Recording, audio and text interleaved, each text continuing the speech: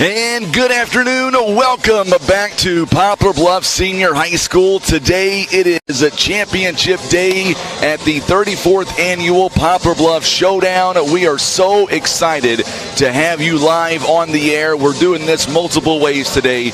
We've got the radio broadcast going on 93.3 FM at 9:30 a.m. And, of course, we're on YouTube at River Radio PB. And, of course, our KWOC Facebook page.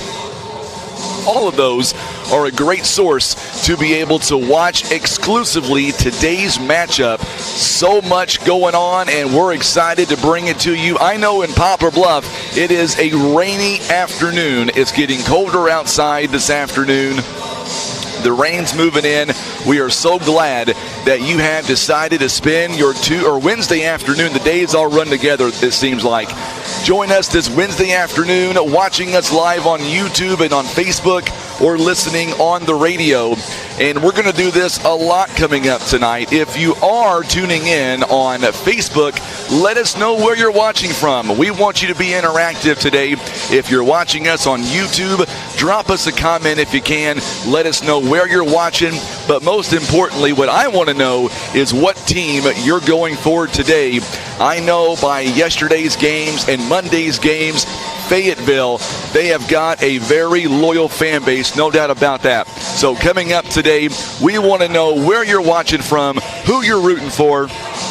And, of course, coming up today, we've got a lot going on here this afternoon as we get set to bring you a championship matchup between Poplar Bluff, Fayetteville. Normally, a championship game is later on in the afternoon, but because Fayetteville, they are about 6 hours away from Poplar Bluff, they requested to play a little bit earlier, and I agree with them.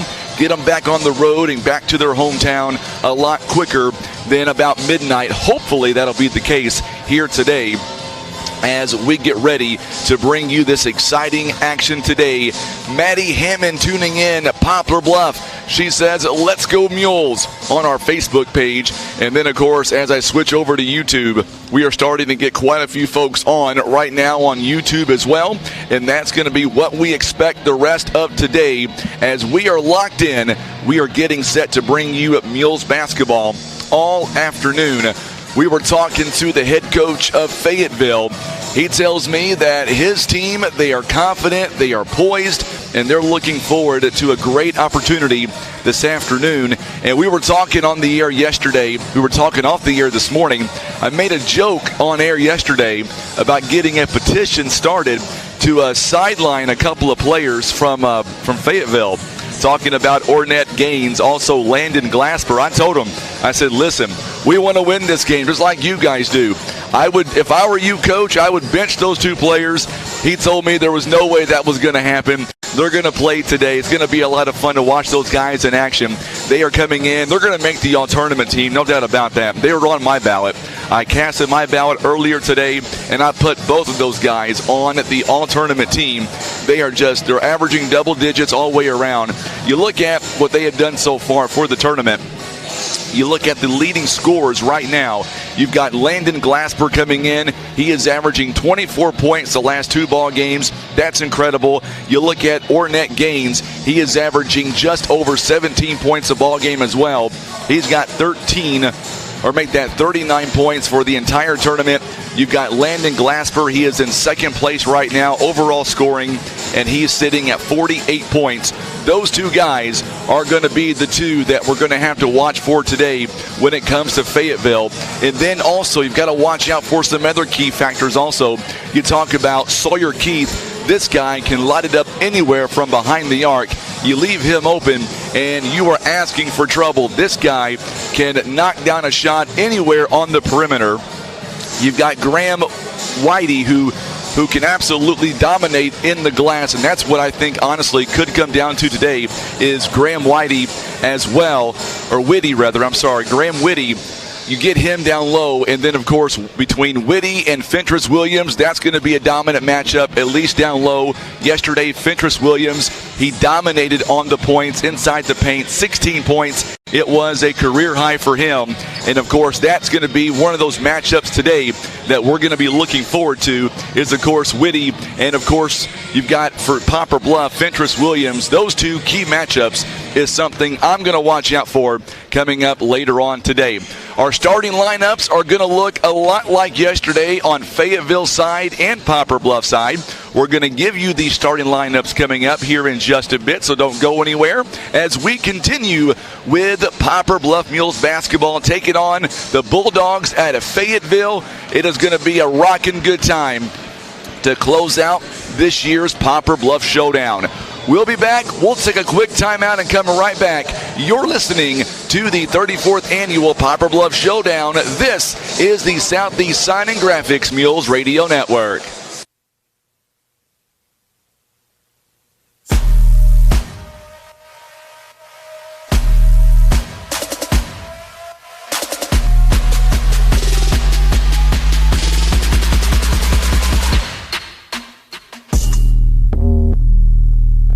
Want a career and not just another job? It's waiting for you at Briggs & Stratton. Great pay, great benefits, and continuing education. Everything you and your family deserve. Go to careers.basco.com and look at Poplar Bluff job openings.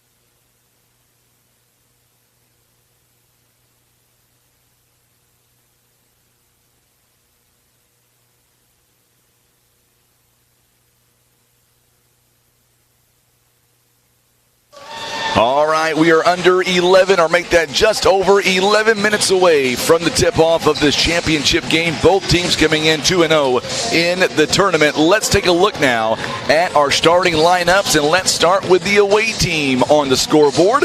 They are the Bulldogs out of Fayetteville. They are coming in to the game with a record of 7-4. They're being coached by Brad Stamps. He is in his third season as the head basketball coach. He's got a record of 52-18, a winning percentage during that time span of 743. And, of course, they're wearing their purple jerseys with the white numbers and the white trim. Here are the first off the bench this afternoon. We expect to be the first off the bench. We expect number 2, Jack Irk, a 5'9 senior. Number 11, Mason Simpson, a 6'4 sophomore. And number 22, Desmond Gray, a 6-foot senior. Now the starting five, we believe it'll be 2 sophomores, 1 junior and 2 seniors. Number 1, Sawyer Keith, a 6'3 senior. Number 3, Landon Glasper, a 6-foot senior. You've got number 5, Jaden Haney, a 6'1 sophomore. Number 21, Graham Whitty, a 6'1 junior. And number 33, Ornette Gaines. He is a 6'4 sophomore. Those are the starting lineups and the first off the bench for the Bulldogs out of Fayetteville. And now we're going to turn our attention and turn your attention to the starting lineup for the Poplar Bluff Mules.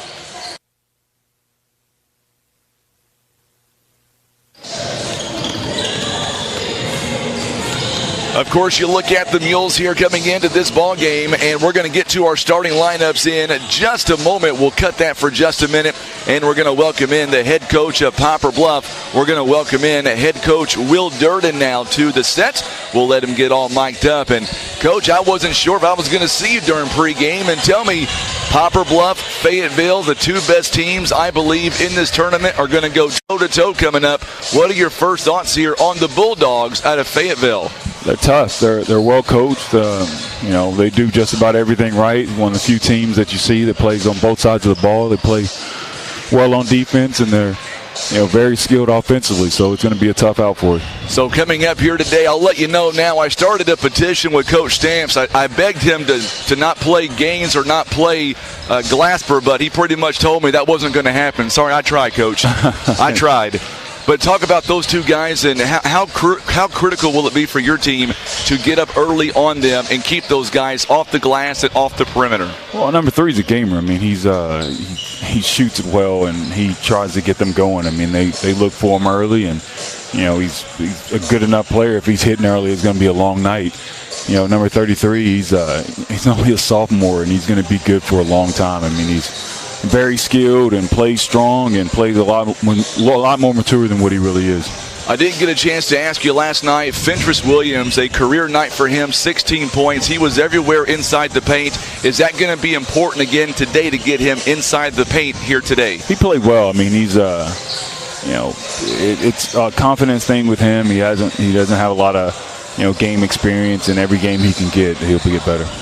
And then, of course, what do you think your overall key is going to be today to stopping Fayetteville and winning a third showdown here in Poplar Bluff? Well, there's really 3 things. We need to take care of the ball on offense. We got to get back on defense, and we got to keep them off the boards. All right, Coach. Good luck to you today. We'll see you guys afterwards. All right, thanks. Coach Will Durden joining us live here on the pregame. It's all being brought to you by our good friends of the Bank of Missouri. We were talking about the starting lineups here before, and we want to get to your starting lineups now. Let's look at Poplar Bluff and what they bring to the table.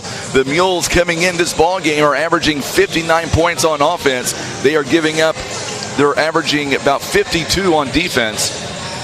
The Mules, of course, trying to build off of that surge last season during postseason. They're being coached by Will Durden. He is in his 10th season overall with a record of 148-93. He's got a winning percentage of .614, and this afternoon we believe our starting 5 are going to be much similar to what we have seen on Monday and Tuesday. And the Mules are going to be in the home white jerseys with the maroon trim, maroon numbering. The first off the bench, we believe number 2, Darius Graham, a 6-foot sophomore. Number 10, Torrance Williams, a 6'5" sophomore. And number 12, Cannon Carr. He is a 6-foot senior. The starting 5, much like it's been pretty much all season, we believe it'll be a senior dominant starting today. It'll be 1 junior and 4 seniors. Darian Webb, what can you say about Darian Webb? This guy, when he goes, everybody goes. He's a 5'8" senior. Number 3, Gavin Rivers, a 6'4" junior. Number 4, Fentress Williams, a 6'5" senior. Number 5, Gage Rivers, a 6-foot senior. And number 11, Nick Brummett, he is a 6'2" senior. Darian Webb, very critical today. 5'8" senior, coming in averaging just under 17 points a ball game. If he can get going early in this contest, I believe the Mules are going to be in really good shape.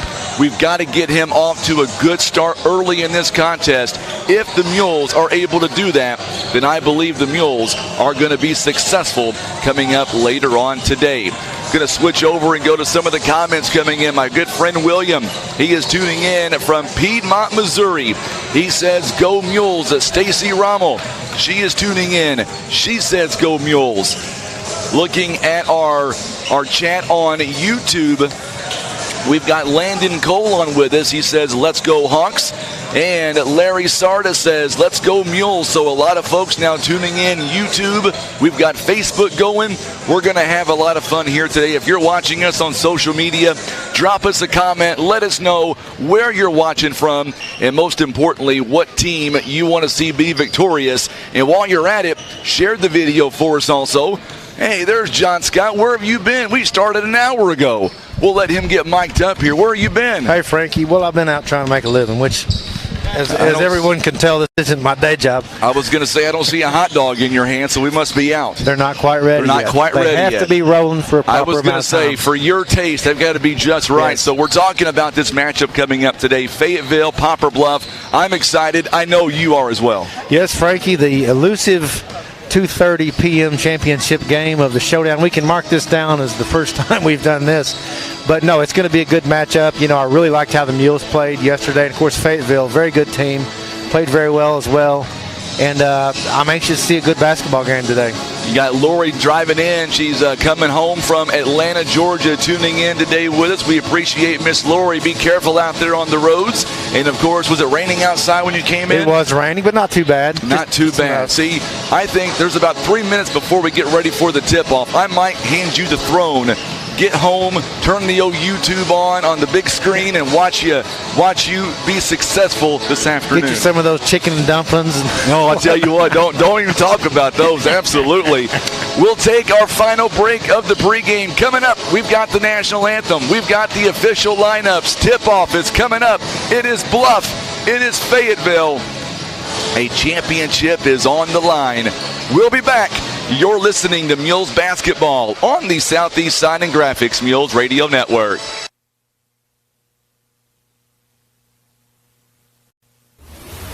This is where it's done. The training, the work, the commitment, the sacrifice. So when these athletes hit the court, they're ready. Mules get it done.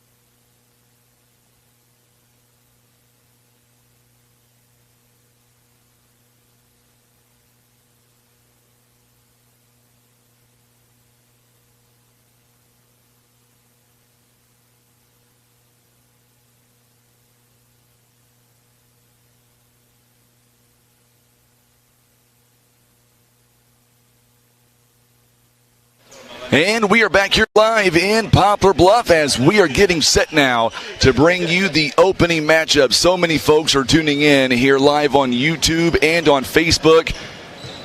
And we're going to get ready for the national anthem here in just a moment. Now, remember, when we do our national anthem, we'll have to cut the feed on YouTube and Facebook for just a moment and come right back.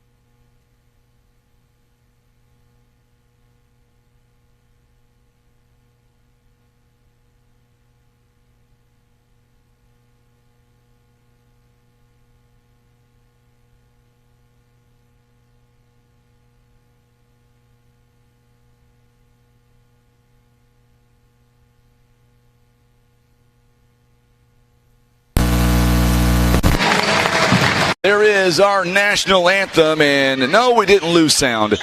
I had to pull the plug for just a minute. I don't like that rule, John, where we've got to pull the plug when we do the national anthem on Facebook and YouTube, but I don't make the rules. We should really have our band here. Maybe I agree. Next year we'll get our school band to come play the national anthem. So we are gearing up for an amazing night or afternoon of high school basketball, and I tell you, I've been doing this now since 2009. I don't remember ever doing a championship ball game at 2:30 on a Wednesday afternoon. This is the first for me. It's the first, Frankie. It's a historic day here. It's historic. That exactly is correct. Historic. I got to tell you real quickly, we'll have Tim shine this camera on me a little bit later on. Do you know what's in my bottle today? I don't even want to ask. It's a mixture of ginger and honey today. Well, if you get pulled over by the police later, tell them that. Say the same thing. Actually, don't say anything, but if you have to, that's what it was. It was ginger.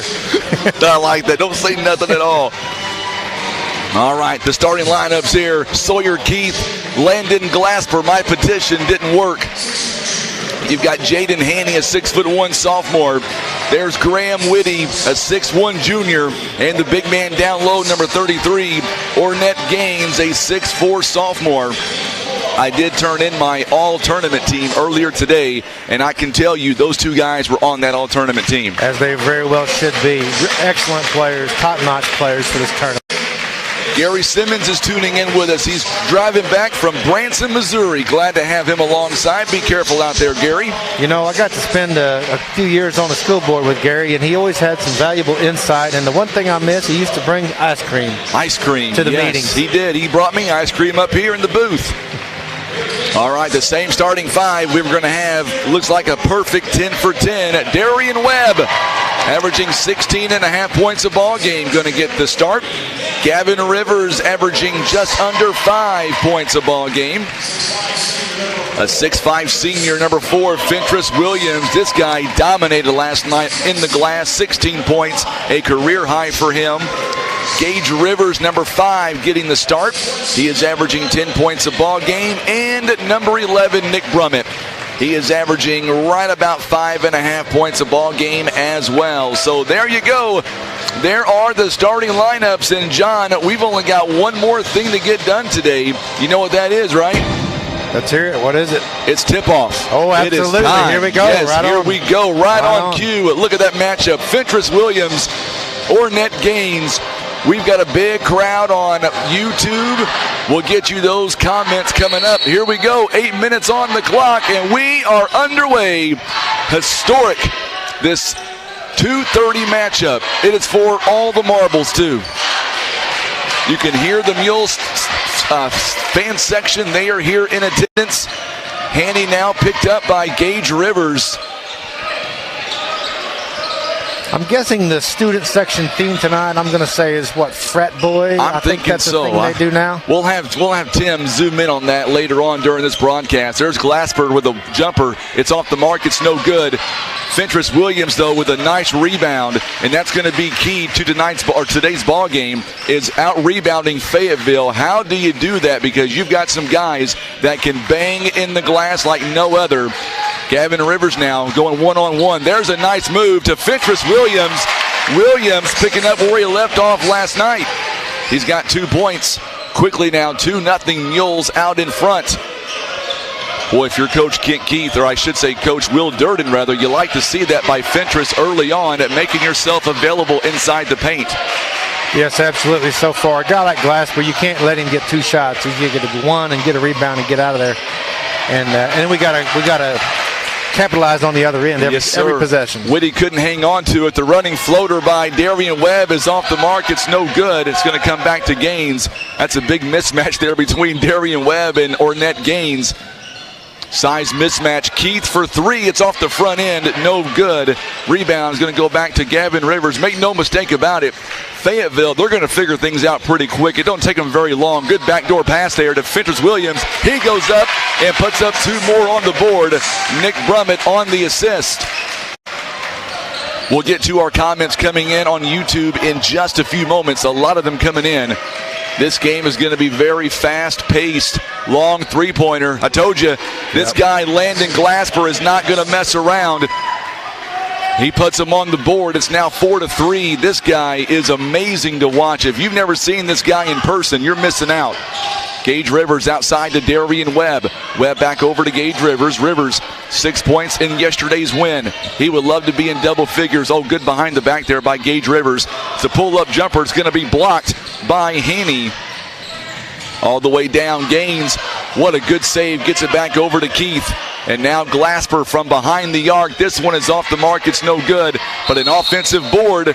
And that's what you're going to do if you are Fayetteville. They're going to out-rebound us, and they know it, and they're making that shown right away.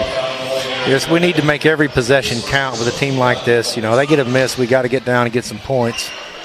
Darian Webb picks up the foul. That's foul number 1 on the inbound gains. Goes up and gives Fayetteville the lead. It is now 5-4. Gavin Rivers now. What's amazing about this game here today, I'll tell you about that coming up. Offensive foul going to be called on Poplar Bluff, and that's going to be on Gage Rivers, and that'll be team foul number 2. What I was going to say about this game is, you know, it doesn't matter who wins. Obviously, the winner is going to be the champion. However, whoever loses this game, it is not guaranteed they're going to be in second place or even third place for that matter. It all depends on the other games later on today. So all we know is the winner of this game is going to be declared the champion of this showdown. Both coming in 2-0. Both are the only undefeated teams remaining in the tournament. You know, and Frankie, we've got a foul coming up on Gavin Rivers, I believe. Go ahead. It's a little different format, but I like this format. They're going to say it's Gage Rivers. That's his second personal. Gage, yeah, he'll have to sit for a minute. But and we do know that Jared Young is not going to play today due to a knee injury. They're going to do it as a precautionary measure to get him rest coming up for January. Offensive foul away from the ball. It's going to be on Sawyer Keith. Little makeup call there, perhaps. Look at some of these comments coming in here. Some folks are already declaring, which I would not disagree, Landon Glasper the MVP of this tournament. I'm not going to disagree with that comment. No, I wouldn't disagree with that either. I know he doesn't play for Poplar Bluff, but I'm going to be honest with you. This guy is amazing to watch, and he keeps his team in ball games, and he's also a big reason why they're able to kind of pull away from teams also. There's a blocking foul, and that's one thing we have not seen a whole lot of by Glasper is foul trouble. He does pick up his first foul there. Jeff is tuning in from South Wilby. A lot of folks tuning in from South Wilby. South Wilby, I bet they're having fun out South Wilby. Did you know, Frankie, there is no Wilby. There is no North Wilby. It's just South Wilby. Just South. Well, help me out. Where is South Wilby at? It's out W Highway. Okay. To the left. Go out and hang a left up by the river, on the river. Actually. Gotcha. Graham Whitty picking up a foul there. It's his first. Good folks up on South Wilby on the river. I'm sure they're having a good time today. Gavin Rivers now going to the free throw line, presented by Christian Automotive and Tire. First one is up. It's no good. 64% free throw shooter this season is Gavin Rivers, and one thing we can't do is leave free throws on the line tonight. Oh, good job by Fentress Williams. Nearly had an offensive board. I keep saying tonight, but it's actually this afternoon. We're not used to a 2:30 start on a Wednesday afternoon. We're so glad you're joining us, whether it's on the radio, whether it's on Facebook or YouTube. We've got a lot of followers right now on YouTube, and we're so humble for all those followers as well. Whitty does a great job, gets it outside to Haney. Wide open shot. And now it's 8-4, so Fayetteville doubling up Poplar Bluff right now, 8-4. Mules are down. Torrance Williams is going to get the green light to come in momentarily. Also coming in, Mason Simpson of Fayetteville. What's really cool is I've seen these names so much over the last 2 weeks. Oh, good move by Darius Graham, but he could not finish. Offensive board comes right back to him somehow. He just shoot it. 3 seconds. And a 3-second turnover on Darius Graham. You know, Frankie, what we're seeing, a team like Fayetteville is really too good to just take off running with them this early in the game, so we can't really run with them right now. Trying to play half court, but they're also good in their half court game. Absolutely. So we're a little bit out of sync right now. Mason Simpson is going to check in. Also, Graham Whitty will take a seat momentarily, but he'll be back. Jack Irk is now going to check in. Glasper, he is not afraid to shoot that from NBA range. Still there by Torrance Williams. Nick Brummett down the floor with it. Back outside to Darius Graham. He has not made a three-pointer all year. That would have been his first. He's one closer to making one. Yes, he is. He's out of bounds. He stepped out of bounds, and there's a turnover by Jack Irk. Before I could even say there was a turnover, I think about 100 people made sure the official knew that was a turnover. They've cranked it up a little bit. I think we got to run with them. I think we got to play our game and just create a little bit of havoc here. I agree 1,000% with you. 100 people tuning in on YouTube right now when it's only 2:30 in the afternoon. Looking over at Facebook, same scenario. Lots of Facebook folks tuning in. Jeff Anglin tuning in on Facebook. You know where Jeff Anglin is right now? He's in Pensacola, Florida. That lucky guy. Jack Irk picks up the foul. Pensacola Beach. He lets me know it's sunny and 70. Thanks a lot, Jeff. Up here, it's 52 and rain. I like Jeff. He's a good guy. Darian Webb going to have it taken away by Glasper, and here comes the Bulldogs. Simpson going to go up top, high off the backboard. It's no good. Rebounded by Torrance Williams. And Darian Webb now down the floor. He'll find Nick Brummett to a wide open Gavin Rivers. He missed the first time, but did get his own rebound and tipped it back in. I was just going to say, when we're inside the paint, John, we've got to dominate inside the paint if you're either team and get those shots to knock down. Absolutely, and the Mules have really come a long way the last couple of games in their passing. Simpson for three. It's off the mark. It's no good. Torrance Williams, a big rebound. Mason Simpson not good on that attempt. Nick Brummett will try a three. Nick Brummett will drain a three-point basket presented by Poplar Bluff Realty Legacy Farm and Land Specialist. Mules now lead by a point. Gaines for three off the front end. No good. We're going to get a whistle and a foul coming up. It's going to be against Fayetteville. Good to see Nick get a bucket early, get a three. Looked really good. You know, he's had some really good games this year, and that's a good sign. If he's on, that really helps the team. Mason Simpson picks up the foul. You know, I'm just excited. This is a championship game. Both teams are playing like it. It's a very close ball game. I would be very surprised if either team really had a lot of gap between the two. Both are so good. Fayetteville, though, if they get out in transition, they're going to run it up a little bit. They are that quick. I had not seen many teams that can run like Bluff can, but Fayetteville can for sure do that. Absolutely. They can run with us. But this is our home floor, third game. I like our guys. Going to be a travel call. That's one thing we cannot do if you're the Mules. We can't have the unforced turnovers. How many turnovers is that, Frankie? So far tonight for the Mules, that's number 5. Yeah, that's too many. Way too many already. Fayetteville, by the way, they've only got 3. Mikey Ames says, let's go Mules. Casey Proctor, our prosecutor in Butler County, tuning in. Big Mules fan. Janice Vincent, same. She says, let's go Mules. Haney goes up top. What a move by Jaden Haney. He's got 5 points now. It is now 10-9 in favor of Fayetteville. If I missed your comment, I do apologize. We're going to go back and forth between YouTube and Facebook. And there's a steal by Glasper. He goes up top, you betcha.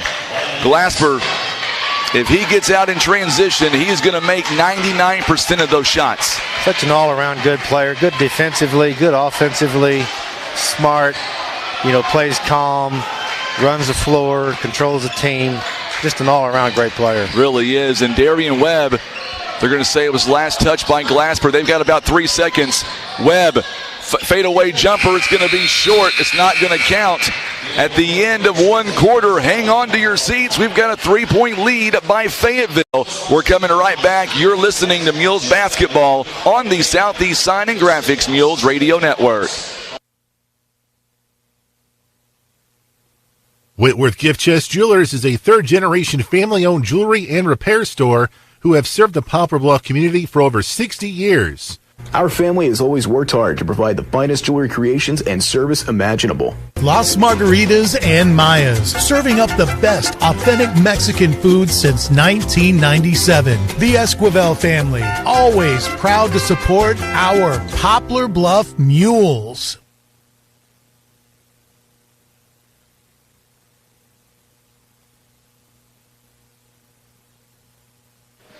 And we are back here live in Poplar Bluff, and right now it is a 12-9 score in favor of Fayetteville. The scores right now for both teams, you've got 5 points each by Landon Glasper and by Jaden Haney, 2 points by Ornette Gaines. On Poplar Bluff side, you've got 4 by Fentress Williams, 3 by Nick Brummett, and 2 by Gavin Rivers. That is the scoring right now here in the first quarter as we begin quarter number 2.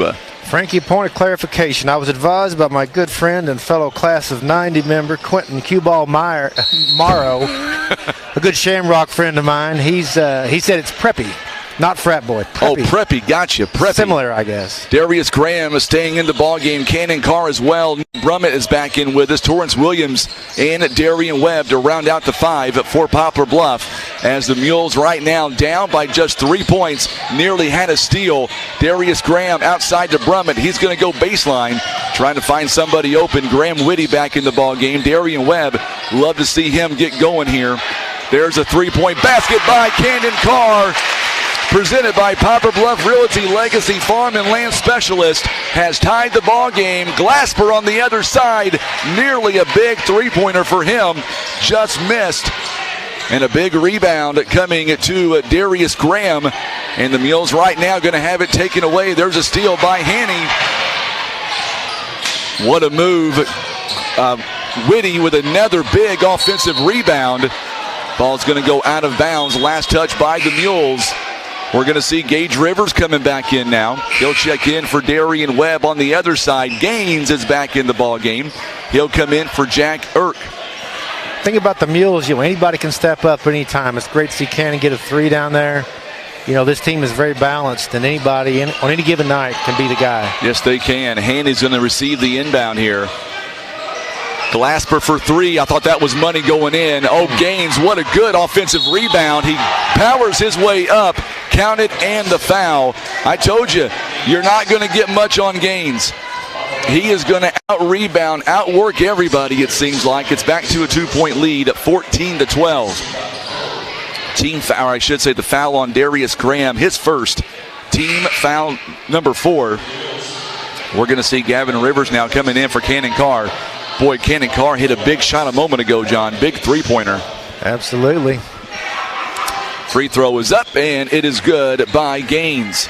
Back to a three-point advantage now. Long pass to Darius Graham. Little bit too high there by Gage Rivers. Another turnover by the Mules, and that's number 8 here in the first half. Too many turnovers. They're a little bit of a letdown from 2 big games. They'll settle in, and they're not going to quit for sure. Absolutely. Lee Wallace is back with us in Evansville, Indiana. What's the weather like over there in Indiana? I know Jeff Anglin right now is sitting there on the beach. Good move by Sawyer Keith. It's a 5-point lead now. Gage Rivers.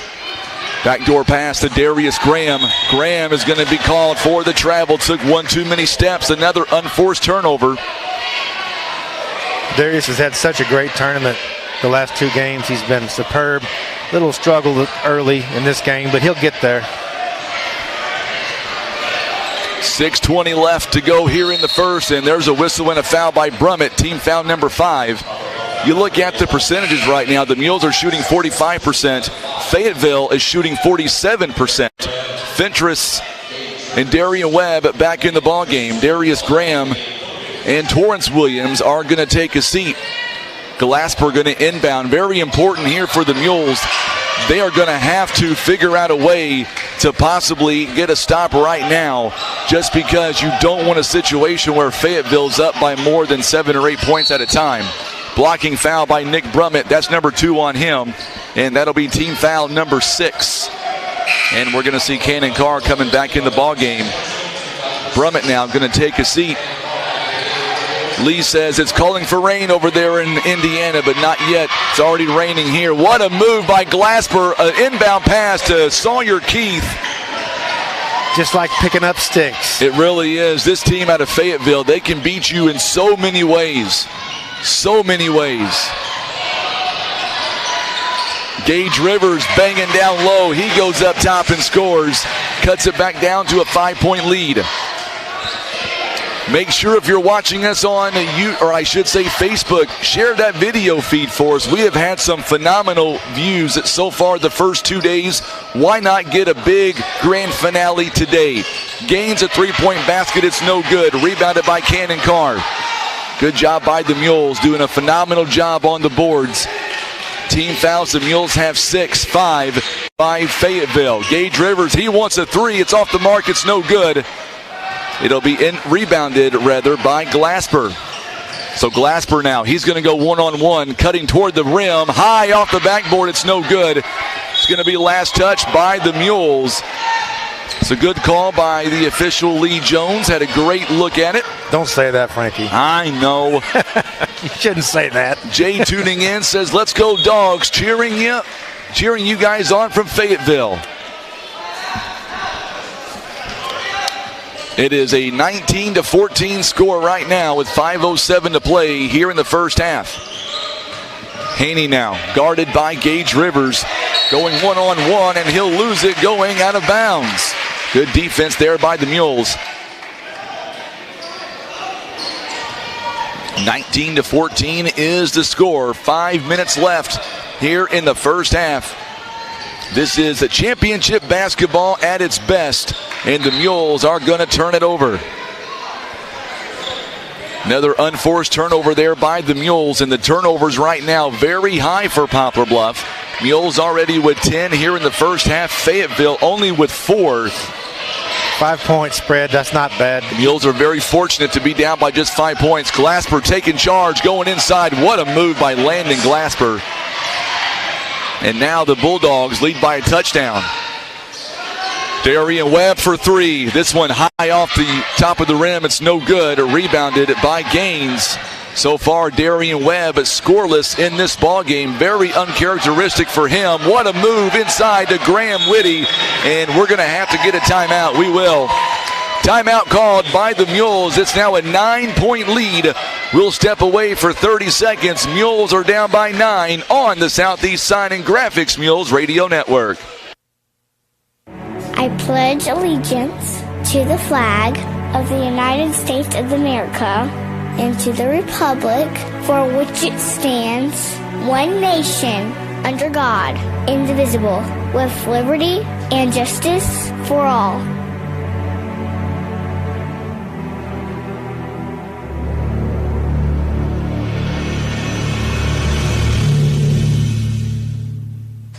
And we are back here live as we are sitting at 4:18 remaining here in the first half of play. We're going to let Tim zoom in that camera just a moment, turn it around over here on what we are doing. And John and I just want to say thank you again to everybody tuning in on Facebook and YouTube. And, of course, all of our listeners and followers on YouTube in Fayetteville, Poplar Bluff, thank you so much. We're going to get back to live action. We'll do that again, a lot coming up here during this broadcast. Gage Rivers is going to inbound. Made you a TV star there, John. Oh, wait a minute. That's scary, Frank. You're going to lose some viewers, I think. Listen, that button is all yours. If I forget to turn that back on, you just turn it on. Right on, man. I forget sometimes. Darian Webb gets the inbound. There's the running floater. There's a tip in by Gage Rivers. Rivers now cuts it back down to a 7-point lead, but look how quick Graham Whitty got all the way down the court. 25-16, the lead is increasing for Fayetteville. Telling you, it's very tough to match this team out of Fayetteville. Darius Graham checked in following the last timeout. We really need to play a flawless game, and so far we clearly aren't, but, you know, this team will not quit. No, they will not quit. And there's a 5-second or 3-second violation. So a turnover there on the Mules. Torrance Williams also checking in. And now we're going to see Marlon Hickman-Roberson. He'll come in for Gage. Frankie, I would like to. Somebody we haven't really acknowledged. I would like to acknowledge our SROs here tonight. Yes, absolutely. Officer Courtney and Officer Knapp, they're here keeping the law and order, which we don't really have a problem with that, but it's nice to see those guys here, and they're tireless and work long days and long hours keeping things in order. Absolutely. They've done a great job this week of making sure everybody, our officials, our coaches, our fans are all safe. Haney now, top of the key. He is guarded by Darius Graham. 25-16 is the score. Boy, this possession so critical. Gaines, look how he splits the defense. Count it, and the foul. That is good concentration by Gaines. If he doesn't make the all-tournament team, I may decide to retire. I'm not going to comment about ballots or voting or any of that. I don't want to stir up drama, but no, he's just a great player as well. You know, this team they've come out strong here, and we're just a little bit out of whack. I hate to say it, we look a little tired, a little flat, a little rattled, but again, this team will not quit, and they can rack up a lot of points quickly. Absolutely. It's now a 12-point lead. So now Gavin Rivers rather, going to go.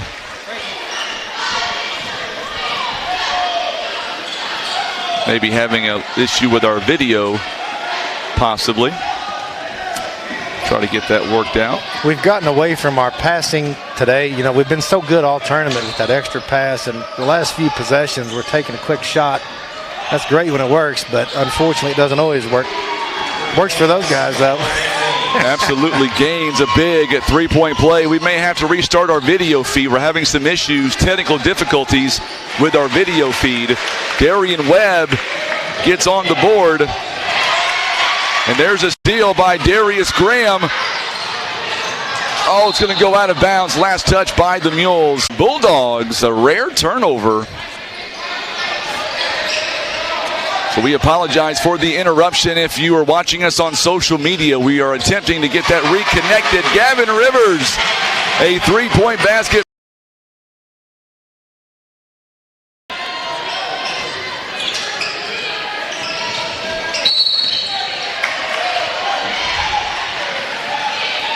Going to be a foul against Poplar Bluff. On Marlon, picked up his second. No, that's his first foul. Yes, it's first.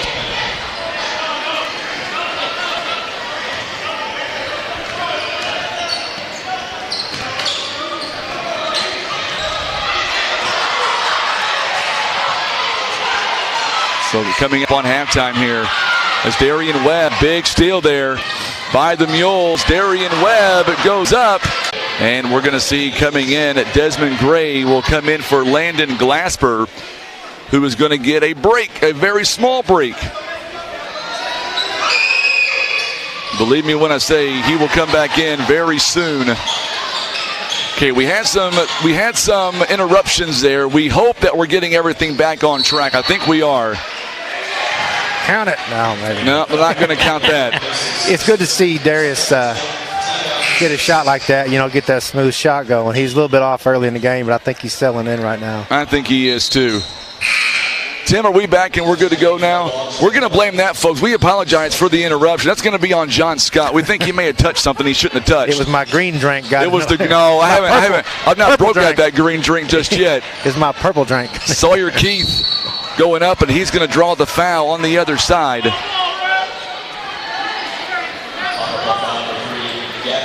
So Gavin Rivers is going to pick up the foul. It'll be team foul number 10. We do apologize for the interruption. We are back. Is it still glitching? Let me know if you're watching on Facebook or YouTube, and give me a quick comment real quick. If you can hear everything, see everything, let me know if everything is coming in nice and clear once again. We would appreciate that. 32-21 to score, as Keith making both free throws. Coming up on 35 seconds here. Another unforced turnover there by the Mules. We need to get out of the half. Let Coach settle them down at the halftime, come out strong in the third quarter. 24 seconds and counting here in this first half of play.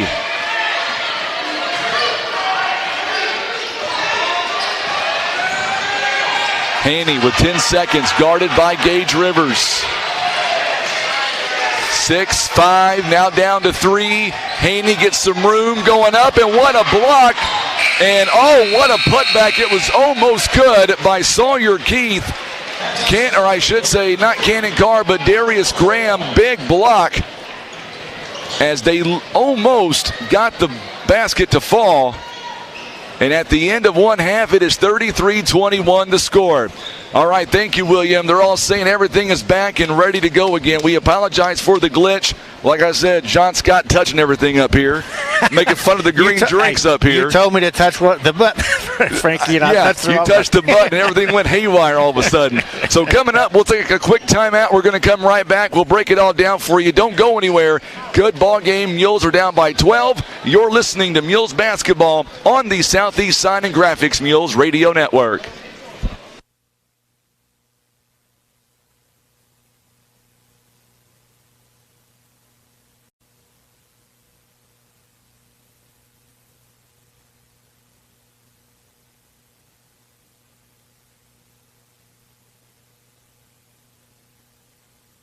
Kevin's Auto and Tire is a family-owned one-stop shop for fast, friendly, and affordable automotive services with the latest tools and technology, as well as their time-tested automotive knowledge. And we are back here, and of course, we're going to have Tim zoom in on our state champion cheerleaders. Once again, doing another routine here.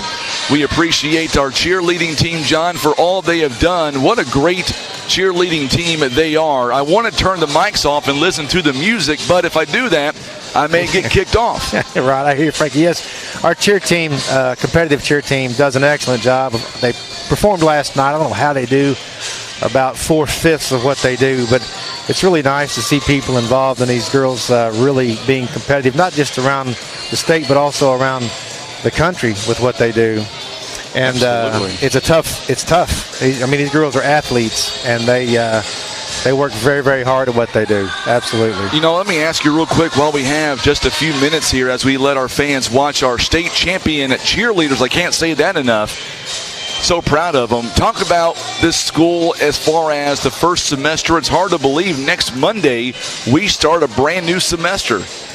Yes, we do, Frankie. Here we are, Christmas break over with. And, you know, I think it's an old Irish saying that Dr. Dill likes to use, that life is not all dolphins and rainbows. He says that a lot. Dolphins and rainbows. And it's surely not, and it hasn't been the last couple of years here. But we've done, I think, a very good job of keeping school open, keeping kids experiencing the good things that we can offer and living their lives as kids, which they should be able to do for their benefit here as normally as possible.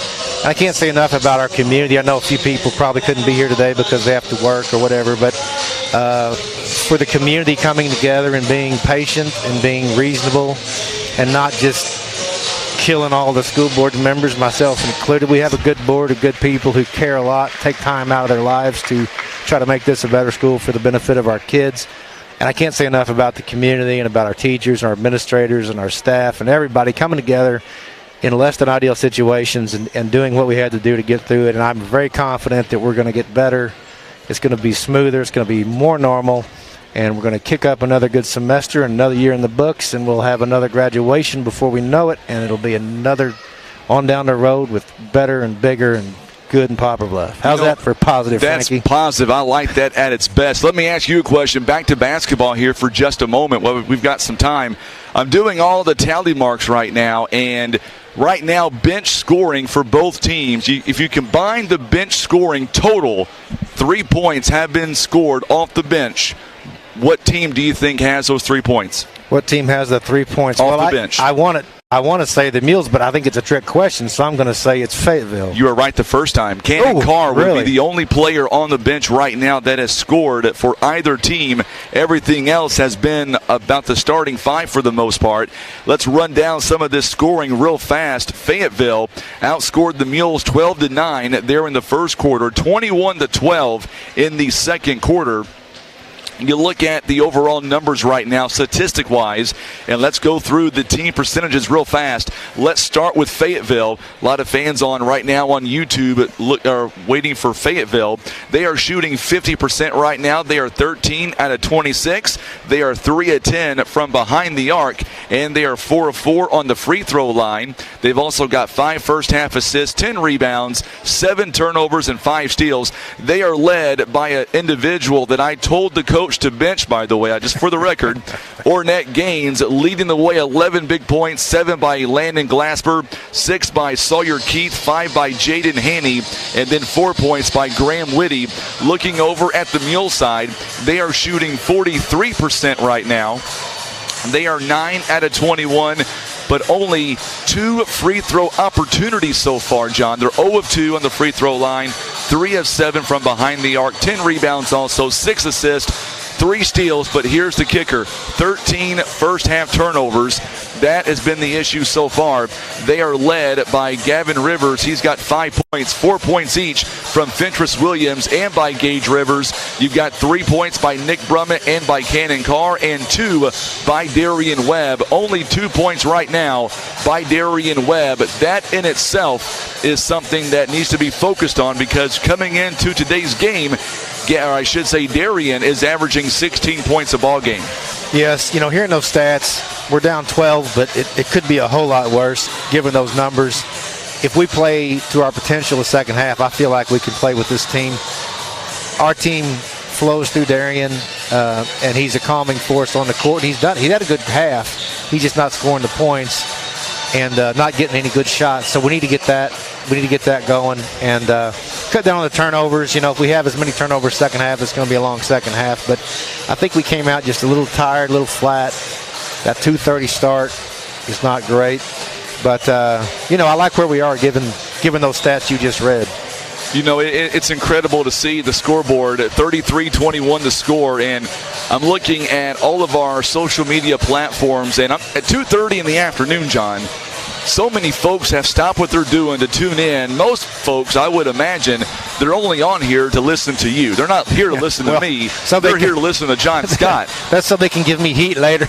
Like last night, heat later. I can say, they text me and say, you mispronounced this word or you said that or whatever else. Gotcha. But, no, you know, I've had real positive feedback. Obviously, our friend, the athletic director from Southside, really a nice lady. Yes. And most of these schools, or all of these schools, we're really thankful that they're folks can watch the game, and today we're getting an opportunity for our folks to watch the game, even though I'm a little surprised, Frankie, we have a good crowd here today. We really do. I'm very happy with the crowd that we have, and of course I want to remind folks that are tuning in on Facebook and YouTube, got to remind those folks that today, if either team, it doesn't matter who wins today, the one that doesn't come in the winning category, it is not a given that they're going to be they're going to win second place.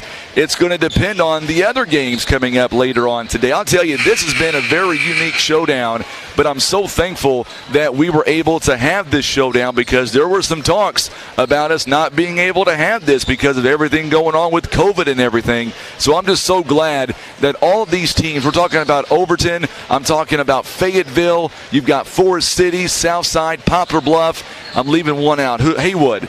All these teams, they decided, you know what, we want to come play, and if we get 3 games against good quality teams, sign me up. We want to come in and play. And then you talk about the fan aspect of it. A lot of folks could not come because of the travel or whatnot. So we're so happy that we're able to put this on. And all the coaches have been just amazing to work with. They've had nothing but positive feedback about us streaming every game. It's been very tiresome, not going to lie to you. By the time this game is all said and done by 5 p.m., I will probably have no voice available. You'll be singing karaoke later tonight. No, I will not be. I will not be singing no karaoke. I can promise you. So I'm going to put your coach's hat on. If you're Coach Brad Stamps right now, what are you telling Fayetteville up by 12 points going into the third quarter? I say keep doing what you're doing. Play a good, solid half-court offense. Don't try to rush it. They've got the 12-point lead. Just play smart basketball. They're really playing a good game so far. I'm sorry. I got you, Frankie. Sorry, I got to give a shout-out. I just saw a comment from my man Keith LeGrand, who may be down in Jackson, Mississippi with his beautiful fiancée, Kim, my jabber man, who tunes in. And if he hadn't settled down so much, he'd probably be here and cheering on and probably getting thrown out of here for yelling at the referees. But unfortunately, he has settled down the last few years. But, no, I think if I'm Fayetteville, you know, play your game. And it's going to be a colossal effort. It's going to take a lot of energy for the Mules to get back in this game. But they can do it. We've seen that time and time again this year. We have a letdown. We have a bad quarter. We get down a little bit, but these guys will not quit. Oh, and I want to say, Coach Prater, I think it's Coach Prater's birthday today. Really? Well, happy birthday, Coach Prater, for sure. But all our coaches, Prater, McDuffie, Duncan, and, of course, our head coach, they do a good job, and these kids play hard always. Yes, they do. I'll tell you a little story that I just heard. Oh, my goodness, Gaines, he is wasting no time. They are sticking with that game plan of what they've been doing so far in this ball game. They now lead at 35-21. They lead by 2 touchdowns. The athletic director for Southside, Miss Sane, came up, and did you know, John, that you and I, we made their local newspaper down there in Jackson, Tennessee. There we go, Frankie, worldwide. That's where we're talking about the commentary, and she was showing me a great article as you were talking. And I tell you what, Southside is such a great team. I'm so glad they were able to come up here and be a part of this showdown. They're very nice people, and we'll get them in the last game of the night coming up today. There's a good steal by Gavin Rivers. Mules need some offense. He is pushing the tempo. Glasper, though, are they calling that? Oh, they're going to call that a foul. Can I be honest with you? I think that was a clean block on the ball. Yeah. I'm going to get a replay here in the booth. And, man, it looked pretty clean. There for you, those fans in Fayetteville, you've got a reason to be upset. Well, they call it home court advantage. I guess so. We usually don't get any home court advantage. No, we usually don't get that tonight. Gavin Rivers, first free throw. It's in and out, no good. We've missed all 3 free throws so far today. That's an issue. Well, it's an early enough game. Coach Durden could get them in the gym after. We'll go to the extra gym and shoot some free throws the rest of the day.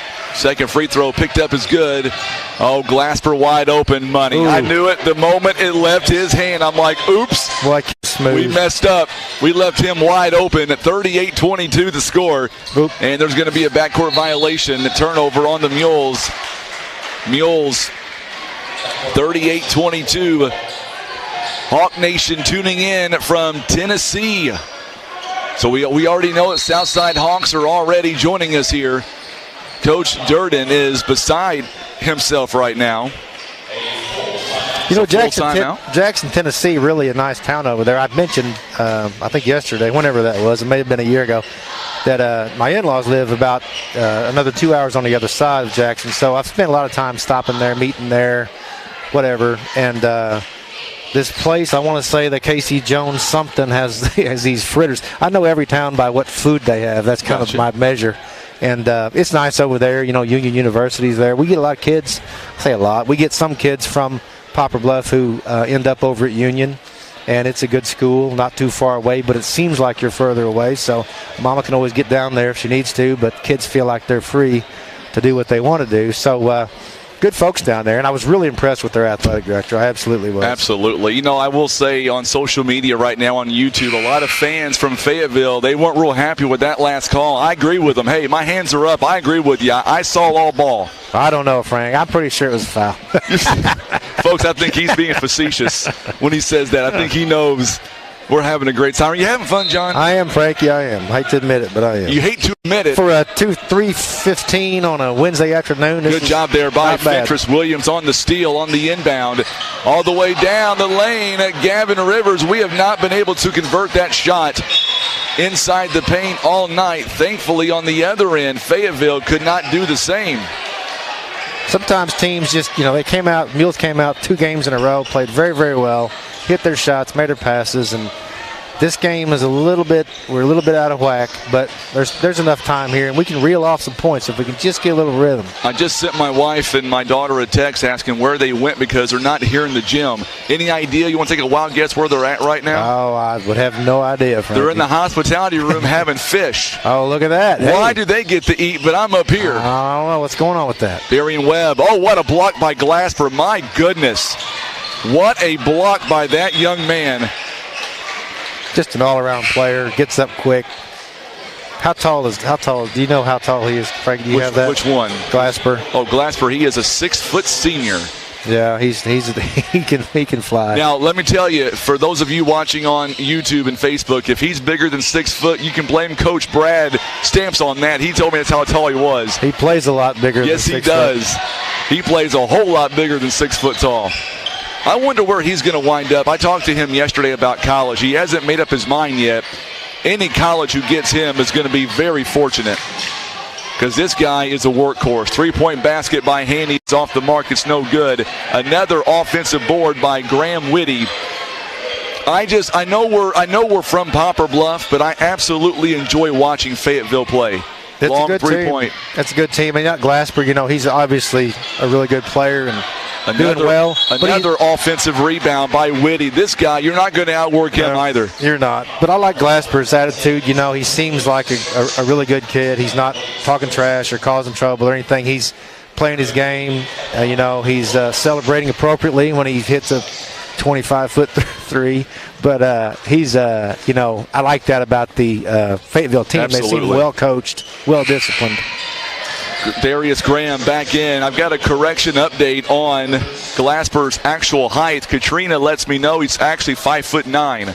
So the coach is kind of giving him more inches possibly, but he plays like he's 6'1" or 6'2". Yeah, he can, and he gets up so quickly. He does. He is just a workhorse all the way around. Second free throw is no good. It's going to go out of bounds, and last touched by Poplar Bluff. At first, one of the officials said it was going to go toward Poplar Bluff's way, but they're going to say they're getting out-rebounded right now underneath the glass. Fayetteville is just absolutely dominating under the glass right now. Ball gets inbounded to Sawyer Keith. Landon Glasper, three-point money. Oh, my goodness, it looks nice. Every time it goes up, you know what's going to go in. 42-22. Jumper by Nick Brummett is no good. Rebounded by Haney. Here comes the Bulldogs, and a whistle and a foul. You know, our Mules are playing hard. They're getting up and down the floor. They've not given up at all. It's just sometimes the ball won't go down. Sometimes you're just a little bit out of sync. And after two really hard-fought games, played very well, it's really hard to get that third game put together like that. So Gage Rivers got called for the foul. We're going to see Gavin Rivers back in the ball game for Nick Brummett on the other end. We're going to see Sawyer Keith taking a seat, and Jack Irk is going to come in. Everybody's chiming in on how tall Landon Glasper is. He's got nice shoes, too. I like those shoes. Very snappy. Yes, he is. He is all that for sure. No doubt about it. 44-22. Make that 44-24 now. Good to see Darius get a bucket. You know, he's had such a great tournament. Come along really well this season. Another miss there as... Oh, what a move by Torrance Williams. Just didn't get enough height on it, I don't believe. I think he thought he was a little bit closer than what he actually was. And there's another steal, back-to-back turnovers. Darian Graham, or make that Darian Webb. He'll go up and he'll draw the foul. It's 44-26 to score. It's only a, 7-possession game, Frankie? We're getting back into a 6-possession game. I'm not very good in math. I don't have my calculator handy. Foul going to be on Haney. That's going to be his first. We're going to see on the free throw line, Darian Webb for the Mules, presented by Christian Automotive and Tire, knocks it down. 3-point play, 44-27 now the score. For the Mules, Marlon Hickman-Roberson coming in. This one's in and out. Roberson with the rebound. You know, I like Marlon. He's got a bright future for us just as a sophomore. Another really good kid. And a good basketball player. Good move by Gage Rivers. Did you see that one up to the rim? And now we're going to get a timeout called by Fayetteville. So let's step away with them. We'll take a 30-second break and come right back. Mules down 44-29 on the Southeast Sign and Graphics Mules Radio Network. Go Mules! The Bank of Missouri wishes the Mules a fantastic season. Live well, play well, bank well. At 130 years strong, you can count on us to support you through all the seasons of life. The Scott Law Group, a family-owned firm providing okay, so we're back here. I tell you, we're getting some. So I'm going to call out my good friend John Scott here. We're going over some of these comments here on social media, and he lets me know that I've got 2 more games. What I want to know is, where do you think you're going? Well, Frankie, I may want to go home and curl up on the couch and watch this on the big screen. See, I'll see the customer experience. How about that? Yeah, exactly. You'll be the one commenting. That's the wrong name. I'll give you some feedback. Yeah, give me some feedback that I may not want. I'll tell you what, just an amazing. Roger Faith is tuning in. Sarah Lacey is tuning in. Go Mules. Going through some of these comments here. There's so many of them coming in. You know, my love of hot dogs has been improved. I don't know if that's the right word, but by Keith LeGrand, who I mentioned earlier. Timing in. He's a food guy, man. He'll tell you all about it. Long pass by Glasper in the corner. Now Jack Irk to Gaines. He'll take a wide open 3 jumper. This one just a little bit short. We're going to need a few more of those to become short. I want to see this to be a close game. What a move by Darian Webb. He couldn't finish, but a foul's going to be called. It's going to be on Graham Whitty. It'll be his second personal, team foul number 3 rather. We get another bucket. We can chip away at this a little bit. You know, we get within 10 or so, fourth quarter. It's anybody's game. Jay's letting me know that Glasper plays like he's 6'2". I firmly agree with that 100%. Gavin Rivers, too strong on the running floater. It's no good. Rebounded by Gaines. 3:29 coming up after this contest. We are told that no matter who wins, we'll get a coach and we're going to get a player, maybe 2. I told Coach Stamps I know they're about 6 hours away from Fayetteville. We'll get them in and out, no problem. But if it winds up being Glasper, I may keep him for an hour. I'm guessing there's no good drive to Fayetteville. No, not really. Springfield maybe and down. I don't know. I'll tell you what, this Fayetteville team, they're so classy. Glad to have them. Oh, my, what an off-balance shot by Landon Glasper. He must have heard I said I was going to keep him for an hour. Mules turn the ball over again. Glasper, big three-pointer on the other end. Hanning could not get that shot to fall. 47-29. You know, we talked about it yesterday. The good ones really look effortless, and that's how Glasper. He shot that ball. I thought there's no way it'll even get there. I agree. You know, we talk so much about Glasper and Gaines. This is a truly team effort by Fayetteville.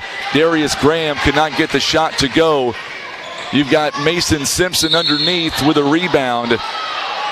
And I was going to say, you look at the rebounding ability between Mason Simpson, also you've got down there Graham Whitty. Those guys, they bang around the boards. And then Jaden Haney, he can hit a shot from pretty much anywhere on the floor at any given time. It is very difficult for any team to hang with Fayetteville for 4 quarters of play. And when they get a lead like this, they get loose and they can rest their guys, and it just becomes immensely easier game when you're ahead. Get a jump ball there. It's going to be possession Poplar Bluff. I would agree. Jay says that Gaines is going to be big time. He's only a sophomore. He's right. He's going to be big time. No, I didn't realize he was a sophomore. Only a sophomore. Good Lord. Maybe we can, listen, Jay, what do we got to do to get him to maybe come see Poplar Bluff, the full experience up here in Poplar Bluff? Land of opportunity. Exactly.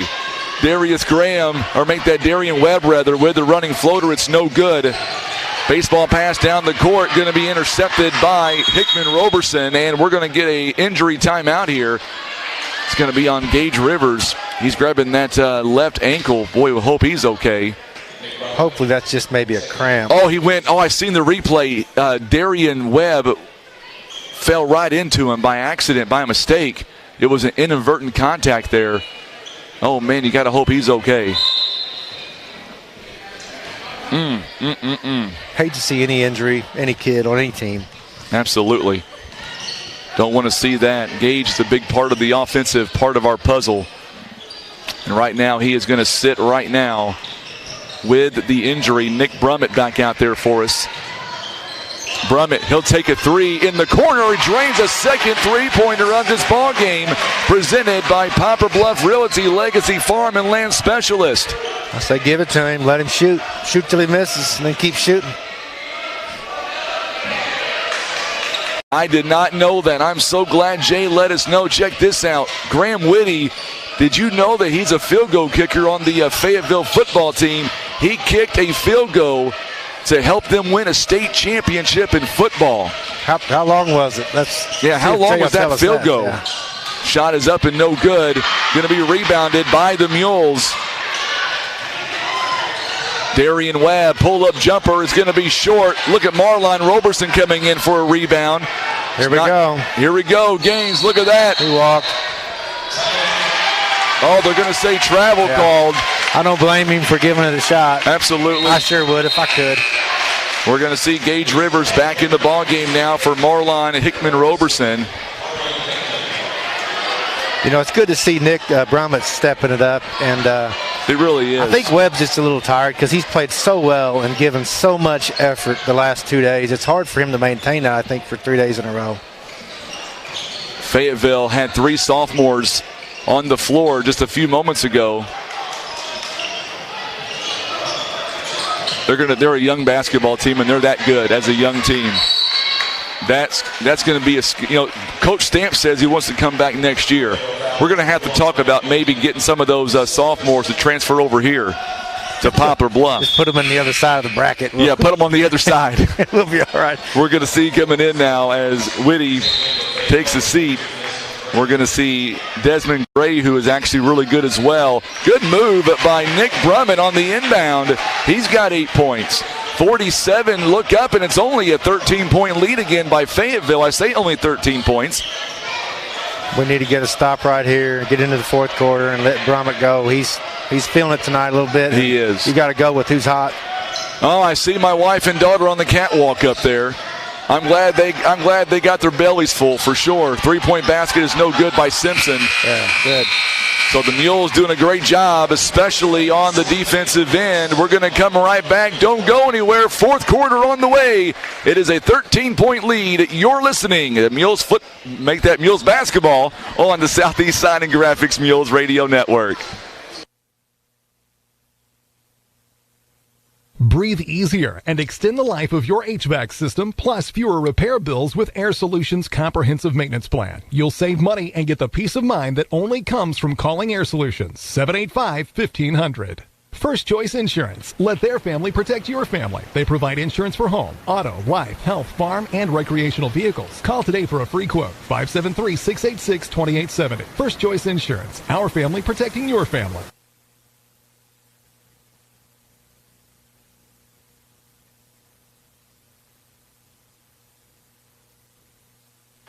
And we are back as we begin the fourth and final quarter here. Poplar Bluff is down by 13. I want to clarify something on Mr. Whitty. He hit a 35-yard field goal that got him in the championship game. Unfortunately, they lost by 3 in the last couple of minutes. So still, this team is very good. And earlier, you've got Simpson, Haney, and Gaines, all sophomores on the floor. Yes, an impressive team, absolutely. And they're back out there again.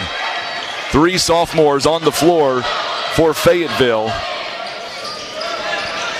Haney from Glasper, you betcha, count it, and the foul. Don't need that to start the fourth quarter. But, hey, we're hanging around. We get on a roll. Well, I'm very proud to say the foul going to be called on Gavin Rivers.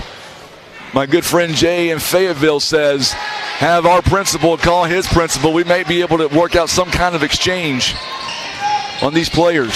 There we go. I like it. That's a deal. Exactly. Well, Frankie, I like our team. Yeah, I do too. We don't want any of these Fayetteville guys. We'll win with our guys. So there is 2 more points the other way now. It's 34 as Graham Whitty knocked down a big shot a moment ago. Poplar Bluff down 52-34, nearly a turnover there. 7:13 to play. We're going to see Cannon Carr back on the floor. He'll come in for Gage Rivers.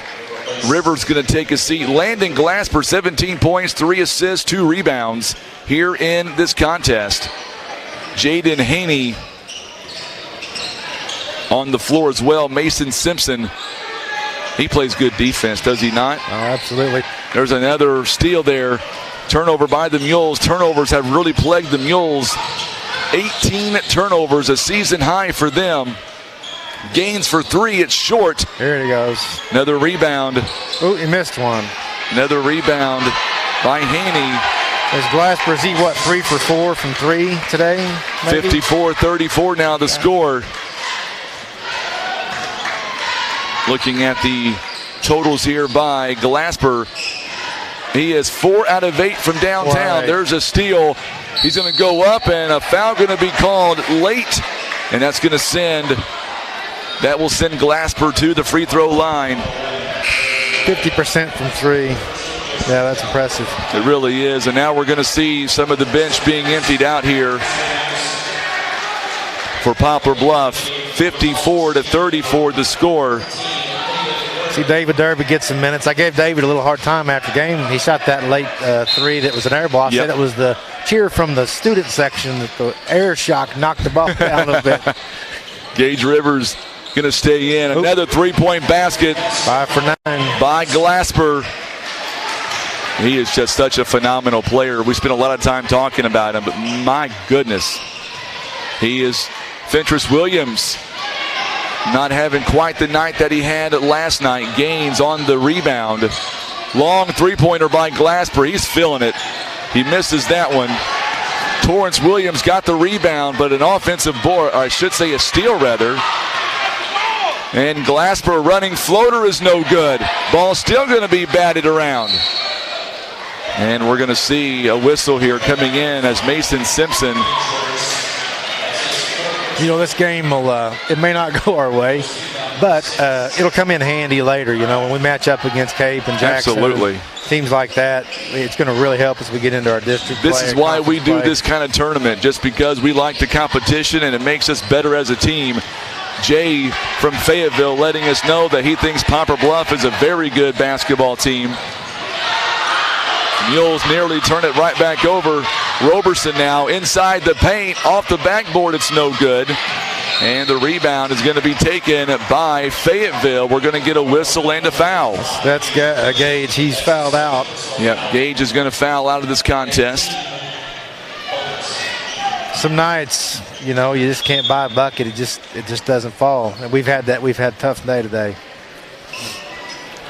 Hats off, though, to Poplar Bluff. I mean, they have worked absolutely ridiculously hard to stay with Fayetteville. We knew going in, at least I did, that it was going to be a very tough game for them. And sure enough, that's what it's been so far. This team has really improved as the season's gone on. They have. And you know, the last two games, especially last night, I can't remember the last Mules team that passed it as well as they did last night. That extra pass in the paint, shot a lot of layups. And that was really good to see. And, you know, today's a little different story, but I think the rest of the season is going to be fun. And this team has potential to make you run deep in the postseason just like last year. Absolutely. On the other end, you've got Darian Webb, who misses the shot. Rebounded by Fayetteville. You know, I heard that kid from Chaminade transferred because he was afraid he was going to have to play us again.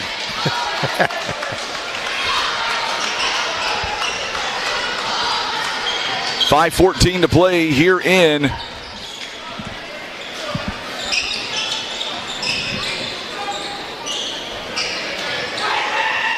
the fourth quarter. The fourth quarter. Well, we were disconnected for a small minute. Oh, my goodness, nearly a two-handed jam. David Durbin comes back with a big rebound.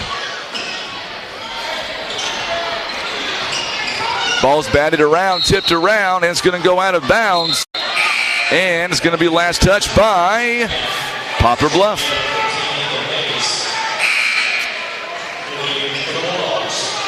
Yeah, I see that Fayetteville putting in some Fayetteville is going to put in some new players.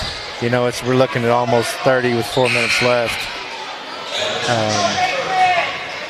We'll get back to your comments here in just a moment. We had a disruption. We didn't go off the air. We had a disruption on our end up here.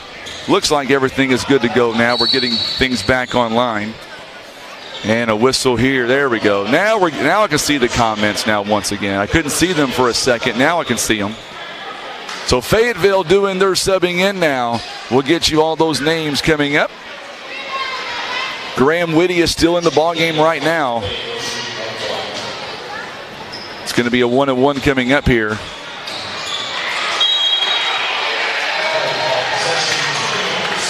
You know, Frankie, it's we got a good crowd. People still staying here. It's nice to look out in the gym, see people out living life, enjoying some basketball. It's not exactly turning out like we would like, but it's fun to come out and watch a game. Absolutely.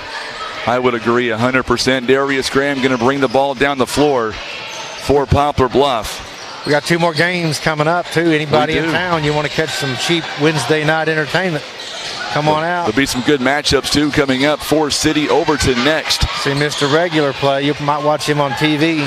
What a steal. One of these days. What a steal by Graham Whitty. Going to be a foul call the other way. Number 10, Rex Rusher checking in. Also, Jack Irk is also going to be in the ball game. I can see Nate Mays out there playing. I call him Nathan. But apparently, you get to a certain age, they start calling him Nate, but I still call him Nathan.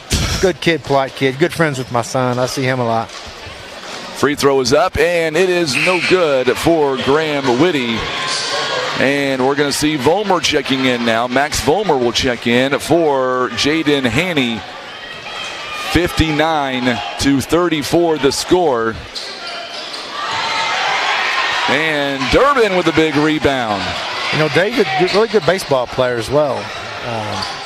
Has a good future for the Mules, I think, on the... I would agree with that 100%. I'm not a baseball guy, so I don't know the terminology, but on the diamond, you're right. On the diamond, is that right? You're right. Yeah, you're right. And good kid as well, you know. Plays hard, everything he does, he goes full speed. So Graham Whitty is going to be called for the foul. That's going to be his 4th personal foul. Shooting 2 now is Marlon Hickman Roberson, presented by Christian Automotive and Tire. First one is up. It's no good. And for Fayetteville, we're going to see Desmond Gray coming in now for Graham Whitty. And you know, Frankie, it's a real testament to our coaching staff. I mentioned them earlier, but I don't think we say enough about what they do, not just X's and O's on the court, but for these kids to keep them, to be fine young men. They are. You know, they don't have discipline problems. They do well in school. They enjoy playing. You can tell watching them, even a bad game, they're enjoying themselves. And that doesn't happen every school. And so it's a real testament to our coaching staff, all that they do all year long with these kids, mentoring and being role models and helping and all that kind of stuff that goes into an athletic program. And our guys are second to none, absolutely, in that department. I know that for a fact. Darius Graham, 3-point basket. It's off the mark. It's no good. Rebounded by Gray. He's going to make one before the season's over.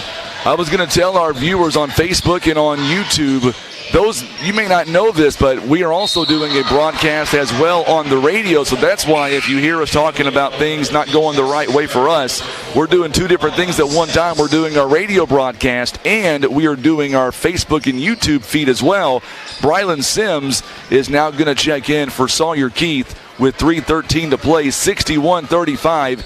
We appreciate all the kind words from Fayetteville. You guys have been great the last 3 days. We've loved covering your team out of Fayetteville for sure.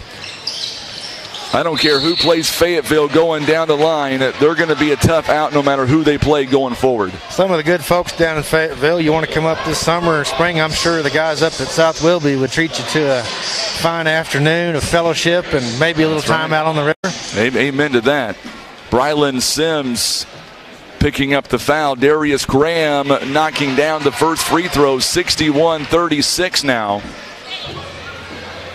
We appreciate everybody who has tuned in on social media. Ron Withrow is with us now on Facebook, says Go Mules.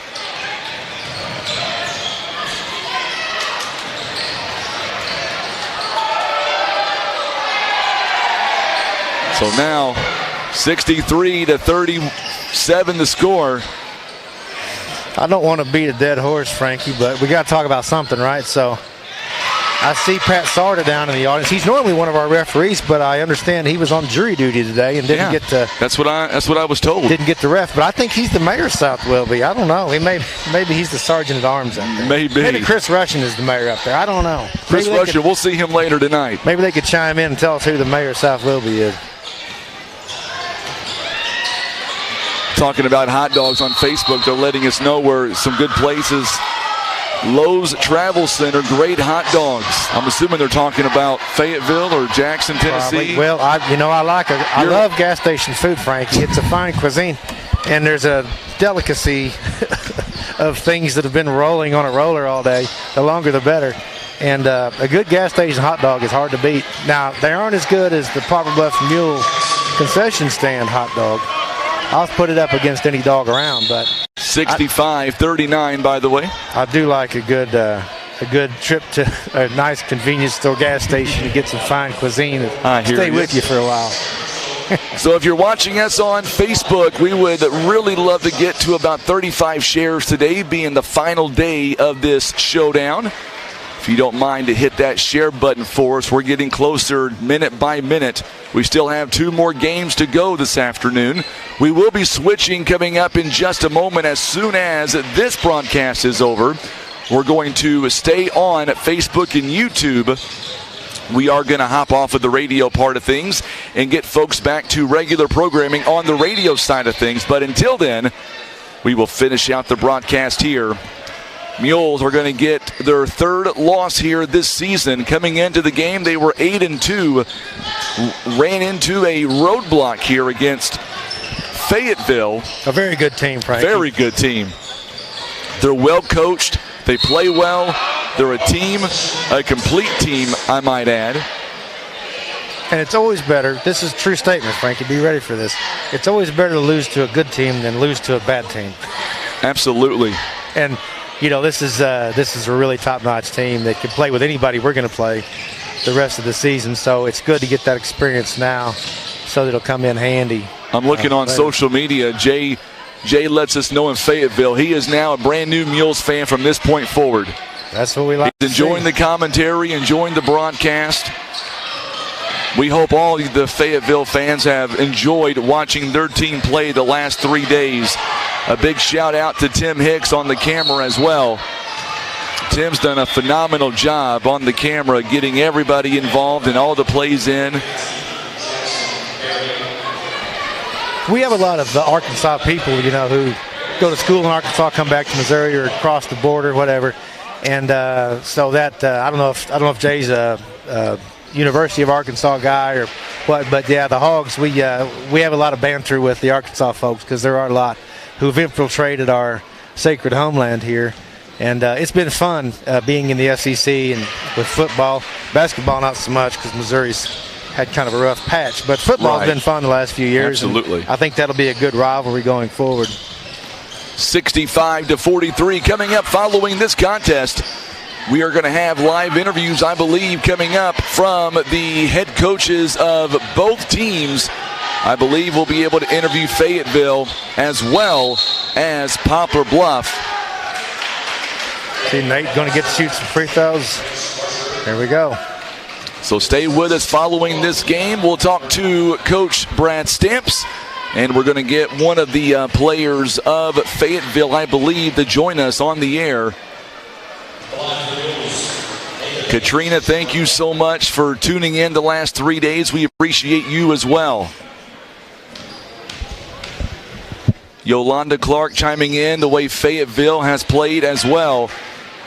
They have played very well balanced. What Glasper end up with as of he's out? Yeah, what do you have, Frankie? Or what does he have? Glasper had 20 points here today. Yeah, that's a solid 20. Seems like more. It does seem like a lot more. A guy like that makes it seem like 40. Coming up in game 2, we'll be on Facebook and YouTube. And on that particular contest, Nate goes back to the line. Yep, Nate's going to go back. He's going to make that point. Time. Yes, he is. He's going to make it this time. Coming up between Overton, Forrest City in game 2 of the afternoon. Should be a good game. Should be. I'd like to see Mr. Regular play. I keep forgetting his first name, so I say Mr. Regular. I can remember that last name. There we go. There you go, Nathan Mays. Like to see these younger guys stepping in and getting a little bit. 65-44 the score. Every bit of experience helps. Yes, it does. Poplar Bluff's going to fall to 8-3 this season following today's game. But, man, they have had a great run. And the thing of it is, it's not a done deal that Bluff is going to be number 2 when this tournament's all said and done. It's done by a point system. Mules are going to come up short here today as Sims could not get that one to go. And final score, 65-44. Congratulations to Fayetteville. A lot of love there between Coach Brad Stamps and head coach Will Durden. We will step away, a quick timeout. We're going to come back, and we're going to be interviewing some of the coaches and the players. If you're tuning in on the radio side of things, we are going to get you back to live programming coming up. And, of course, when we do that, You'll be able to hear the Sean Hannity program in its entirety coming up here in just a few moments. We'll get you back out to the radio side of things and get you back to Sean Hannity. And, of course, as far as we are concerned on Facebook and YouTube, we are going to stay right with you. And, of course, we're going to be interviewing some of the players coming up and the coaches as well. If you're tuning in on the radio, we appreciate you very much for joining us on the radio. Stay with us on Facebook and YouTube, and we'll be right back. You're listening to Mules Basketball on the Southeast Sign and Graphics Mules Radio Network.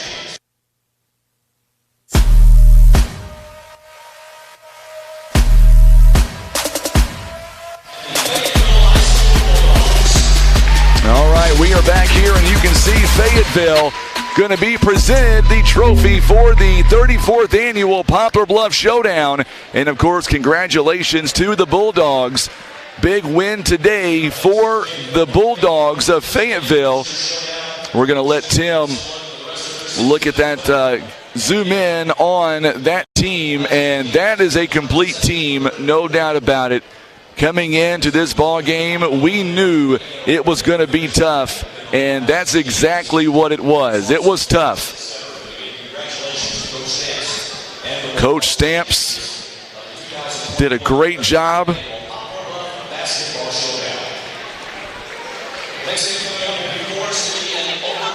So Forrest City and Overton is coming up here in just a few moments as well.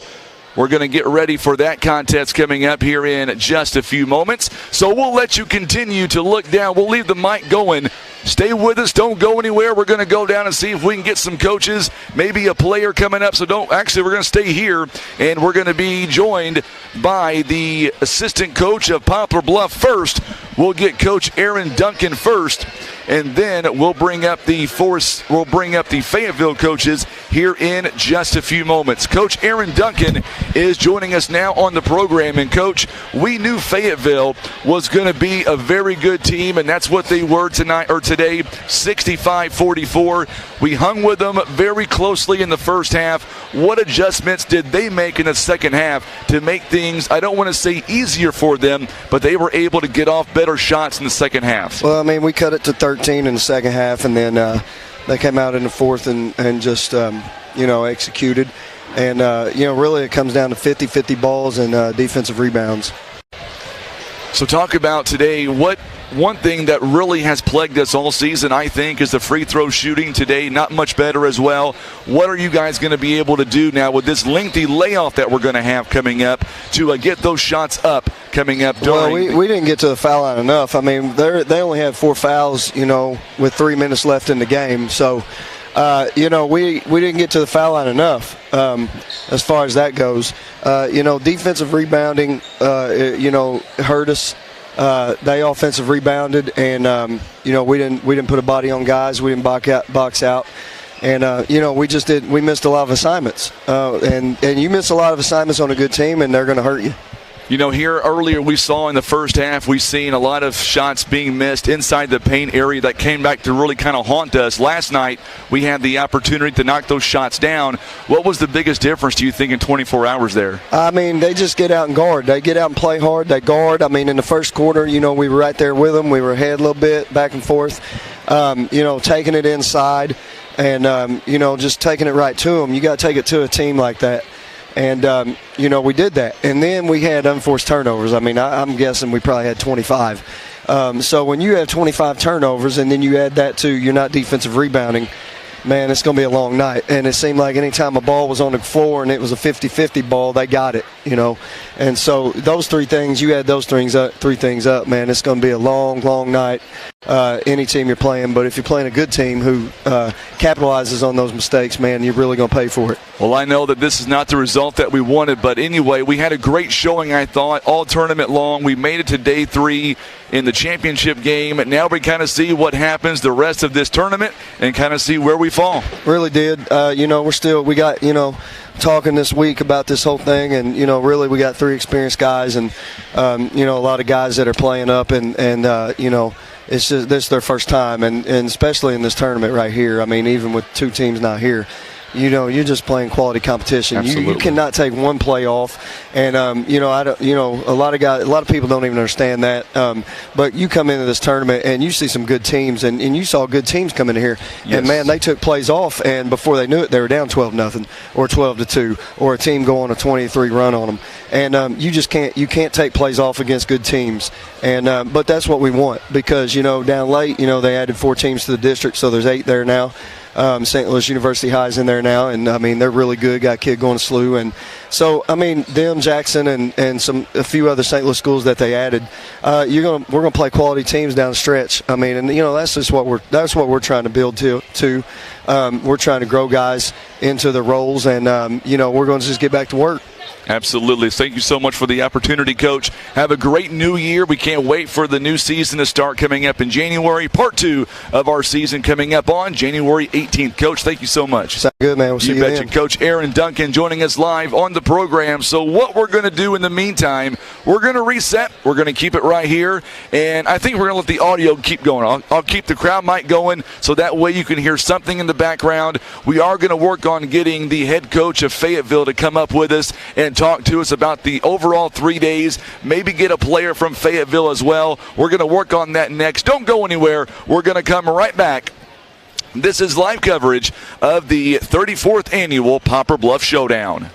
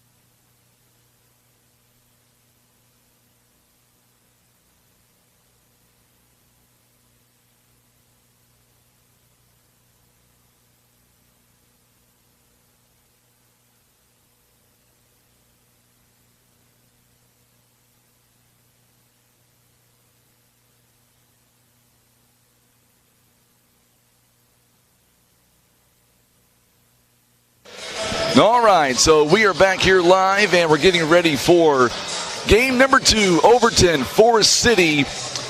We were looking to get a hold of the coach of Fayetteville. I know they've got a long travel ahead of them, so not sure if we're gonna be able to get them on the air or not. Don't really know.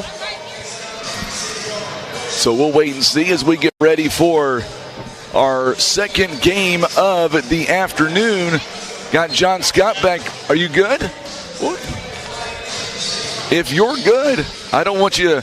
I mean, only our YouTube crowd is begging you to stay, but if you don't want to stay, I understand. Well, it beats my regular job, Frankie. And I was about to leave, but I heard Ice Cube playing over the loudspeaker. I'm going to have to ask you to leave for a second. Coach Brad Stamps is going to come up and talk with us right now. We're going to get Coach Brad Stamps on. Those of you that are still tuning in on social media, we'll have Tim turn that camera around coming up here in just a bit. We'll let Coach Brad Stamps get on the program with us. And, Coach, first off, congratulations on the victory.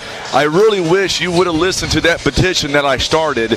But, man, Gaines and Glasper, what a great duo they were. And what I like about your team, Coach, it's not about them two players. Everybody on that floor, they play as one unit, and we saw that work today in all 4 quarters. Yeah, and I appreciate you saying that. And we continue to stress that to our guys, that everybody has value from 1 to 16, 1 to 14 in our case on our roster. Everybody has value. Everybody can bring something to the table to help us have success. And I felt like over this 3 days we relied on a lot of people, and, they came through. And, I really, for us, and I talked about this yesterday, was just coming down here to have the opportunity to get away from home right after Christmas, before New Year's, enjoy our stay in Poplar Bluff.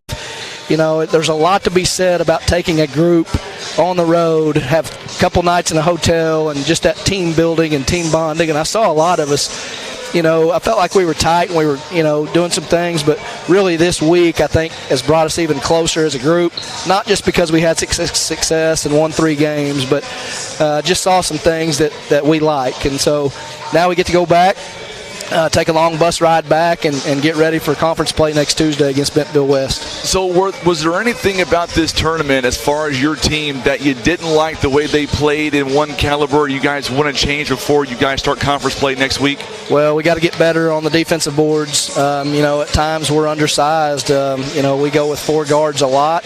But that's an area that felt like we've got to get better at, of cleaning up the glass, because we like to get out and run, and we like to play with pace, and you can't do that if you're always taking the ball out under the net because they're getting second and third points. So if we can limit that and continue to build off, some of what we had this week, I feel like, we'll be able to compete in our league. For the most part, this is a very young team that you have, and they're just outperforming everything right now. They are young, and, we have 4 seniors. The Jack Irk, who started every game last year, who's coming off an injury, and we're trying to get him back full speed. Sawyer Keith played a lot off the bench for us last year. Landon Glasper was our leader and leading scorer. Desmond Gray, a senior, and so those 4 have to lead a bunch of young pups. And, you got 7 of them out there, and there's just experiences, and you want to give those kids as many different experiences as possible, and that's what non-conference play is. We've played 12 games, and we've seen a lot of different style, a lot of different things, and so those kids have experienced a lot of different things that they might run into in a basketball season. Well, I got to tell you, I'm on the committee that selects the all-tournament team, and my vote went to 2 of your players, Gaines and Glasper. Hands down, they've got top 1 and 2 in my vote. Well, I appreciate you saying that. I felt like they were both pretty special. And, they are. You go further than that, and, there's so many different parts of different games that I see individuals that did so many things that we talked about coming in, and I'm proud of that. And, our group's going to go back, and we're going to build off this, and hopefully this can catapult us and get us right in the right frame of mind and ready and focused for conference play. Well, Coach, thank you for the opportunity. Thank you for the time. For the last 3 days, I feel like I'm part of the Fayetteville family, at least while you guys are up here in Bluff. We're so happy to be a part of it. Congratulations, and good luck to you guys on your second part of your season starting up next week. Thank you so much. And safe travels. It's always a joy to come to Poplar Bluff. The community's awesome. They took us in. The restaurants we went to, the people we talked to here, they were gracious. They, lended a hand, and the hospitality here is awesome. And so we'll share that as we go back with our fan base that got to stream, that we come back here, come check this place out because it's a lot of nice people, so appreciate you. Thank you so much, Coach. Safe travels on your way back to Fayetteville. Thank you. Coach Brad Stamps here joining us live. Champions of this year's Poplar Bluff Showdown. Safe travels to him and his team. So grateful for the opportunity to have Coach Stamps come up here and give us a little bit of time. We appreciate him as always, and I'm telling you, this Fayetteville team, they are the real deal. Anybody who faces them coming up, I feel bad for that team. This team is a complete team from 1 to 14, as you just heard. And like I said, I feel like for the last 3 days, the Fayetteville town is now my family, at least while they're in Poplar Bluff. I've been so fortunate to be able to bring you live coverage of this game, Fayetteville games. A lot of fun. Now we're going to turn our attention to the next contest between Overton. You've got Forrest City. This one, I like this matchup. You've got Isaiah Regular, who is one of those, he is a big-time forward. He can block shots. He can absolutely dominate the glass. On the other side, you've got Marcus Britt. He can light it up from anywhere on the floor. We've seen Forrest City on Monday night taking on Poplar Bluff, and Forrest City opened up a lot of eyes. They're also a very young basketball team, much like Fayetteville. You've got Overton that is going to be able to match you with strength, but we'll see what happens coming up. We're going to take a quick timeout. We're going to come right back. We appreciate you tuning in on YouTube and on Facebook. Come on back for Game 2 of our 3 games, our last day at the Poplar Bluff Showdown. You're listening to live coverage of this year's Poplar Bluff Showdown. We're back in just a moment.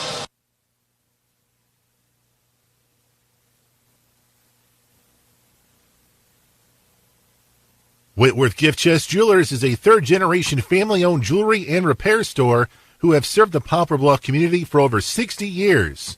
Our family has always worked hard to provide the finest jewelry creations and service imaginable. Las Margaritas and Mayas, serving up the best authentic Mexican food since 1997. The Esquivel family, always proud to support our Poplar Bluff Mules.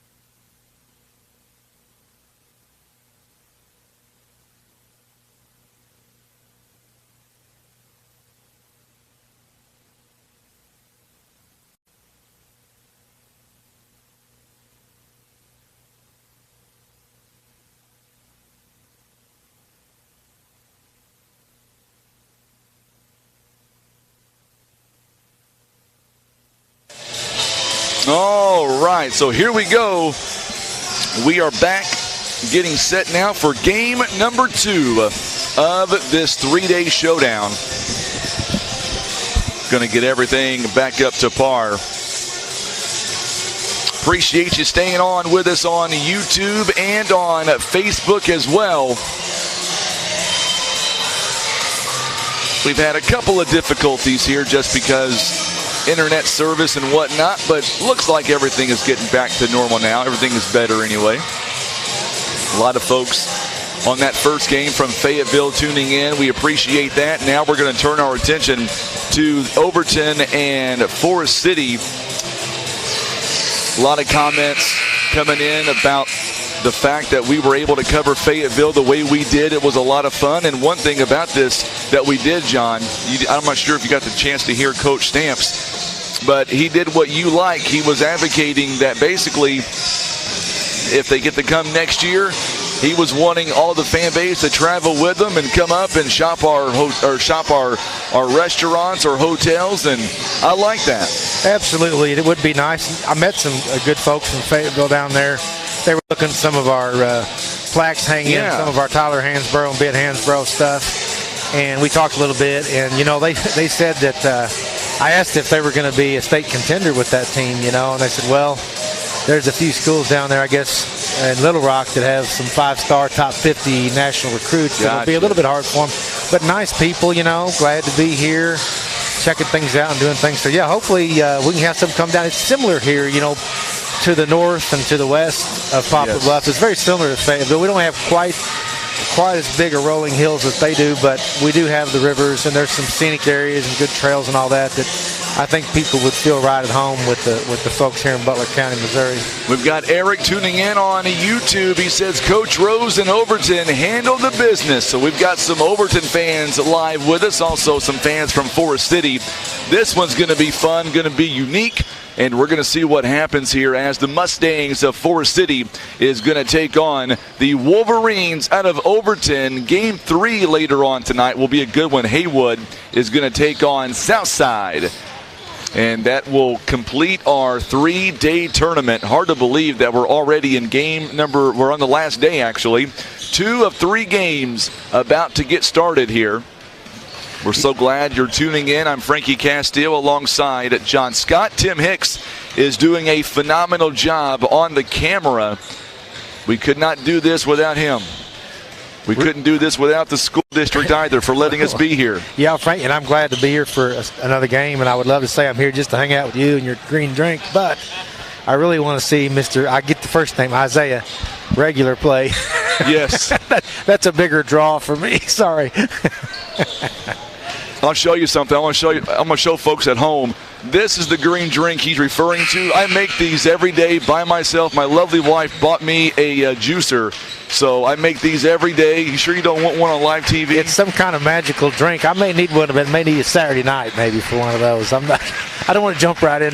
Gotcha. Speaking of my lovely wife right here in front of me. That's not very nice. That is not nice at all.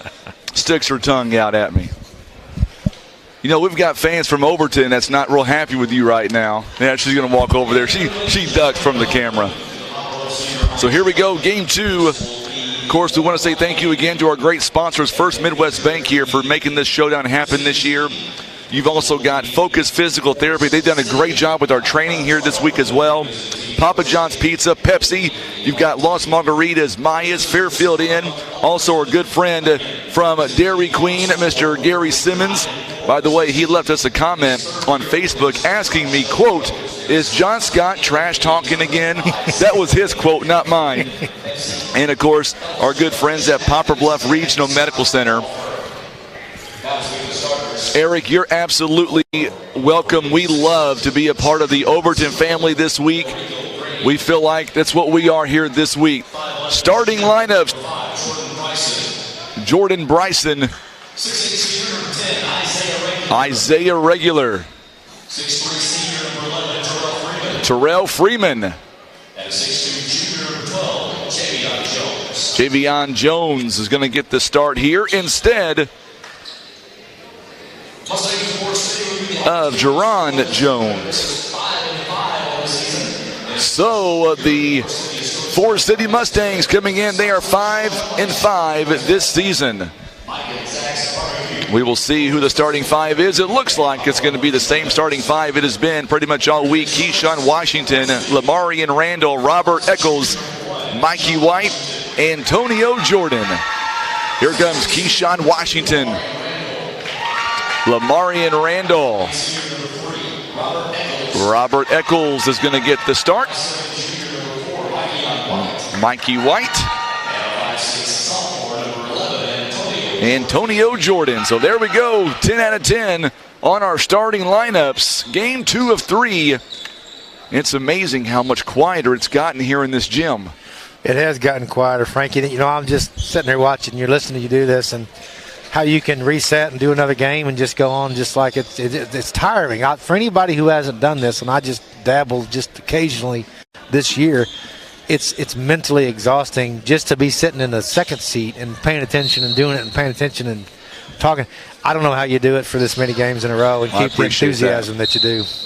I appreciate that very much. Ball tipped out of bounds. And it's going to go to Overton. Are they going to re-tip this one, or are they going to They may wind up and retip it. The officials get together, and they're going to retip it. That's kind of what I thought was going to happen. They couldn't determine who touched it last, so why not? Why not have one more tip? 8 minutes on the scoreboard now. Forrest City in the white. Overton in the dark blacks with the blue numbers. Here we go. Ball goes in the air. This time it'll be controlled by Forrest City. What a move by Keyshawn Washington. And they will now lead 2-0 early on. Overton now getting their first possession.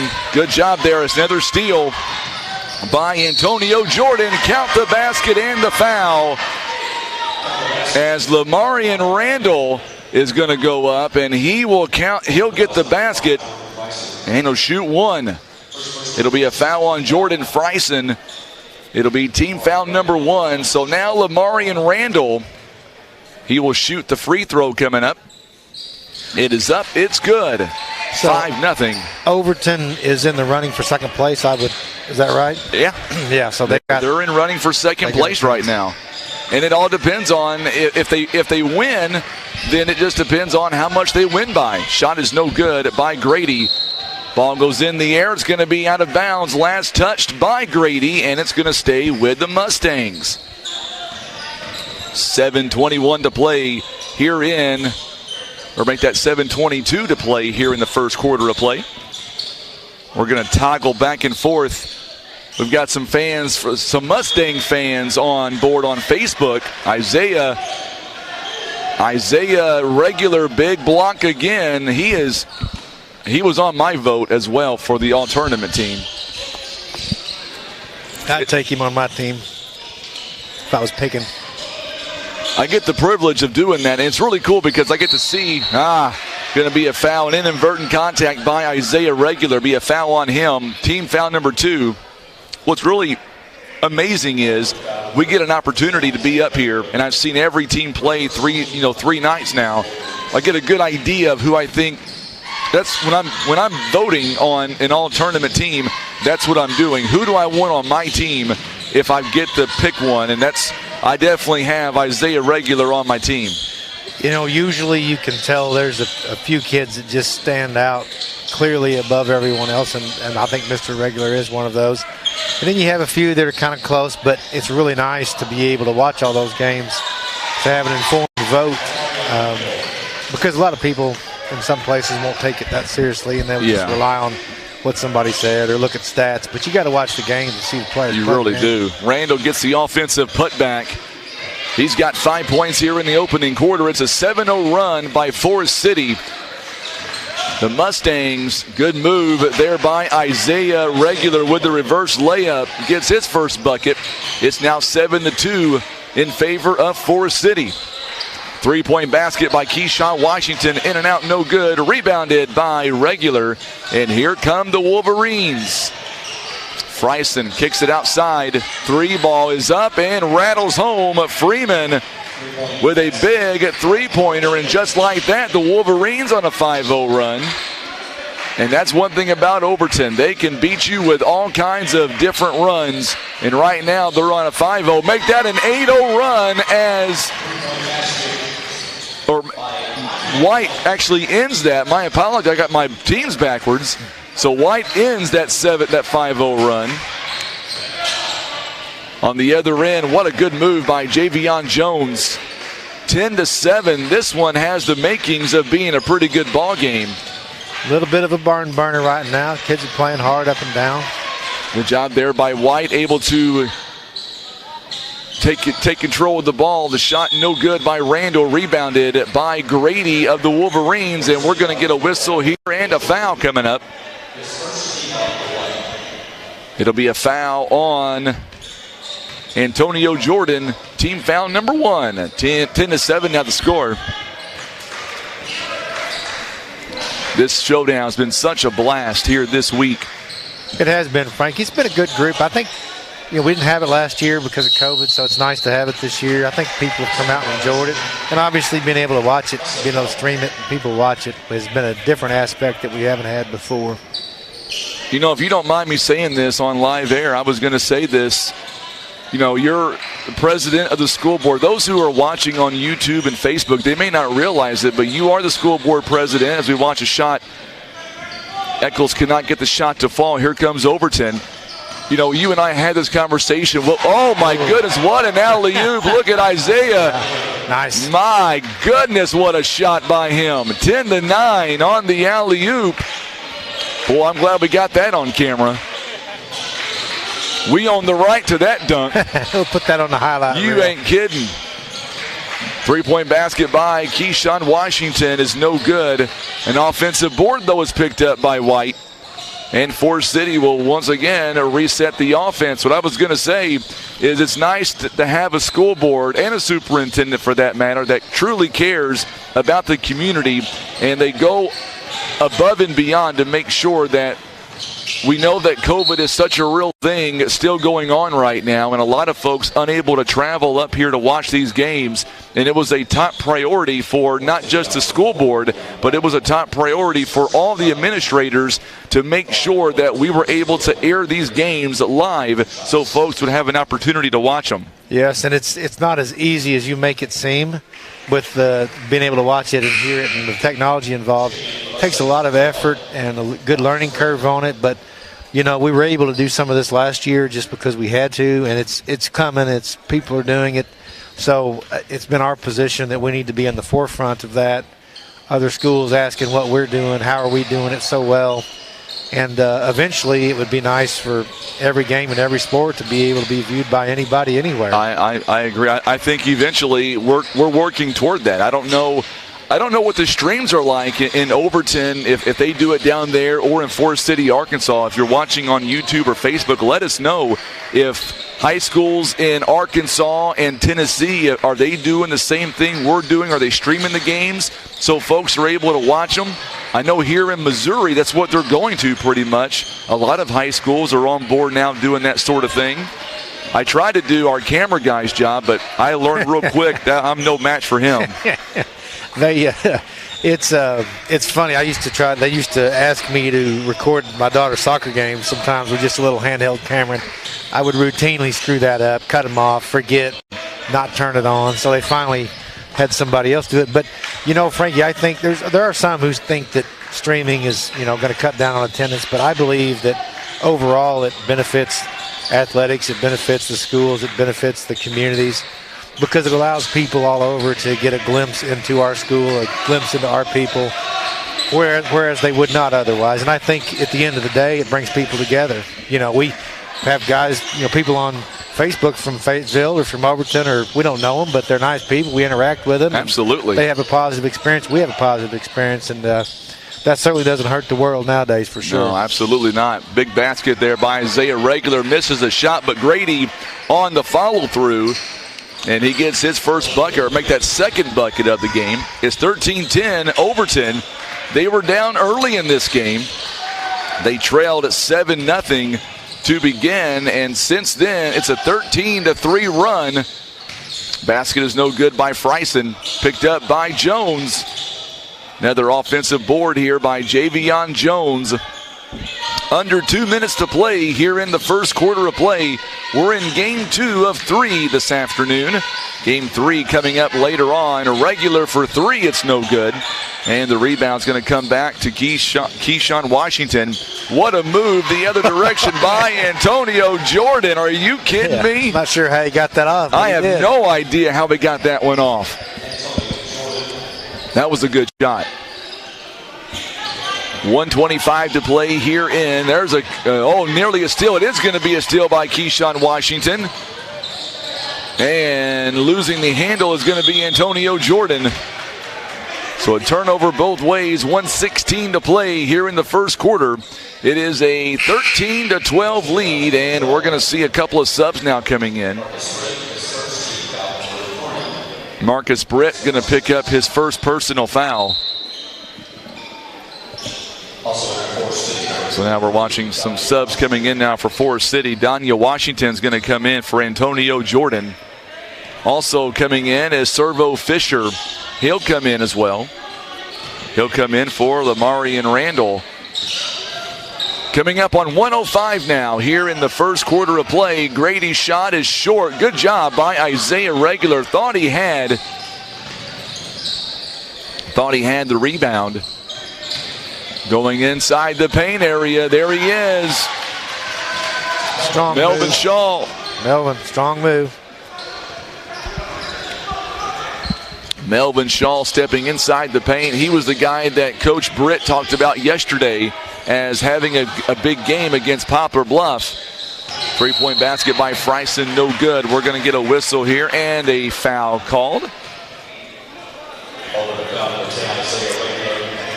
That's 2 on regular. Yes, that's 2 on regular. That's big. You know, one thing about Overton that most people may not know is the fact that they only have 8 players here, so they're playing shorthanded. But what I like about this team is, as shorthanded as they are, they play very, very strong basketball. Absolutely. Very well-disciplined team. Always good to see that sign of a well-coached team. 12 seconds now and counting. One shot here, Keyshawn Washington. Marcus Britt will take a three-pointer. It's no good. Looked good, but didn't quite get there. It's going to be rebounded by Freeman, and that'll be the end of quarter number 1. It's 14-13 now. The Mustangs lead it by 1. You're listening to live coverage of the 34th Annual Poplar Bluff Showdown. It is presented by First Midwest Bank and the Poplar Bluff R1 School District.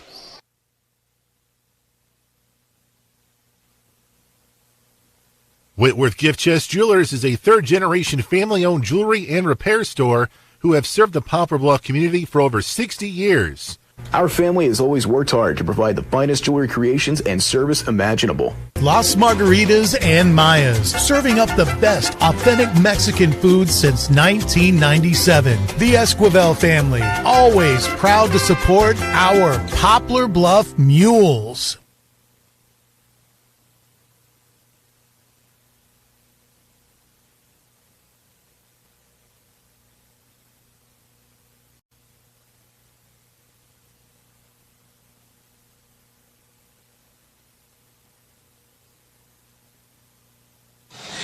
All right, so we are back here as we get set for the second quarter.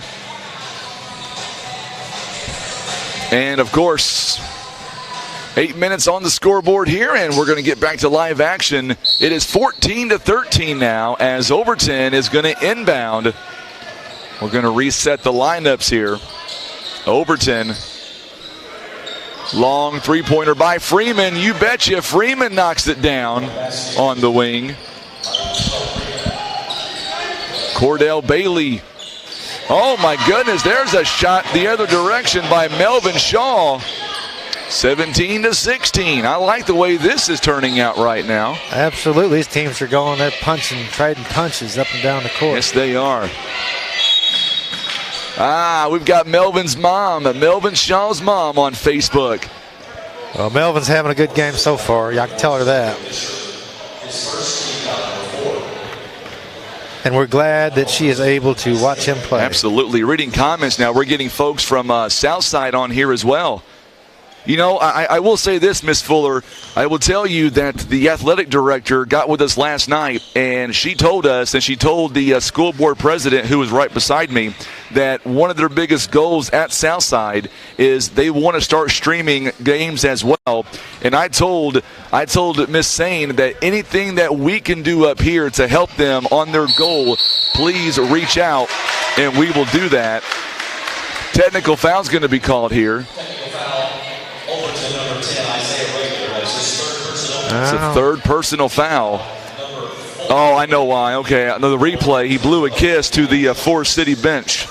That's why they call it a technical foul. Well, that'll give him some style points for that. But so he's going to come out of the game now. Coach not going to like that. No, he's not happy at all. You can tell by his body language he is not happy with that at all. That's a better way of getting a technical foul. Yes, in some ways, kids get them.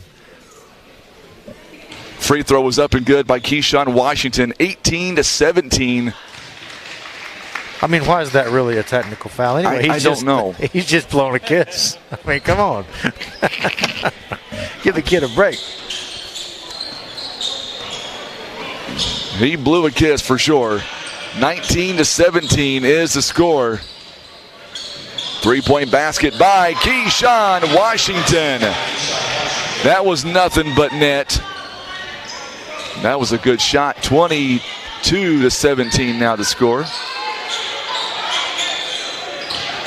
Grady.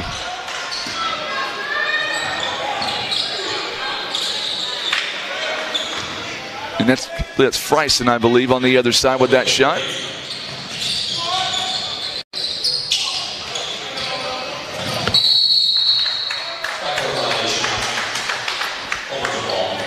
Going to be Overton basketball. 22-19 the score. So now Cordell Bailey going to bring the ball down the floor. Javion Jones, also Terrell Freeman on the bench right now. Long three-pointer, bang, it's money for Cordell Bailey. Don't look now, but we are tied again. Frank Shaw III is tuning in on Facebook with us. Melvin Shaw's grandparents out at Forrest City. Glad to have you alongside, you betcha.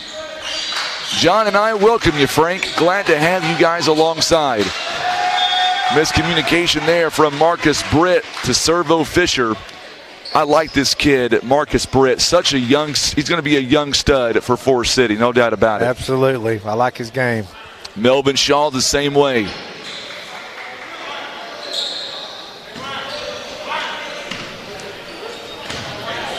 Just amazed with how many people we still have logged on to YouTube and Facebook here. And we're doing this now for our out-of-state teams, our out-of-state friends. Three-point basket is up and good. Jordan Freisen, he's got 5 points here in the ball game. 25-22 the score.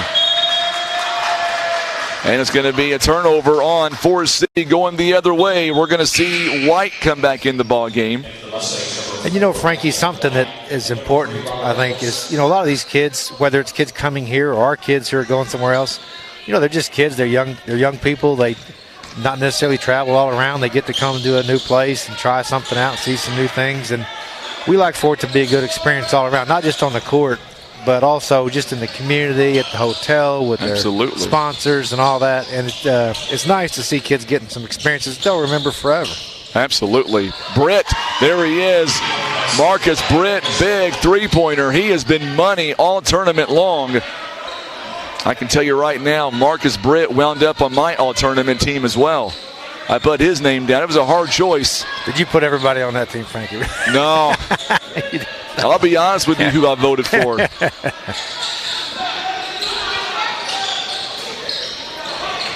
No good on the shot. Eccles with the rebound. Arthur Gilmore, originally from Poplar Bluff, tuning in. He is in Tacoma, Washington. How is the weather out your direction? Arthur Gilmore. I know Arthur. You know Arthur. How you doing, Arthur? John Scott says, hello, my friend. Keyshawn Washington, off-balance shot. We are tied at 25, by the way. Be interesting to know how the weather is out there in Washington. Probably raining like it is. I was going to say, he's not going to say sunny and 70, I promise you. Jordan Freisen with a foul, his second personal at the free throw line. Keyshawn Washington. How is the weather down in Forrest City, Arkansas, too, while we're at it? It's raining up here, about 54 degrees. Author says it's snowing. You can keep that over there. I'll take the rain. Arthur, I'm glad to hear from Arthur. I'm Absolutely. Glad he's doing well. Glad to have him alongside.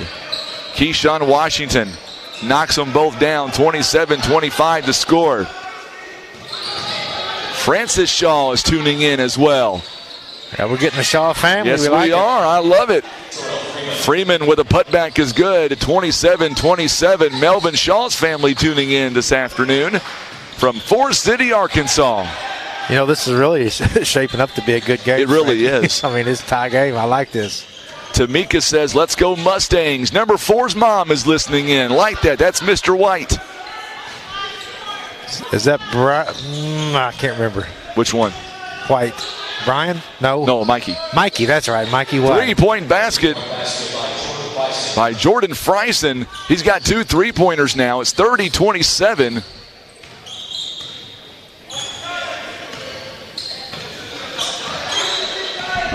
See here. Frank and Preston Shaw, they're tuning in from good old Dallas, Texas. There it is. I knew we'd have somebody from Texas. Yeah, Cowboys are playing better this year. If they're Cowboys fans, they may not be. They may not be. How's the weather in Dallas, Texas today? I bet you it's a whole lot warmer down there than it is here. Javion Jones, 3:25. This game is flying by. 3-point game for Forrest City, or for Overton, rather. Not a lot of fouls. Nope. Pretty clean game. A couple technicals aside from that, no big deal. Nearly a steal. Freisen. Good job there by Marcus Britt on the steal. He is just so quick. Keyshawn Washington going the distance, misses the first shot. Fisher, though, with the putback is no good. And the rebound's going to come down to Freeman. And the Wolverines, here comes Grady underneath, goes up, it's no good. Whistle and a foul is going to be called. A very athletic move. Got the foul, but really I don't know how to do that. Going full speed, change direction, spin around. You know, I'm trying to think here of, and we've been doing this now for 3 days. I'm trying to remember.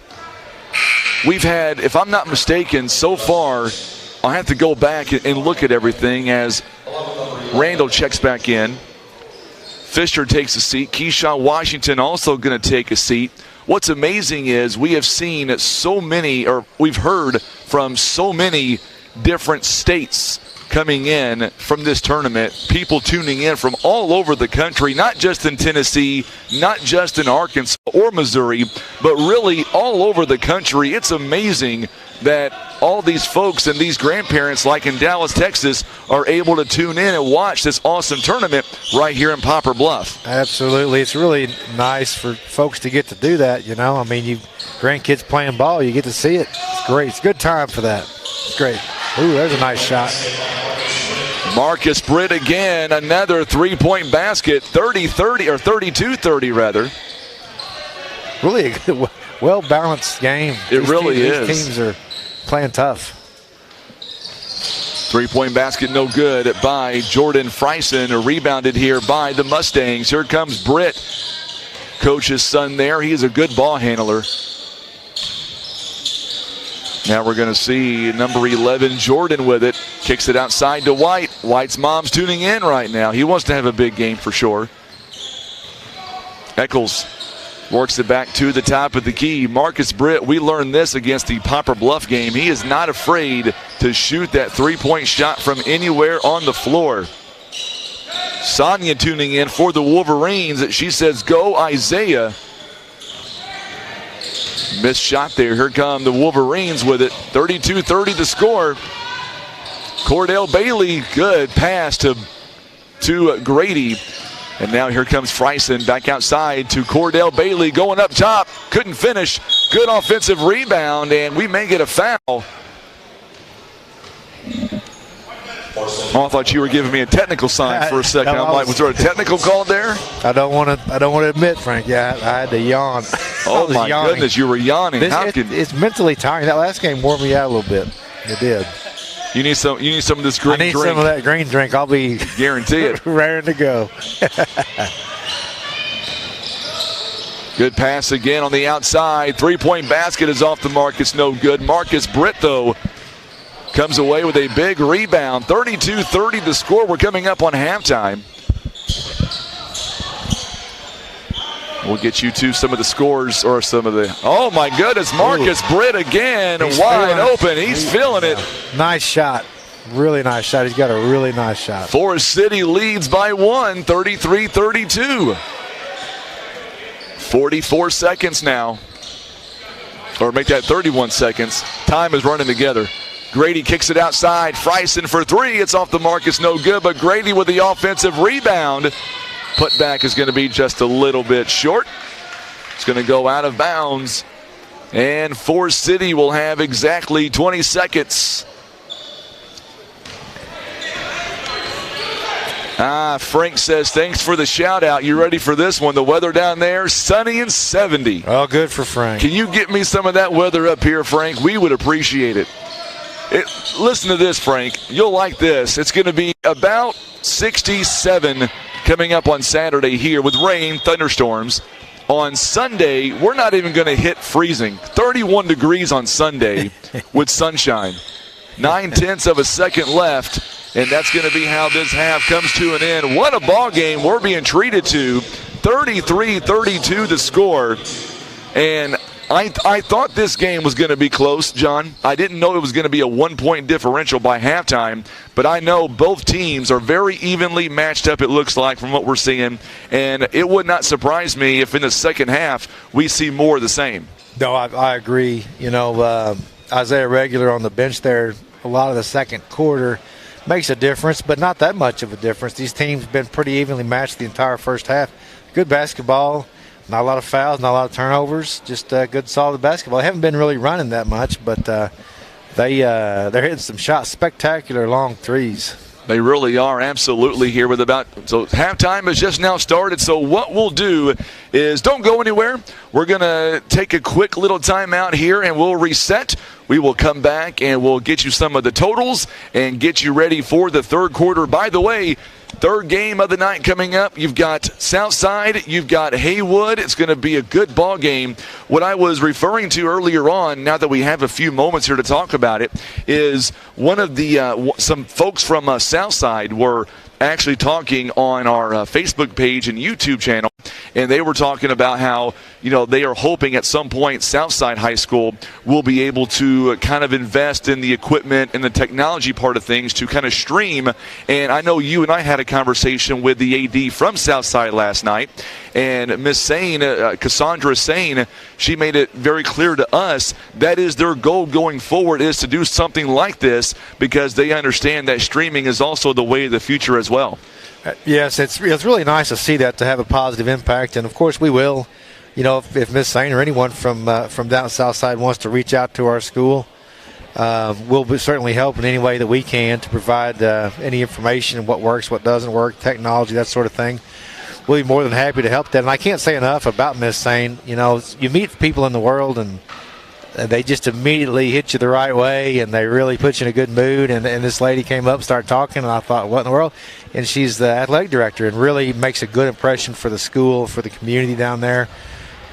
Made my day a better day yesterday when I did get to meet her. Or maybe it was 2 days ago, whenever that was. It was yesterday, and she's a great person. If anybody out there on YouTube, if they want me to come down in sunny degree weather and 75 degree weather, I'm okay with coming down streaming some games. You're willing to stream anything, right, Frankie? If it gets me out of 32 degree weather up here in Missouri, for crying out loud. Right, I hear you. So real quickly, I do want to give a shout-out to the Poplar Bluff R1 School District. Thank you to John Scott, the school board, also our superintendent, Dr. Scott Dill, our athletic director, Kent Keith. They all had the same vision with us streaming these games, and I would say for all 3 days, it's been highly successful. I would too, Frank. You do something like this, and you just don't know how it's going to be received, but it certainly exceeded my expectations, and I had high expectations for it, but I think that we've really been able to help some people watch their family, their kids, grandkids. You bet. Great-grandkids, nephews, whatever. They've been able to tune in and watch, and we've really seen that grow and explode. So I feel like it's really been successful, and I look forward to doing more of this in the future. Absolutely. My family's down there waving at me for some reason. I'm not sure if they're leaving or if they've lost my son. No, my son's right there. No, they're looking for my son, John. That's what it is. So we'll jump off the headset for just a minute and come right back. 7 minutes here until the second half begins. It is a 33-32 lead. Right now, Forrest City leads by 1. You're listening to live coverage. It is the third and final day of the 34th Annual Poplar Bluff Showdown.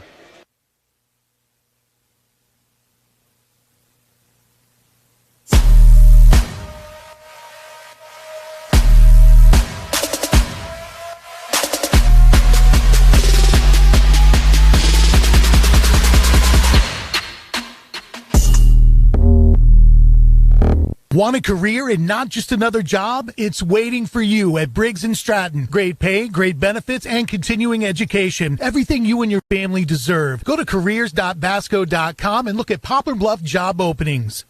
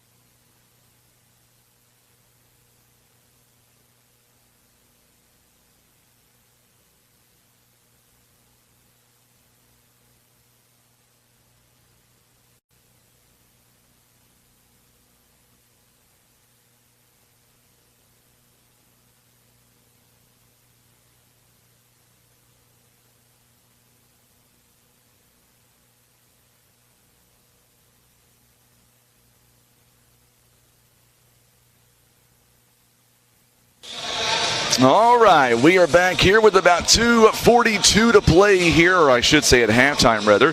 Let's get you to some numbers breakdown here real quick. Forrest City shooting 48% overall, 11 for 23, 6 out of 10 from behind the arc, and 5 of 5 on the free throw line. 9 rebounds there in the first half, 6 assists, 4 steals, and 4 turnovers. You look at Overton right now, 46% shooting-wise, 12 of 26. They are 5 out of 11 from downtown, 14 rebounds, 5 turnovers. There is the scoring breakdown. Keyshawn Washington, him and Marcus Britt each with 9 points for Forrest City. And then from there, 5 points by Lamarian Randall. 2 points by Antonio Jordan. By the way, Melvin Shaw also with 5 points. There's your scoring for Forrest City. Looking over at Overton right now, 10 points by Terrell Freeman. Also 8 points by Jordan Freisen. And then 5 points by DeBrico Grady. 3 points by Cordell Bailey and 2 points by Javion Jones. There is the scoring breakdown for Forrest City, as well as the Wolverines out of Overton. 8 minutes here. We're going to put back on the board here in just a few moments. And we will get ready to go.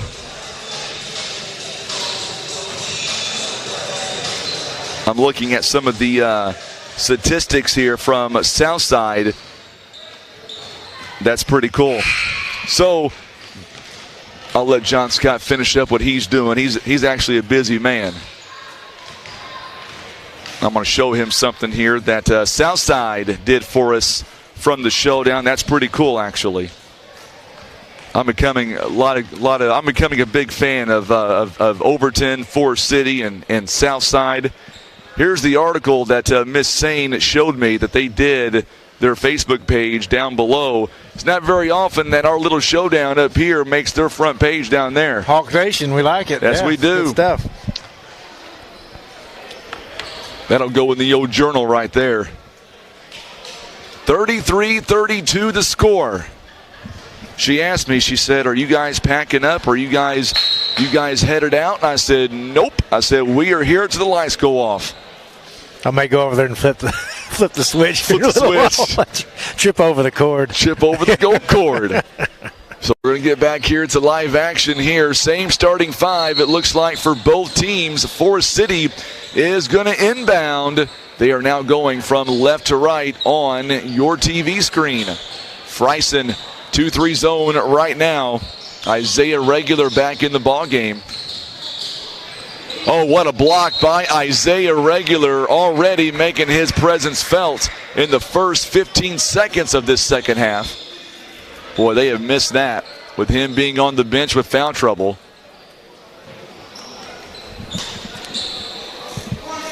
So now the inbound to Jordan. Jordan now kicks it outside to Robert Eccles. He switched back over to Facebook. Kind of lost sight of Facebook for a few minutes. Sorry about that. Keyshawn Washington's great aunt and Melvin Shaw's great aunt. It's great to have a great aunt. I can tell you that. A lot of family on this Forrest City team. I like that. Regular going up. What a move by that young man. It is 34-33 the score now. Back to a 1-point game again. It's going to be taken away. Good job there by Javion Jones. Eccles lost the handle.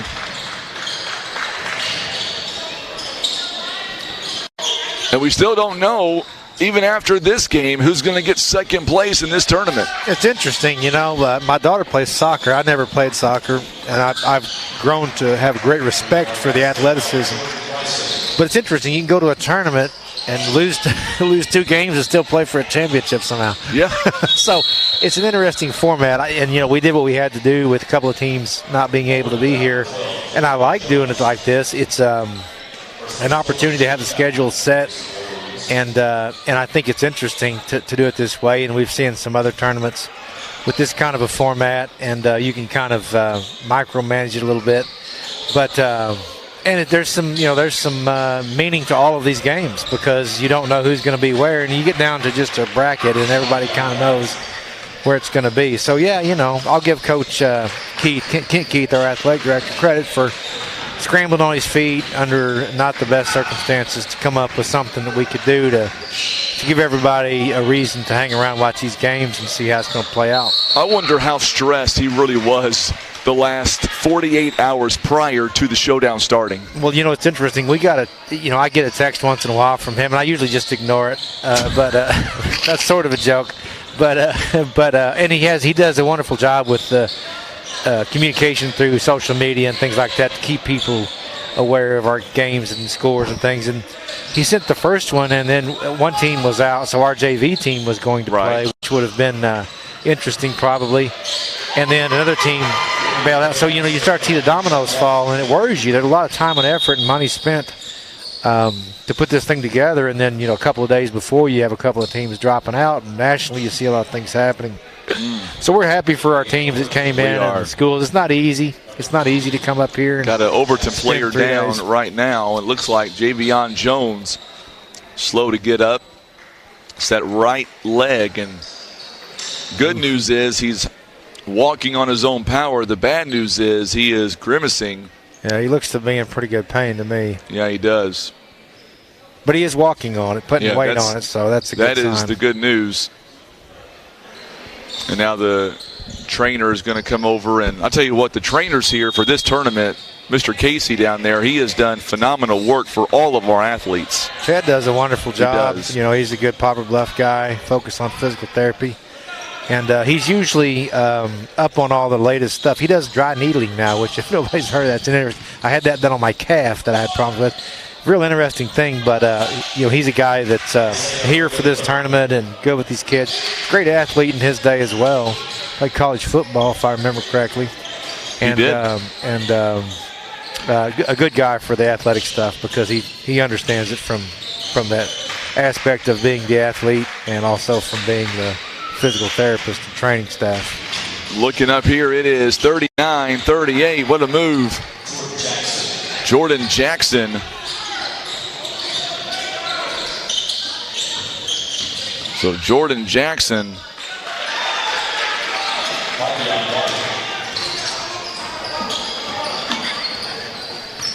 it is 41-40 the score. It is definitely one of those games. Isaiah Regular, three-point basket. This one's off the mark. It's no good. And they're going to count that basket by Freeman, and he's going to draw the foul. Or not Freeman. I apologize. It's going to be Freeman was in there on the rebound attempt.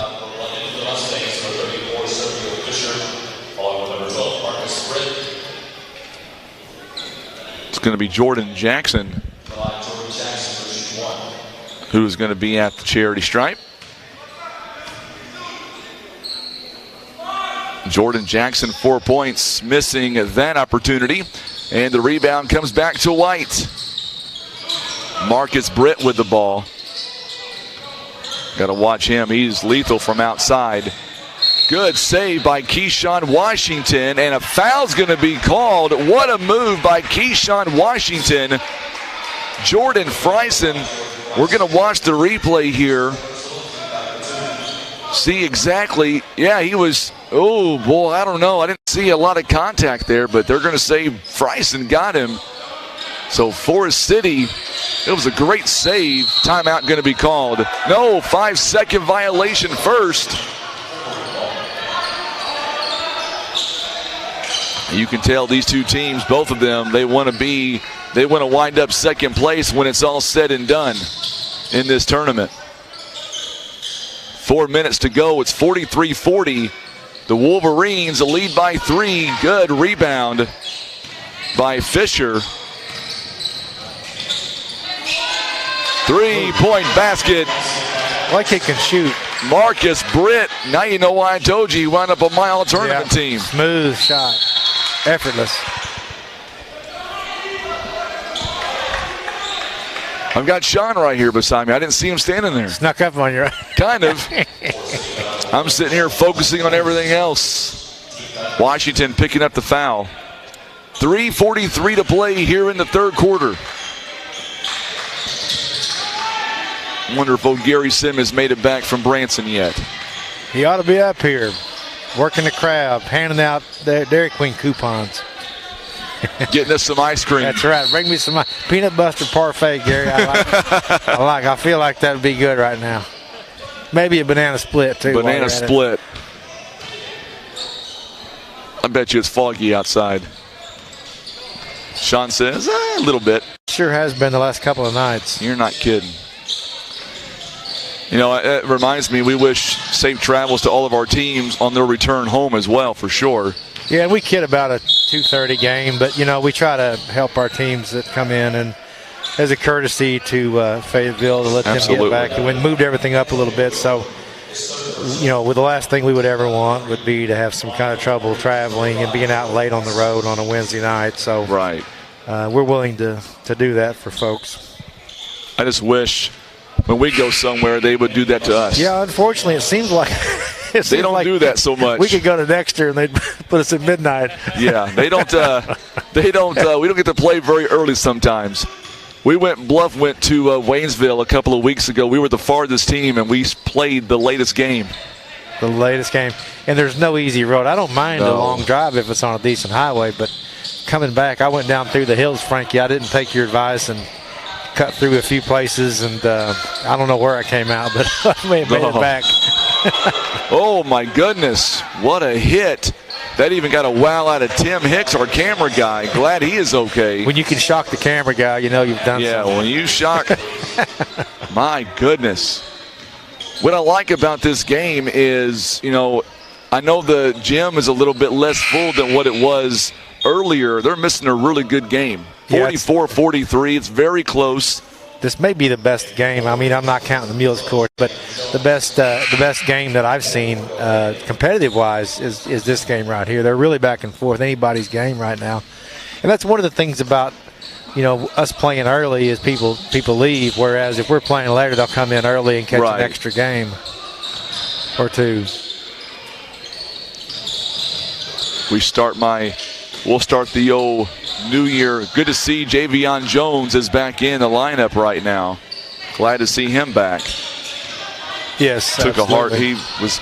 Melvin Shaw's back in. Long three-pointer is off the mark. It's no good by Cordell Bailey. Washington with a big rebound. And we're going to get a whistle here and a foul coming up. Cordell Bailey with a foul. Team foul number 4. Stanya says, let's go Wolverines. 44-43 the score. Keyshawn Washington, he is money from that spot on the floor. 46-44. These shooters of Forrest City, they can light it up from downtown.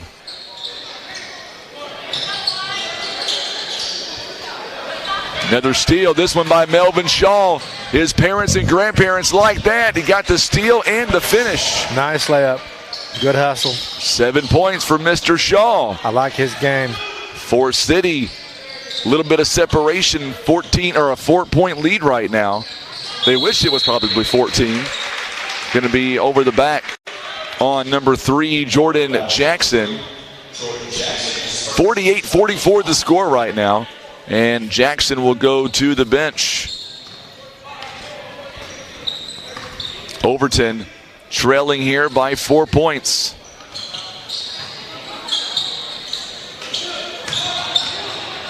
Good move by Fisher. Fisher powers his way in for 2 points. I wouldn't want to try to push him around.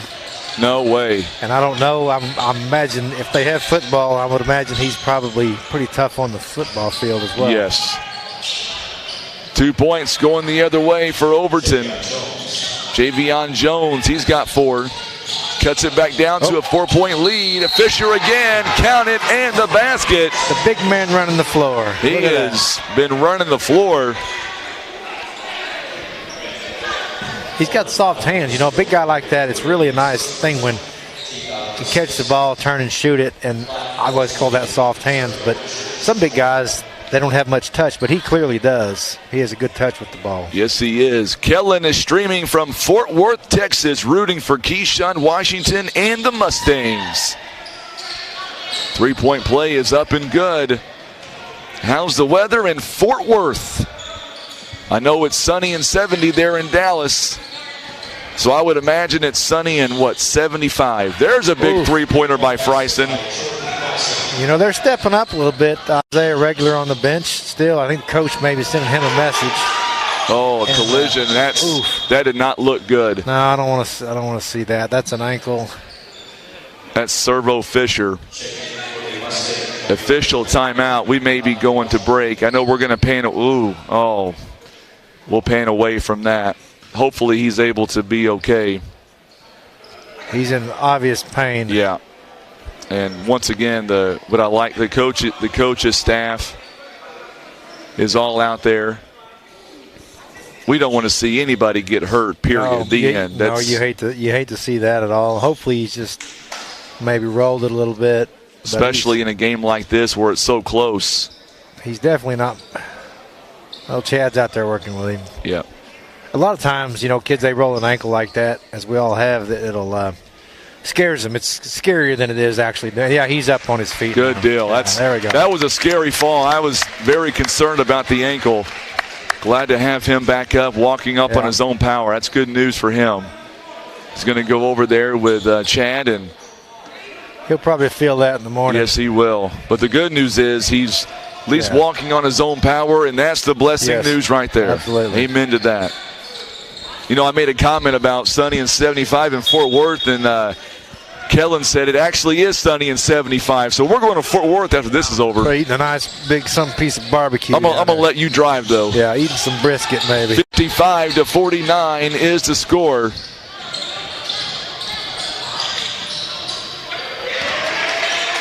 There's a turnover. Once again, Melvin Shaw lays it up and scores. Mr. Shaw. He's got a lot of family tuning in tonight. They'll like that play. 57-49 now is the score. Oof. He's playing really well. Good defense. He is. Mr. Shaw. Marcus Britt.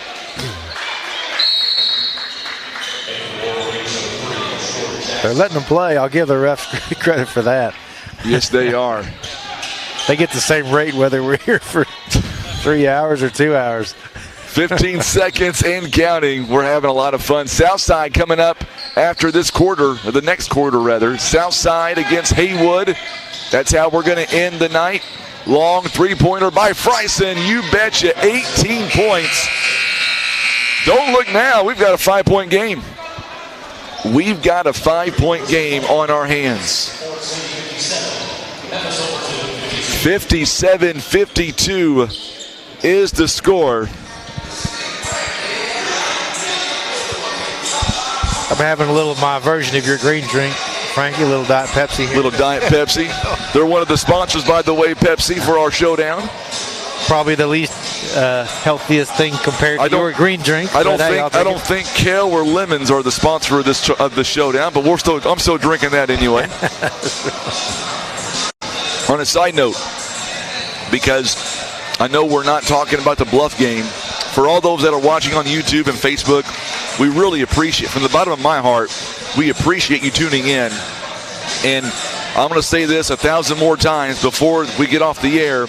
Big shout out to First Midwest Bank. Huge shout out to our school superintendent, Dr. Scott Dill, Mules Athletic Director Kent Keith, the Poplar Bluff R1 School Board, including the president here beside me, John Scott, for allowing us to sit here and stream these games live on YouTube and on Facebook for the 34th Annual Poplar Bluff Showdown. All right, back to live action. 1 quarter left in this second game. It is a 5-point lead. Freisen going to change that again. 21 points for Jordan Freisen. He's having a really good game. Woo! And to think you were yawning a minute ago wanting to go home. Keyshawn Washington, this one coming up a little bit short from behind the arc. So let's see what Freisen can do. The running floater, we are tied at 23 points. Well, he's feeling it right now, Frankie. He is feeling it now. Keyshawn Washington outside to Melvin Shaw. This one is off the mark. It's no good. Putback is up and good by Washington. I'd hate to even say it, but I don't think we've had an overtime game yet in this tournament. Oh, look what you went and done. Look what you went and done. Friesen, he is feeling himself right now. Javion Jones working the ball around. Isaiah Regular back in the ball game. Friesen again. A fadeaway jumper is no good. Marcus Britt with the rebound.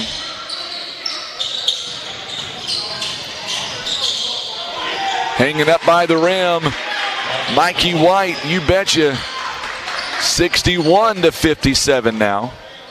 The Mustangs, they're pushing just a little bit. They may have enough here. They are pushing right along with them. Javion Jones for three. It's in and out, no good. But Freeman with the rebound. That was a beautiful rebound. Good hustle by Freeman, and he's got a dozen and cuts the lead back down to 2. I like games like this where there is a lot of scoring going on.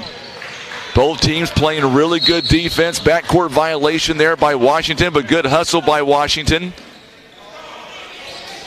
That's good. What is going on? All I know is some random kid came up here. Check your wallet. I won't name his name. Forrest City nearly with a good turnover there. They've got a chance to tie this game. Javion Jones does just that. We are tied again from the elbow, 61 apiece. Both these teams really playing hard, playing well. They really are. Marcus Britt, he has been phenomenal to watch. Look at that off the backboard. Could not get it to fall, but Washington with the offensive board. He's got 17 points in this ball game. Got down there among the trees and got it done. My goodness. Forrest City. Neither team wants to say, I quit. Morgan McIntosh. Well, the Mules lost in their game to Fayetteville. They gave it a good run. But Fayetteville was a lot to handle. Bluff gets their first loss in the tournament earlier today. Fayetteville is the tournament champions.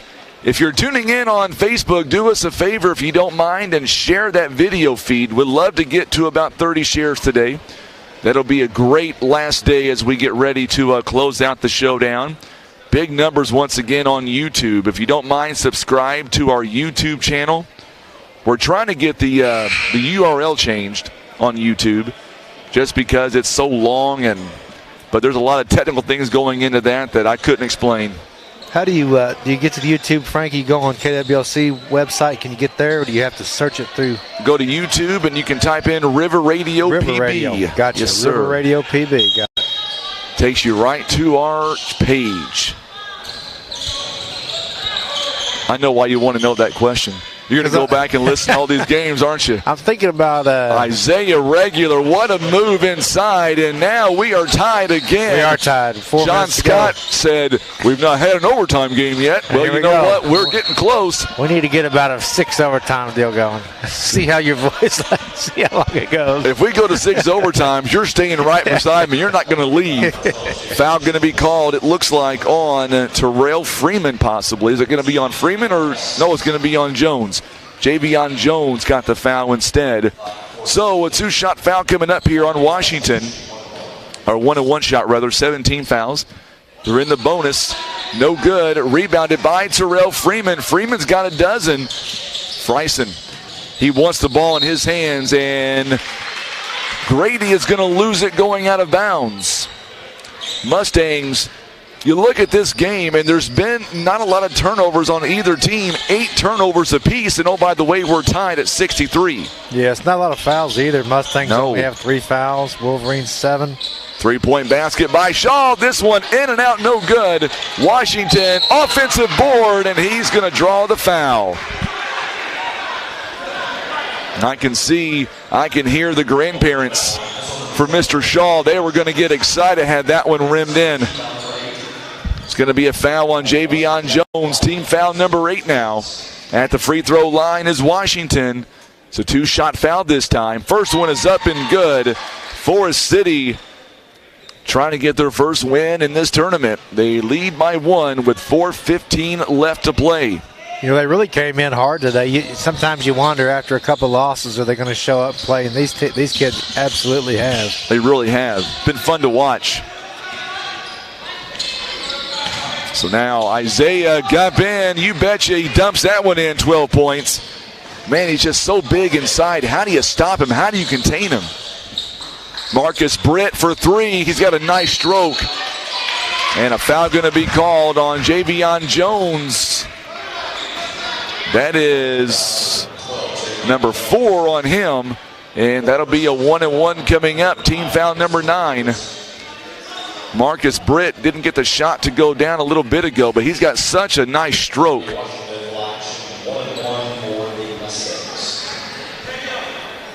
So Washington again on the free throw line. Misses, and regular with the rebound. You're not going to out-rebound him. He's just one of those guys that can, oh my, what a shot by Grady. Nothing but net. 68-64 on the other end. White. Yeah, Overton's going to have to get back there to get back on defense just a little bit on that. That was a little bit of a breakdown. They were celebrating, not really celebrating, but just enjoying that beautiful shot. 68-66, 2-point game. Friesen. He has been a big reason why this Overton team is out in front. Forrest City started off on a 7-0 run early in the first. Now we get a whistle timeout called by Overton. 3 minutes and 5 seconds to go. It's a full timeout. So what is your plans for New Year's? Everybody tuning in on social media, YouTube and Facebook. Do you have any plans coming up for the weekend? What are you going to do on New Year's weekend? What are you going to do, John? Well, I'm traveling a little bit for a day, and then I'm going to be out of pocket for a little bit. Then my kids, of course, have things going on, and so I'm going to be a good parent and make sure that they're doing what they're supposed to be doing and be safe with all that. And then I'm going to probably be in bed by about 9 o'clock. Maybe you might have to have a little champagne. I saw a show the other night that they're having real problems with champagne now. I guess climate change is no kidding.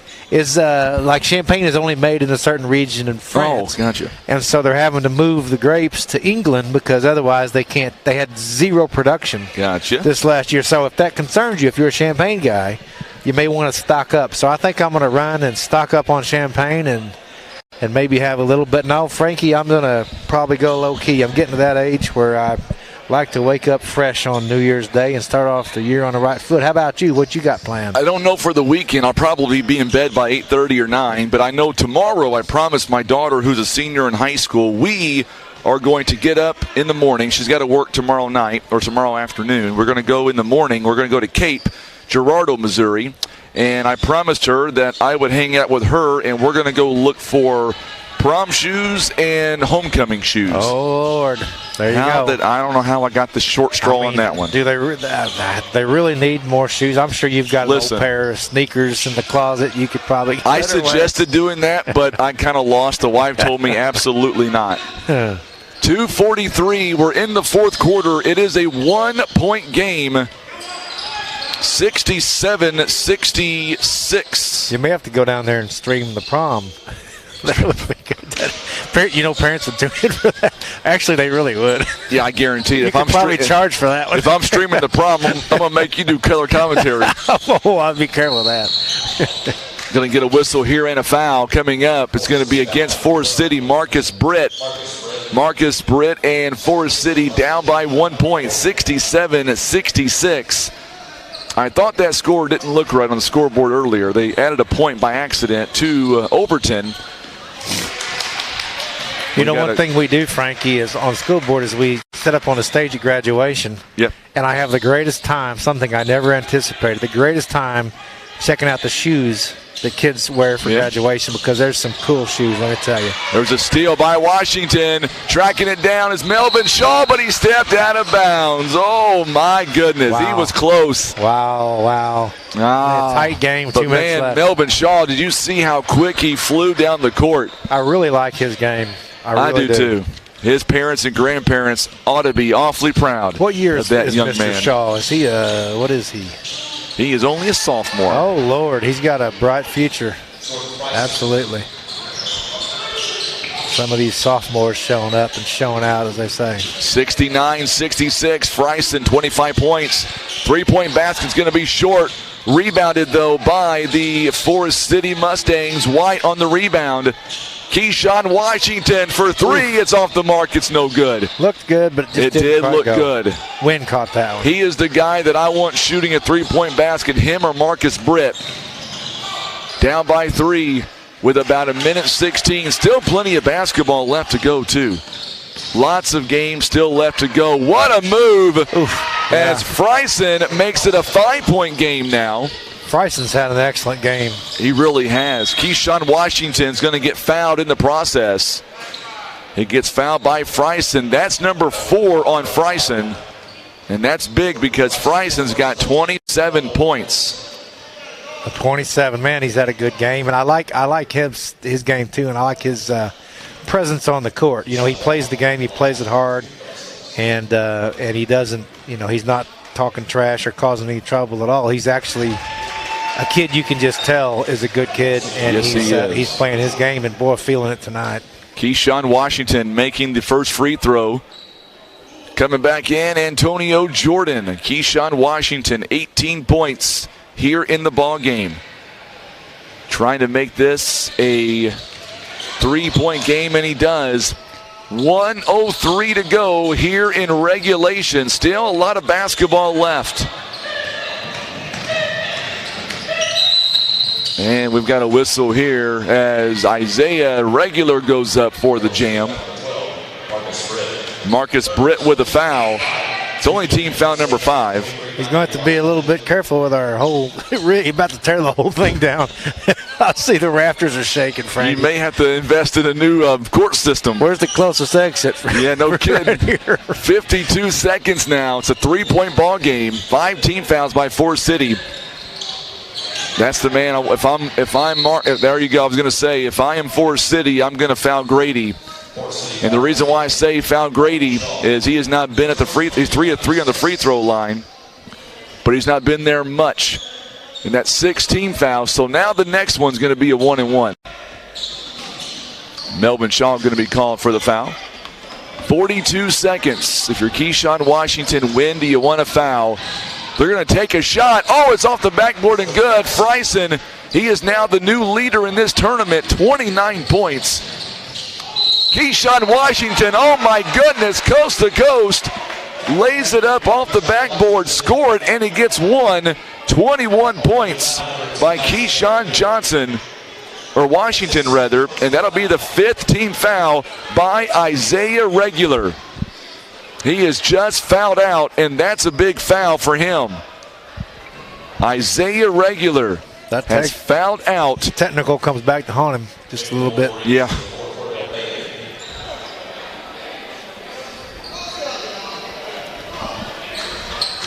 So now Keyshawn Washington, they've got an opportunity to cut this down to a 2-point lead. And he misses the free throw, rebounded by Jones, and then he walked. He did. He was off balance and had nowhere to go with it. We may get a timeout. Now it's a 3-point game at 73-70. I'll give you my prediction, or not my prediction, what I would do if I'm Forrest City by watching the last 3 ball games. You don't necessarily have to have a 3-point play off the bat. You're going to get the ball underneath your own basket. You've got, well, the Mustangs have 4 timeouts left, so plenty of timeouts. If you can go inside early, maybe go to Washington, maybe go to White underneath. If you get an open basket, 3-point between Marcus Britt, maybe Keyshawn Washington, then I would take it. What about you? I agree with that. Regular on the bench fouled out, so you don't have to worry about him down low. I would pound it down, try to get a layup, maybe get a foul, 3 the old-fashioned way, or 26.9 seconds, plenty of time.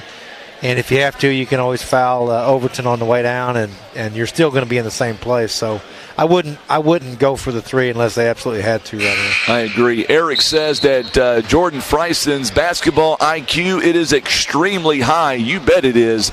He has had a phenomenal game. He is a tournament leader now, 29 points overall. That's incredible. That is, yeah. He may crack 30 before it's over. I'd like to see that. Still a lot of time left to do that, too. So now on the inbound, Marcus Britt has to get it in. Going to be taken away by Grady. Ooh. Grady with a big steal on the inbound. Good defense by Overton. You hate to see that, you know, if you're Forrest City. The other team. Yeah. I'm sorry. If you're Forrest City, you hate to see that out of a timeout. But, man, Overton was all over that. So now it is a 1-and-1 coming up here. Should be a 1-and-1 for Grady if he misses this shot. And he did. Now you might think about a 3. Now you may think about a 3. 21 seconds. You got the missed opportunity. They're going to go right to the rim. Oh, my goodness. Yeah. Counted and the foul. Yes. Wow. What do I know? Wow. So now Keyshawn Washington, 23 points. In 16 seconds, all that remains in this game. We are a free throw away from tying this game. Yeah, that's a big one. That was a heck of a play. Heads-up play. He got in there. This game has been a lot of fun. Absolutely it has. Free throw is up. You bet you it's money. Well, with that being said, folks, I'm going to go to the house, and I'm going to turn things over to John Scott the rest of the night. He's ready for this last 16 seconds. There we go.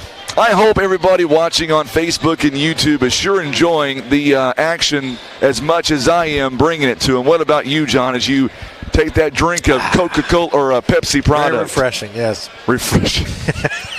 Just what I needed for this last 16.5 Here, let me seconds. I'm going to get a refreshing drink myself. I'm not sure about that green drink. I'm going to drink the kale.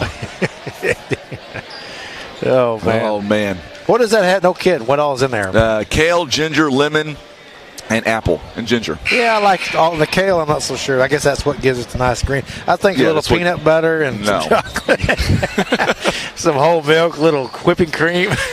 One big scoop of ice cream from Gary Simmons will be perfect. That's right. Ron Withrow says, hoop in the harm. That's right. We are watching a tie ball game. So here we go. Freeman is going to inbound. Forrest City kind of backing off the pressure. 14 seconds. They can win it here at the buzzer, or we can go to overtime. Which one will we have? 73 all. Fryson going to the rim. Oh, my goodness. Yes. What a shot. And a timeout is called. Fryson, 31 points. There we go. He goes all the way coast to coast in under 16 seconds. A super athletic move, and he's just like another play. They may add some time on the clock, maybe. They're going to add a little bit of time, it looks like. I don't know how much. It's a full timeout, but they are going to add, it looks like, a little bit of time left. A super athletic move. I mean, good Lord. And that's your guy. That's your go-to guy, right? That's what we talked about. He's been on all game long. Steady, calm. That could turn out. They added about 1.2 seconds back on the clock. Oh, no, I'm sorry. About 0.9 seconds on the clock. So now from 1.4 to 2.3. Plenty of time. For me to take another drink of my fine Pepsi product. Frank says, great battle. Way to battle Forrest City. This has been a ball game. This is going to turn out to be maybe the game of the tournament. These two teams, very competitive. 2.3 seconds. The next one's going to be fun, too. Haywood and Southside, they already faced off once this year. It was a close ball game. Southside won by 7. Can we see another close ball game coming up? Here we go. Washington is going to have to inbound it. Gets it to Keyshawn. Keyshawn throws it. High off the backboard. Let me clap for both teams. What a game as Overton is going to come away with a 2-point victory. Well, Forrest City has nothing to be upset about. They fought that battle hard, and they did not quit, and they gave Overton everything they Absolutely. wanted. Just one bounce here or there, you have a different outcome. That was a so great game. There we go, as Overton wins by 2 points. And I'm not going to lie to you, I got to get the standings out. It's very well possible Overton may have just taken second place in this tournament, possibly. You know, I don't know. I looked at the rules, but to be honest, it got complicated sort of fast. So what we're going to do is we're going to take a quick timeout, and we're going to come back. We'll try to figure out where we stand in the standings right now. I know looking on YouTube, we've got several just now coming on with us for the Southside game. We appreciate that. Several on Facebook as well. We're not going anywhere. We're going to leave. We're going to cut the audio for just a few moments. And, of course, we're not going anywhere. We'll take a quick timeout. Don't go anywhere. Great game coming up next. Southside. You've got Haywood. It's going to be a lot of fun. Our final game of this year's showdown. We're going to come back here in just a few moments. We'll reset everything real quick. To the school board president, are you out or are you in? Well, Frankie, I do have an obligation I need to go do. All right. Absolutely. Well, thank you for everything. Thank you for hanging around with us and everything you've done. We appreciate you and the school board and the administration. It's been a great 3 days. I'm glad to be here, Frankie. Glad to help in any little way that I can. We're going to come right back. Don't go anywhere. We'll be back. Third game is on the way. You're listening to the 34th Annual Poplar Bluff Showdown.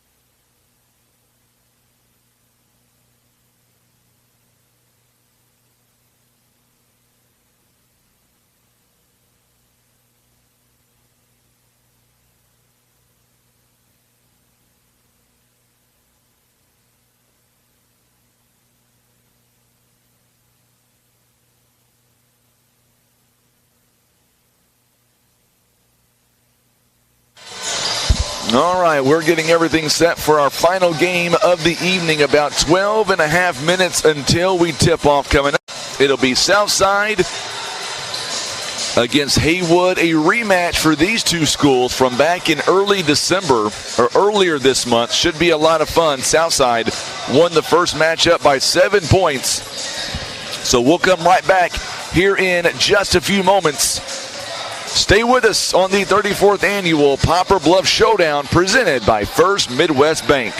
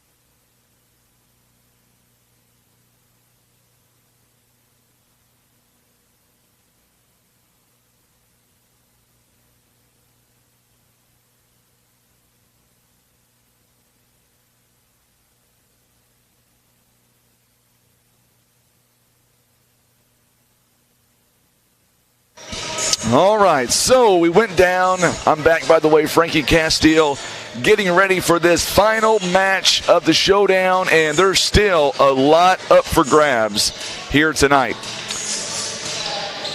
Basically, Southside is in the running for second place. They win this ball game today, they will pretty much be second place.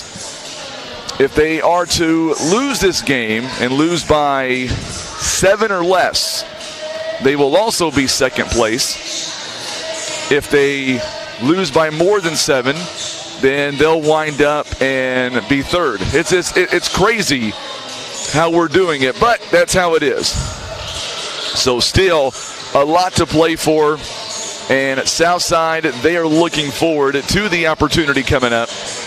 And we're going to be able to bring this game to you live coming up in 8 minutes. Last game of this year's showdown. We've been a part of all this great action this week. Fayetteville, they took home the prize. Forrest City, Overton, And now the last two teams on the bracket. You've got Southside and Haywood. Going to be a lot of fun. These two teams know each other very, very well. So we'll see what happens coming up.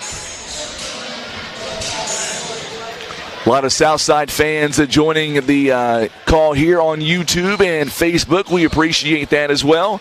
We'll be reading your comments coming up throughout the broadcast, so keep them coming in. We're excited for a fantastic finish to this year's Showdown. And, of course, our big corporate sponsor this year, First Midwest Bank, making all of this possible. Bless you, my friend. Lonnie right here, Lonnie Taylor, his family, his crew, has done a great job in the hospitality room. Under 7 minutes now before we tip this one off, our final game here of 2021.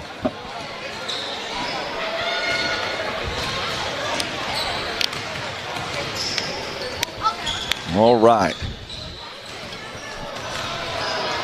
So let's reset here and let's get you to who we believe are going to be the starting lineups here tonight for our final game of this showdown. We are running just a little bit later than what we were anticipating. We're about 11 minutes behind.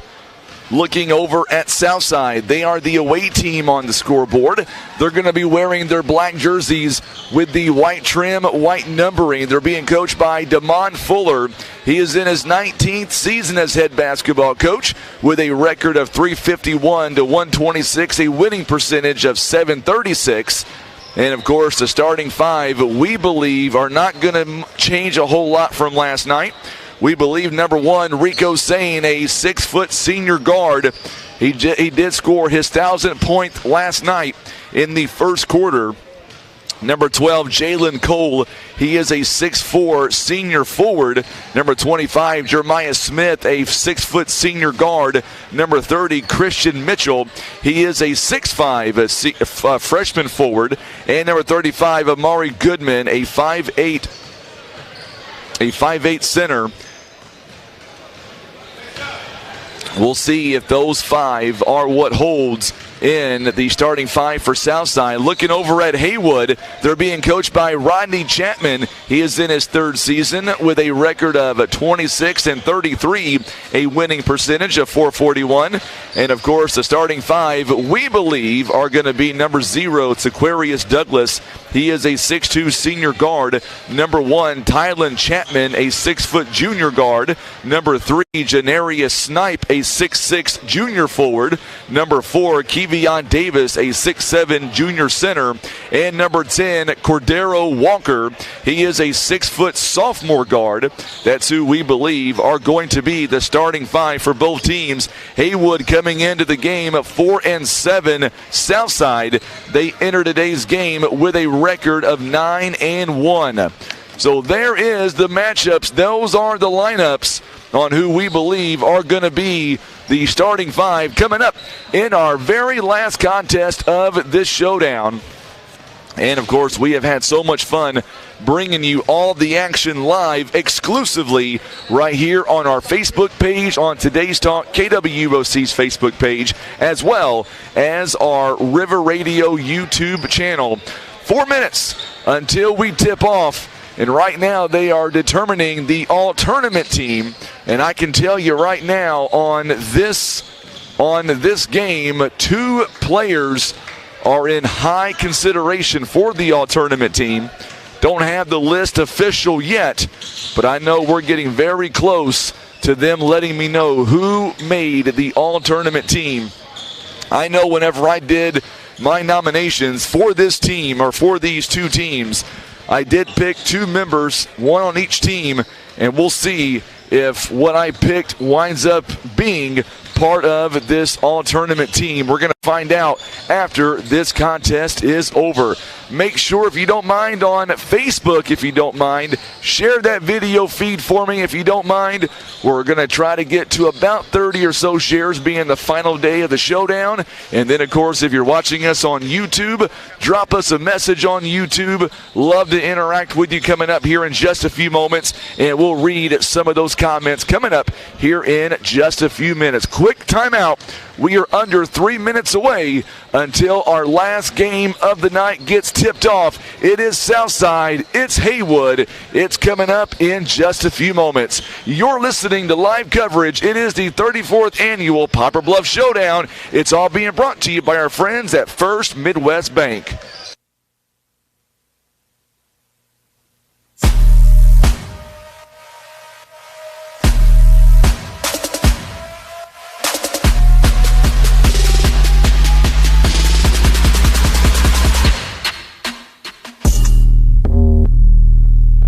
Want a career and not just another job? It's waiting for you at Briggs & Stratton. Great pay, great benefits, and continuing education. Everything you and your family deserve. Go to careers.basco.com and look at Poplar Bluff job openings.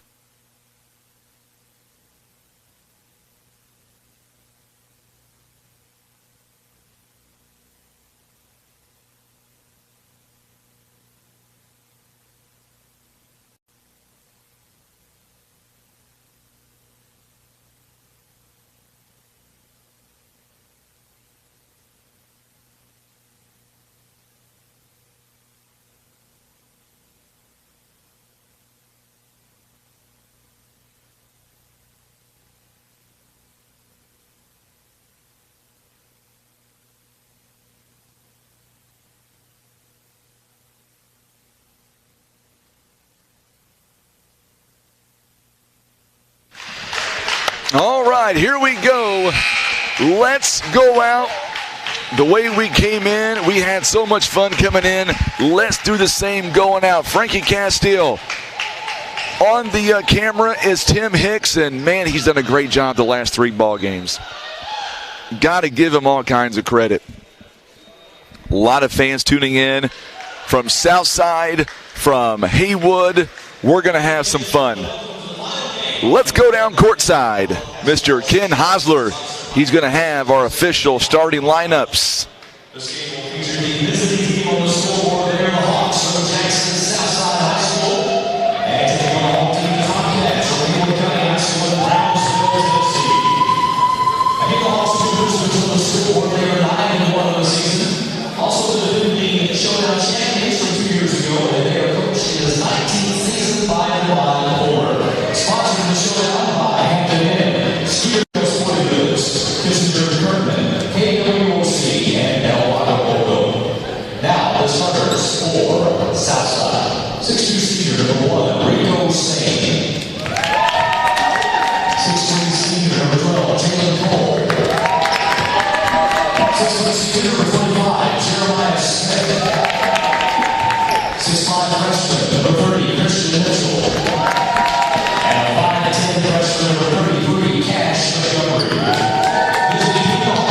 So those are the starting lineups here for the Southside Hawks.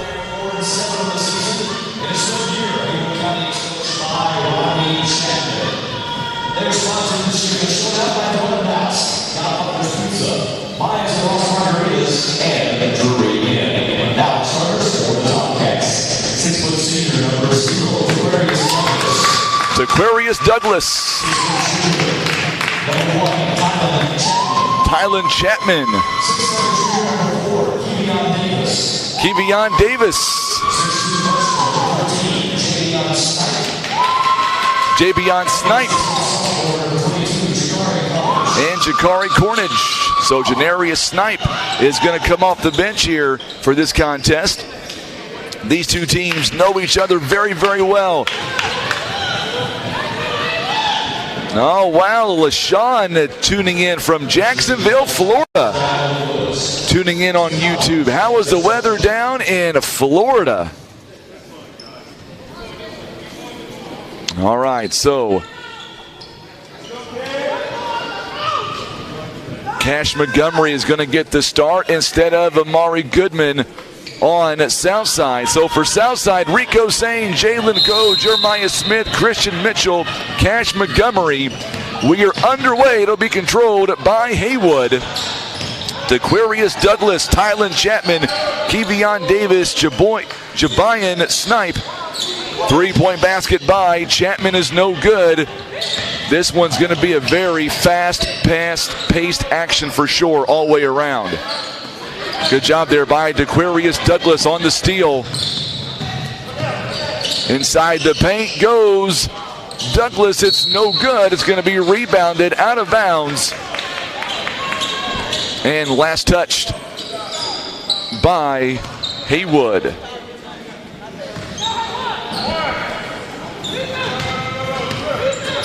So now Cash Montgomery on the inbound. Rico Sane hit his 1,000 points last night for his career as a senior.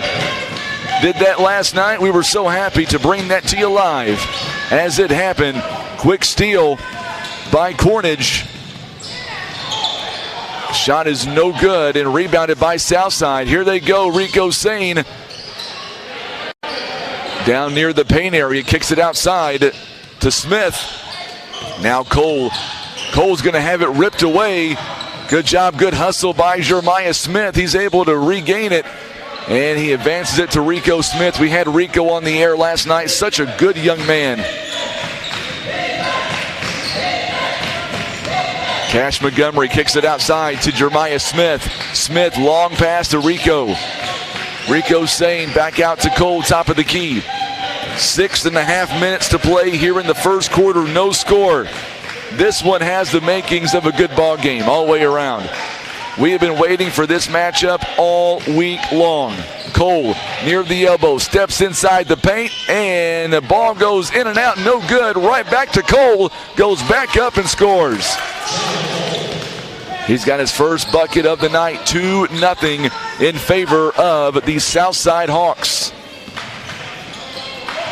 Tylen Chapman, he is a very strong candidate for the all-tournament team. Dequarius Douglas now. Going to be a turnover. A travel called on Snipe. Jabayan Snipe. And we're going to see Cordero Walker now. Well, we were going to see him. Sits back down at 2-0 in favor of Southside. A lot of fans tuning in here on social media. We'll get to your comments coming up here momentarily. Sane driving the lane, goes up, and he will draw the foul. He's going to shoot 2 free throws coming up. It's going to be on number 22, Jakari Cornage. And Rico Sane is going to go to the free throw line for the tournament. He is 2 out of 3 so far this tournament, coming in averaging 11 points in this tournament. He makes the first one. 3-0 in favor of Southside. A lot of folks tuning in, a lot of fans from West Tennessee, from the Jackson area. Second one up and good by Rico Sane. It's now 4-0 in favor of Southside. Douglas lost the handle for just a moment, got it back. Quick look, and now we're going to get a foul coming up on Cash Montgomery. So Cash Montgomery going to be called for the foul. That is the first team foul for either team. First team foul for Southside.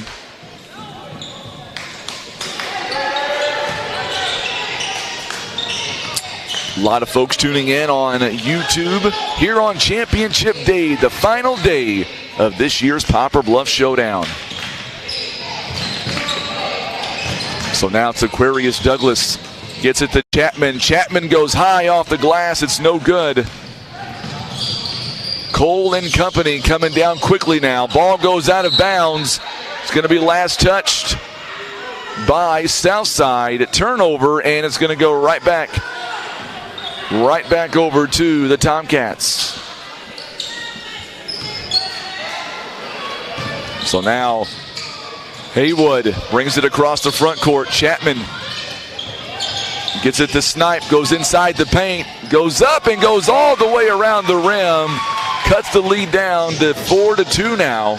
Good shot by Snipe. Tiffany Smith enjoying what she's seeing.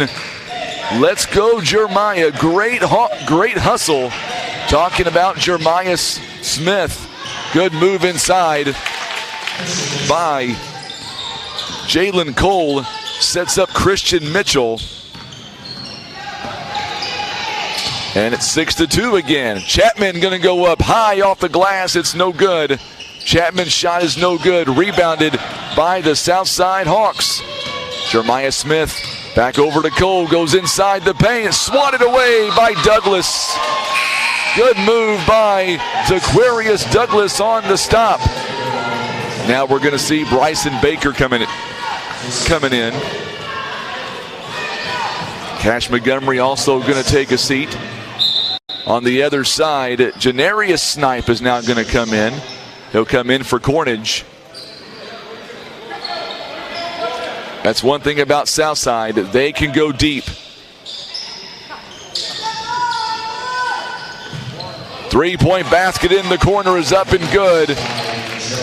Jeremiah Smith on the inbound. 9-2 now in favor of Southside, rather. Chapman. Long two-pointer. Count the basket and the foul. It's 9-4. Good shot on the right wing, and he'll shoot a free throw coming up.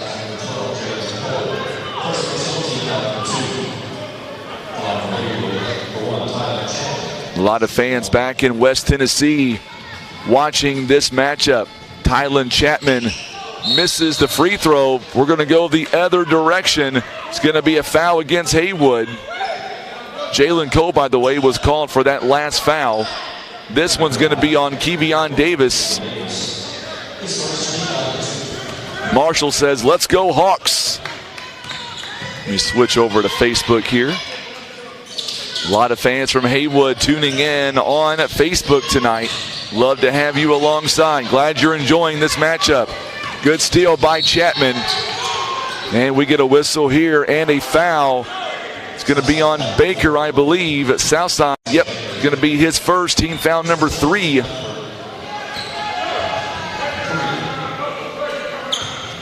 Nine to 4 is the current score with 3:28 to play.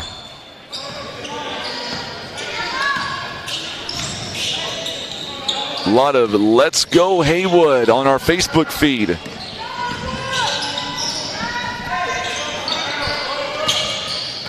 So now Snipe, top of the key, picked up by Jeremiah Smith. Snipe going inside. You betcha. What a move. Javion Snipe. 9-6 now. We're going to get excited for both teams. Both teams are very athletic. Rico Sane inside the paint. Counted in the foul. He's got 4 on the night. It is 11-6.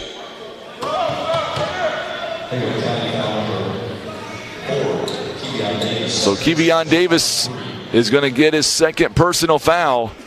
He's going to have to come out for a little bit. Samarian Hayes is going to check in. It is back to a 5-point game, 11-6 now. Rico Sane makes the and one. Miss Fuller agrees that she likes the and one. 12-6 now, the score. The Hawks lead by 6. And Rico Sane, what a steal for that young man. 3-point basket, Jeremiah Smith. It's in the corner, no good. Good rebound defensively there by the Tomcats. Hayes with the rebound. And now Snipe going inside the lane. What a move, Javion Snipe. And now it's a 4-point game again. It's 12-8. Rico Sane in the corner, going to be knocked away. Good defense there by Haywood. Sandra says, let's go Haywood. And we're going to see coming in now for Southside, we will see Amari Goodman coming in. Saw him play a lot of minutes last night for Coach Fuller. Long three-point basket by Baker. It's no good, and we're going to get a whistle and a foul. A Snipe hits the deck. He hits it hard. Thankfully, he is able to get up.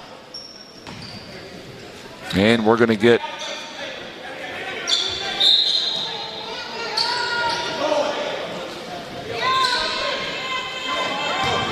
each team with 3 personal fouls here in this quarter. It's going to go off the knee of Rico.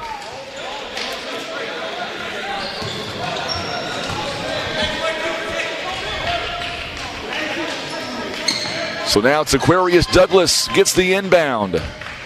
It's just me and Tim up here. We started with me and Tim 3 days ago. We're going to end. I've got my son right here beside me. Glad he stuck around to watch this incredible game. Jabayan Snipe again and cuts his lead back down to 2. 12-10 now. Good crowd on hand for this last game of the night. As Cole misses the shot. Rebounded by Snipe, and here comes Snipe on the outside corner. It's no good. And the rebound by Rico Sane. What a move by Jalen Cole inside the paint. He will draw the foul as well. It's back to a 4-point lead again for Southside. Joseph says, let's go Rico Sane. Janarius Snipe on the foul, and the free throw is up and good by Jalen Cole. 15-10. It's Aquarius Douglas inside the paint, misses the shot. Quickly down the floor now is Baker. It's going to go off the fingertips of Chapman, I believe. And they're going to say it's going to be Southside ball. So Southside will have the rock now. 1:07 to play here in the first quarter of play. Long pass to Cole. Cole now, good defense. Cole gets his own missed shot though. Good job by Snipe and company. Amari Goodman long two-pointer. This one is no good. Rico Sane is in there for the rebound as well, and it's going to be last touched by Haywood.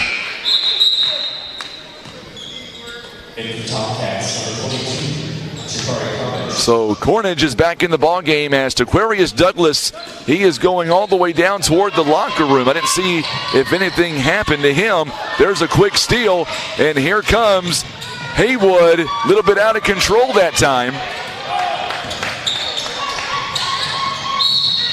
And we're going to get a whistle here and a foul coming up on Haywood. Not sure who the foul was on.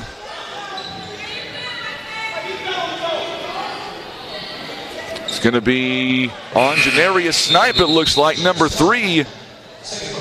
And now we're going to see Collier Bryson coming in now for Jalen Cole. Cole, 5 points and 5 boards already. Also, Caden Pirtle is going to come in for Janarius Snipe.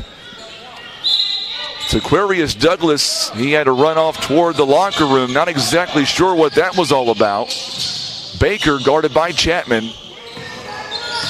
So Baker, once again, near midcourt. Rico Sane, he's already got 5 points here in the first quarter of play. 23 seconds and counting. Our final game of the night.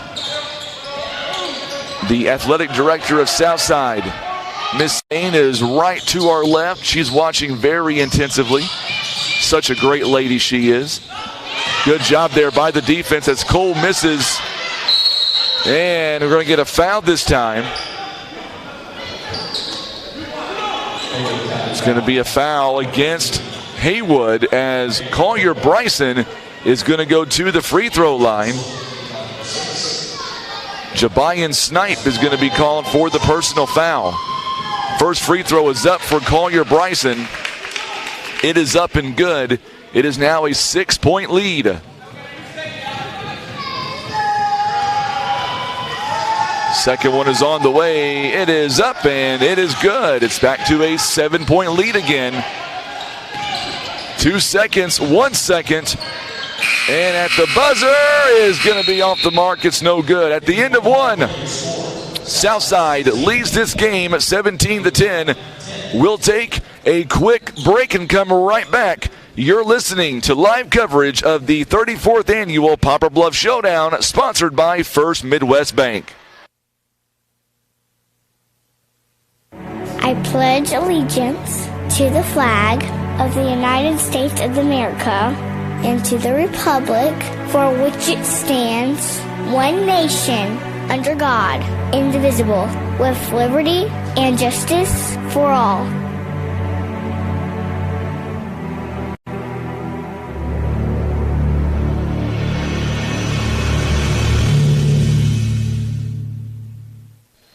All right, so as we get ready for the second quarter of play, it is a 7-point lead right now for Southside. Looking at some of the numbers right now, Haywood is shooting 38%, 5 out of 13 overall. Looking at Southside, they are 5 out of 12, 42%, 5 turnovers.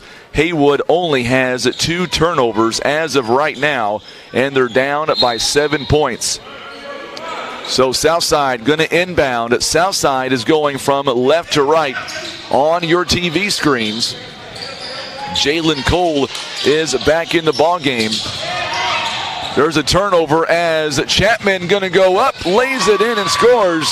So Chapman causes the turnover and comes back and scores 2. 17-12. Christian Mitchell also back in for Southside for the first time. Number 11, Robert Liggins. He is in there right now. Boy, Southside, they've got so many players. They've got a deep bench. They can beat you a number of ways. That's what makes this team so unique, so special, is how many kids are on this team. And not just that, but how many have a lot of skill. This team has a lot of skill. So does Haywood as well.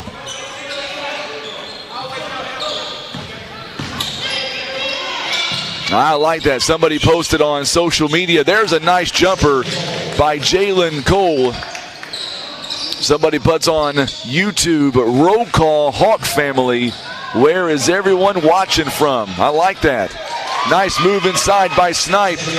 He's got 10 points. 19-14 the score.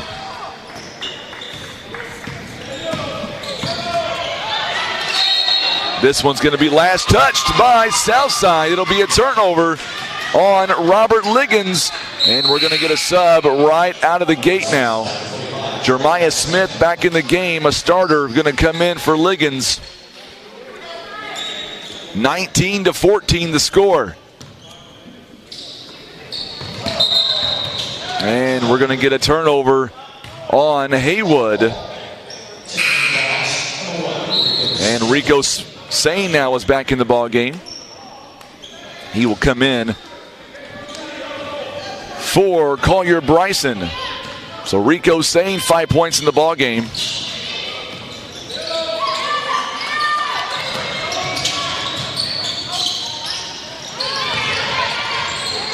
So now coming away with the steal, there is Snipe. Snipe gets it outside. 3-point basket, too strong by Cornage. It's rebounded by the Hawks. Here comes Southside. Jalen Cole. Offensive foul is going to be called on Jalen Cole, and that's number 2 on him. And that brings some Haywood fans to their feet. By the way, tonight's officials are Tim Collins, Roger Woods, and Chris Rushin. We're going to see coming back in is Baker takes a seat.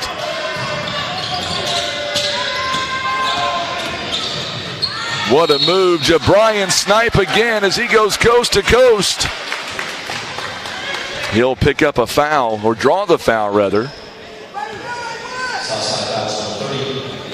Christian Mitchell picks up the foul, and that's his first, team foul number 5. So at the free throw line is Snipe. Jabrian Snipe. First one is up, and it is good. He is having quite the ball game so far. He's got 11 points.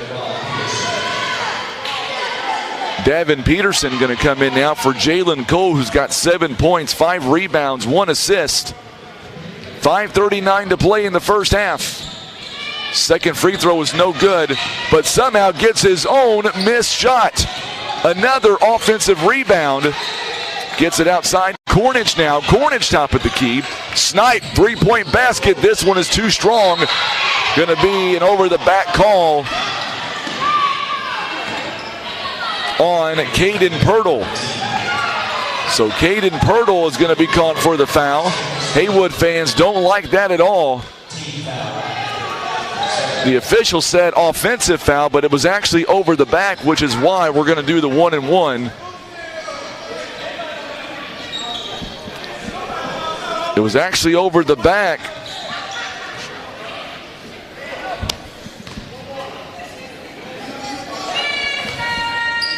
So now going to the free throw line, Jeremiah Smith. He has not been there yet. Makes the first one. He's got 4 points. For this tournament, Jeremiah Smith is averaging just under 2 points. He is 1 out of 3 on the free throw line for the tournament. Just making his first free throw a moment ago. Second one is up and it rattles in. It's back to a 6-point lead again. Boy, Haywood picking up the pressure right now. Chapman with the left hand could not finish. Somehow gets his own missed shot on the tip. And now Cornish steps inside the paint. It's no good. So Cornish could not knock the shot down. Rico Sane kicks it outside. Burns does the smart thing and finds Rico Sane. 5 points in this ball game. Under 5 to play here in the second quarter of play. Alicia Hall tuning in from Michigan City, Mississippi. She says, "Let's go Hawks," a proud aunt of Christian Mitchell. Love it. Glad you're tuning in, Miss Hall. This is some good basketball. Our final game of this year's showdown. A 6-point game right now for Southside. They lead 21-15. Rico Sane with the ball, top of the key. He'll take a jumper near the elbow and drain it. 7 points now. And now the lead is once again back up to about 8 points. Coming up on 4:10 to play here in the first. Snipe. He's going to go coast to coast. Puts the head down and gets the roll. He's got 13 of the team's 17 points. Tylen Chapman's got 4. Snipe has 13. Incredible. Burns now. Thought about taking a long two-pointer. Backs away from it just a little bit. Amanda Taylor says, "Let's go Southside." She's on Facebook. Latia says, "Let's go Chapman." Sandra says, "Defense Haywood." 6-point game in favor of Southside. Sandra's tuning in from Brownsville. We get a timeout called at Southside. It is a full timeout. What a ball game here tonight. If you're tuning in on social media, on Facebook, do us a quick favor, hit that share button for us. We appreciate all the views that we can get. 23-17 is the score. Some of these great sponsors bringing you this year's tournament. They include Subway, Walmart, Pepsi, Innovative Orthodontics, Buffalo Wild Wings. Also brought to you by Coca-Cola, Maya's and Los Margaritas, Fairfield Inn, El Acapulco, McLean Transport Company. Also by Kissinger and Kirkman, C.E. Norton Construction and Plumbing, Dairy Queen, our good friend Gary Simmons with Dairy Queen, Poplar Bluff Regional Medical Center, 10 Box Cost Plus, all supporters of this year's showdown, and that includes our corporate sponsor of First Midwest Bank, and of course the Poplar Bluff R1 School District. There is all of our sponsors right there on the screen. We could not do this. Jessica Parker and Faith says, well, Jessica says, "Let's go Hawks," and Faith says, "Let's go Haywood." Lots of fans tuning in from West Tennessee tonight. Can we say tonight yet, Tim? Is it dark outside now? I think it is. We've been in here literally all afternoon, so I don't know what it's doing outside anymore. It was raining when we got here earlier today. I'm not sure about now. Rico Sane, what a move. Should be a foul coming up, I think, on Haywood. It's going to be on Haywood. I believe Jabian Snipe is going to be called for the foul. That's his second. 3:23 to play. 1-1 coming up now.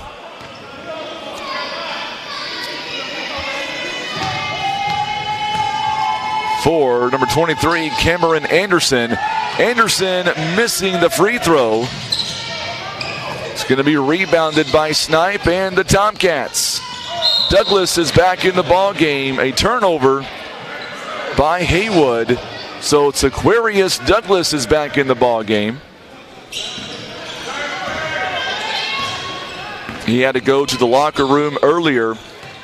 David Hadley tuning in. Fayetteville, they won the first game of the night against Poplar Bluff. Fayetteville, Arkansas are the showdown champions. Going to be a foul on Tylen Chapman. No shot.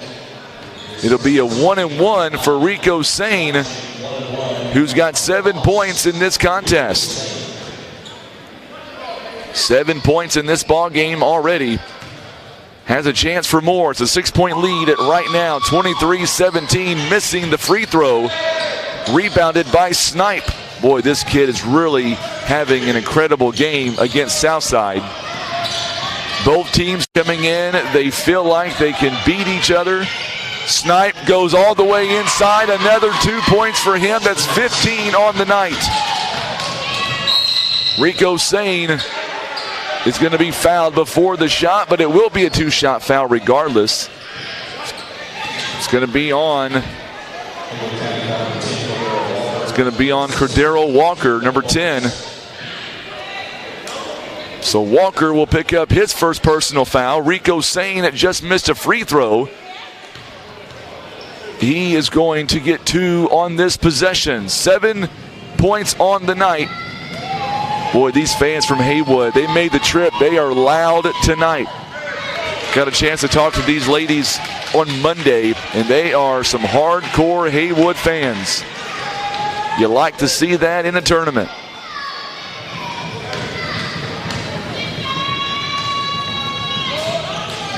Second one is up. It's good by Rico Sane.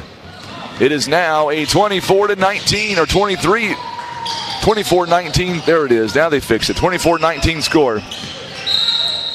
And we're going to get a whistle and a foul. This one, I believe, is on Rico Sane. It is his first, team foul number 6. Joseph is tuning in all the way from Jacksonville, Florida. Let's go, Hawks, he says. Joseph, do I dare ask how the weather is in Jacksonville, Florida? Up here in Missouri, it's rainy and 52 when we got here earlier today. Sunday, we're gonna see temperatures in the low 30s. Taquarius Douglas, his first jumper of the ball game. Now it's a 3-point lead. 24-21 to score. Jeremiah Smith gets it to Rico Sane in the corner. He'll back it out now.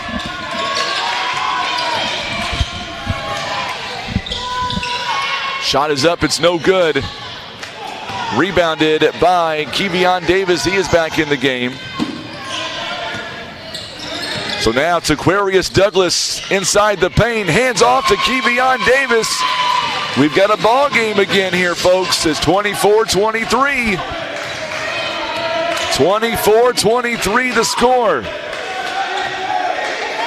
So Rico Sane, a minute 35 here to go before halftime. And we've got ourselves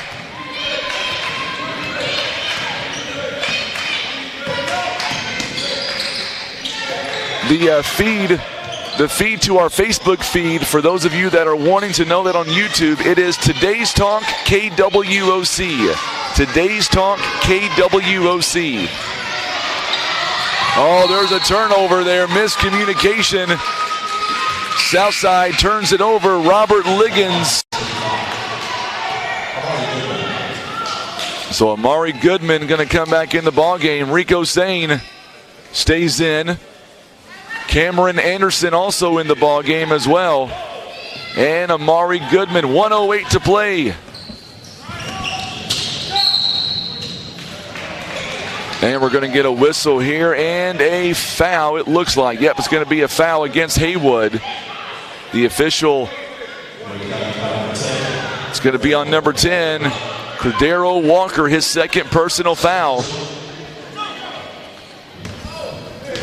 1:03 to play here in the first half of play, under a minute now. Kent Keith is going to join us coming up. Our Poplar Bluff Athletic Director, Rico Sane, a big three-point basket. He's got 11 for the game. 48 seconds remaining, and it's back to a 4-point game here in the first half. 27-23 the score after that three-point basket by Rico Sane. 40 seconds and counting. What a ball game here to cap off this Poplar Bluff showdown. Chapman near the elbow. What a shot by him. It's 27-25. Here come the Hawks. Do you play for one shot or do you try to go and score early? Looks like they are going to try.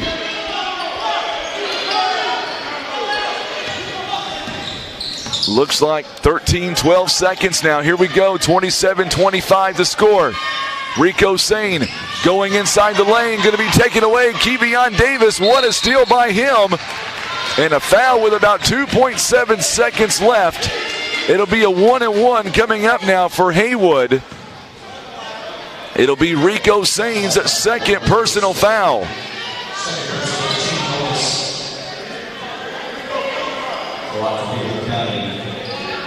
Thank you, Christy, for I appreciate you sharing that Facebook feed for me. I appreciate that. Lots of fans tuning in on YouTube tonight from Jackson, Tennessee. We've got Kent Keith, our Mules Athletic Director, right beside us. We've had fans from Jacksonville, Florida, Texas, and everywhere in between tonight. Three-point basket. So at the end of the first half, it is 27-25. What a ball game to cap off an amazing showdown. We're going to welcome in our Mules Athletic Director, Kent Keith, now to the program. Last night during this time, we had the Southside Athletic Director on, and I got to tell you, Miss Sane was so complimentary of you and the administrators here in Poplar Bluff. It is just so nice to have a quality basketball game at halftime. Only a 2-point lead right now by Southside. And you know, this game has a lot of bearing on where the Mules finish. You know, you and I talked a little bit before the game, but right now we're with the point system we had to go on this year because of COVID. We're at +8 right now. Southside's at 0, so if they win by 7 or less, then we're going to finish second. If they win by 8, we're going to have to flip a coin. If they win by over 8, they are going to finish second, and we would finish third.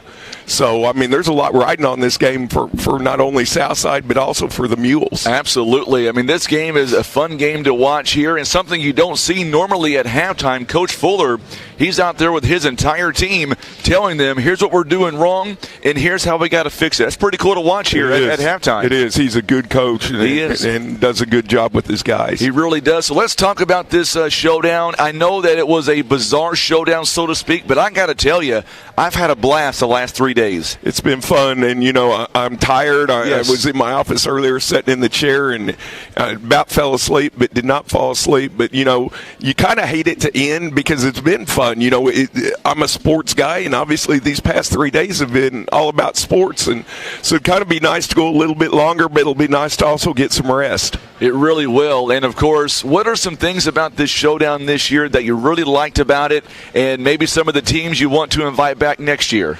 The neat thing for me, and you know, I've always loved having an 8-team tournament and so forth, but the neat thing for me, I felt like with only 6 teams, and obviously I know Coach Durden real well, so, you know, five out-of-area teams, I felt like I got a little bit closer to the coaches and to each of the programs that were here, you know, on a more personal basis, and so that's kind of been neat. And, you know, all of them are good people. The coaches have been so complimentary. I Fayetteville came, after several of their fans came after, and shook my hand and thanked me. And, all the schools have been very complimentary, either fans, coaches, or both. So it's really been good, and it's hats off to our community with that also. Absolutely. And here's the biggest question. I've had people on social media ask me, have we narrowed it down for the all-tournament team? Are those votes still coming in? We have narrowed it down, and a couple of the teams that, the teams that played before obviously had to get on the road, so we went ahead and gave those young men their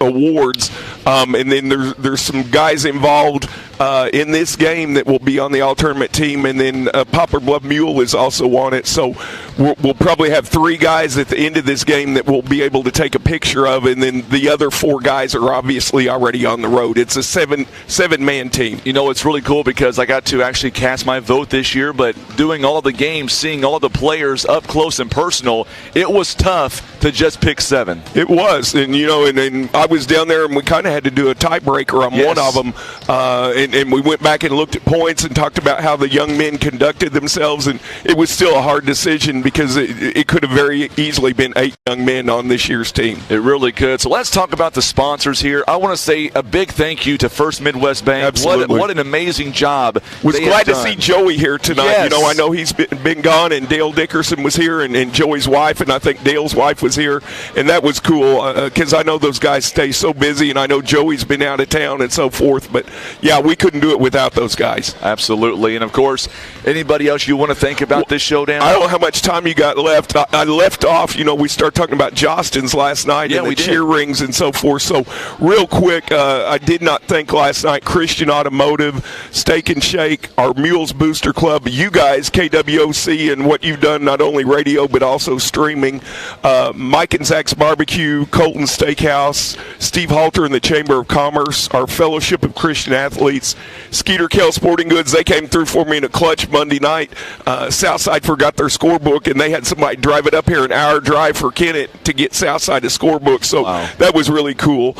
Subway, Walmart has really been good to us, Pepsi, Buffalo Wild Wings, Coca-Cola, Maya's and Las Margaritas, El Acapulco, McLean Transport Company, Kissinger and Kirkman, Fairfield Inn, C.E. Norton Construction and Plumbing, Poplar Bluff Regional Medical Center, John Scott. I know you had people are probably tired of listening to him, but anyway, the John Scott Law Firm has been a sponsor this year. Innovative Orthodontics was a new one for us this year, and then dadgum Gary Simmons and Dairy Queen. I had to twist his arm, and then he missed all the games, and he griped at me because we're playing at 1:30 today, and I'm like, Gary, we're trying to help Fayetteville get on the road and so forth, so I think he was half griping at me texting on the way back from Branson. But he was listening. He I was know. watching. I know. And then after the game was over, he goes, should have started later.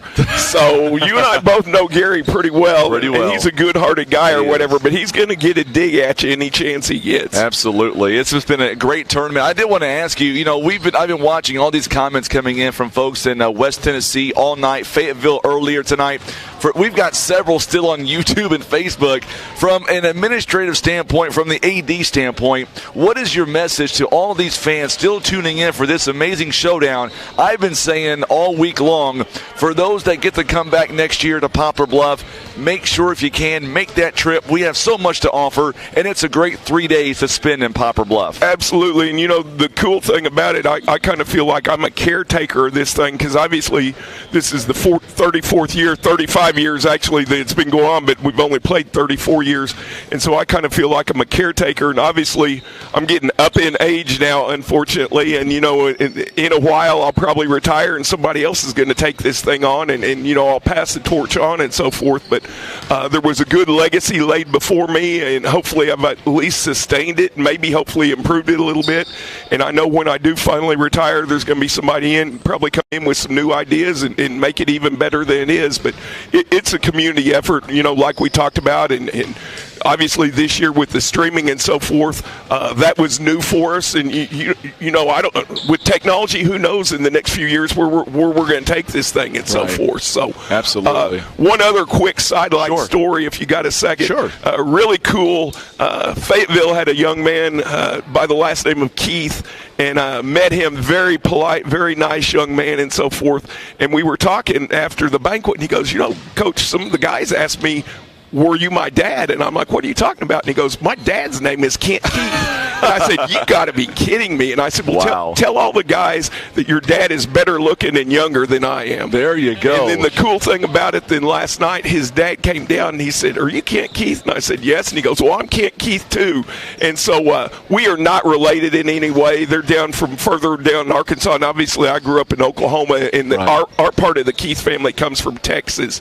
But it was cool. I mean, it's an unusual name anyway, and then to meet somebody with the same name, it was kind of neat. And very nice man, very nice family. Well, Kent, I appreciate everything you have done from the school's administrative standpoint. Great tournament, very successful, and I'm hoping for an amazing finish in the next 16 minutes. And let's just end this showdown the way it started. Very great ball games on tap, and I'm so thankful that we were a part of it again this year. We appreciate your support very much. Thank you, Frankie. Kent Keith joining us live. Our Mules athletic director did a fantastic job putting on the 34th annual Poplar Bluff Showdown. We didn't know if we were going to have a showdown, but you know what? These guys banded together. They made it happen, and we are here to stream this amazing ball game coming up, and we're going to end this game tonight. One of these two teams is going to be the winner. And a lot still at stake when it comes to second place and third place, so we're going to have a lot going on. By the way, last night, congratulations again to Rico Sane. His 1,000th career point, scored that in the first quarter last night. We were so happy that his mom actually pointed that out to us, so we were able to make a mention of that. Here in the first half, Haywood shooting 50%, Southside shooting 50%, 2-point ball game. You look at Haywood right now. They're scoring. Jabayan Snipe, 15 points of the team's 25. From there, 6 by Tylen Chapman, 2 by Kevion Davis. On the other side, you look at Rico Sane leading the way right now, 11 points, 7 by Jalen Cole. Those two have been your primary scorer. And then 5 by Jeremiah Smith, 2 by Christian Mitchell, and also 2 by Collier Bryson. And that is your scoring right now for both teams. We are about to get underway. It looks like it'll be the same starting 5 for each team, except for the only addition, Janarius Snipe, is going to be added for Haywood. They are trailing by 2 points, 27-25. We are excited for another big, strong finish here in this showdown.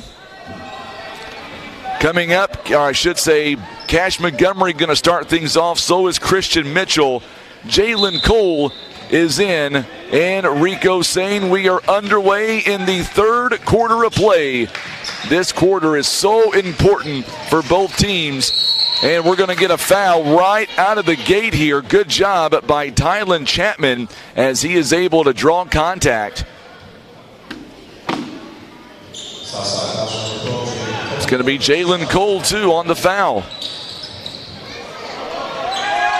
2 points right off the bat by Janarius Snipe.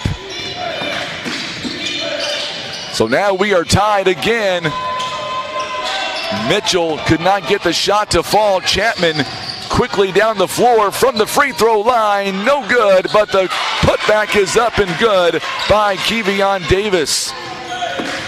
Haywood has come out. They have scored the first 4 points of this ball, of the second half, rather. So now Cole outside to Jeremiah Smith. Three-pointer is a little bit short. What a rebound. Rico Sane, his three-pointer is no good. And the rebound coming to to Haywood. Oh, good block. Oh, a foul going to be called on Rico Sane. Thought that was a block, a clean block, but they're going to call a foul instead. His third personal foul. Taiwanda says, let's finish it, Hawks. Free throw upcoming for Haywood. Tyler Chapman's got 7 points, 30-27, their biggest lead of the night so far. We are just so happy to be a part of this. Love calling it. Been doing ball games since 2009 as Chapman And I get just as excited for 2 out-of-state teams as I do Poplar Bluff. Rico Smith lost it for a moment. They're going to say he traveled with it. Now the officials get together, so they may take that one back. They're going to talk it over. The 2 officials will talk it. I thought he caught it in the air. They're going to talk about it. We'll see if it stands. So now the 2 officials, we'll see what they say. So they're going to keep it the way it was. They're going to say that Smith traveled. Jessica Parker says, "You've got this, Southside. Let's go, Hawks." Where are the Haywood fans on YouTube or Facebook? Let's hear you. Same as Southside. We've got a ball game here, 31-27. Snipe going inside the lane, outside to Douglas. He'll go inside the paint. I think he walked. Are they going to say yes? So a turnover on Southside. Or make that a turnover on, on Haywood.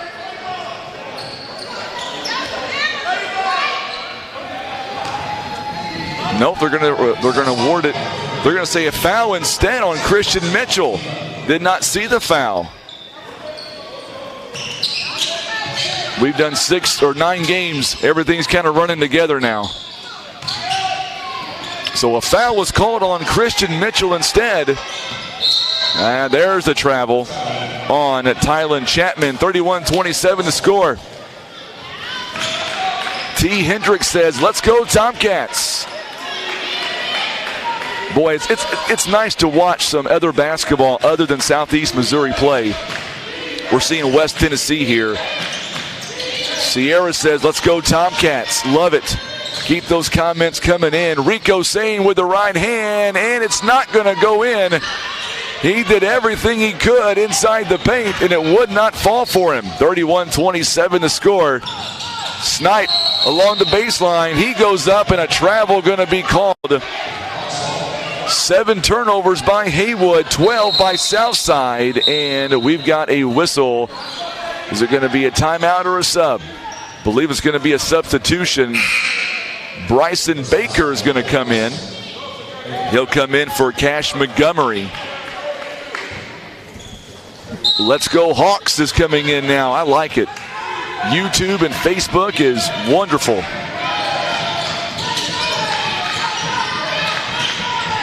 Love the fans from both areas. Haywood and Southside, so passionate. The fan base is incredible. Got my son Chance right here beside me. He says, "What?" He's getting tired, folks. He can't hang with old dad just yet.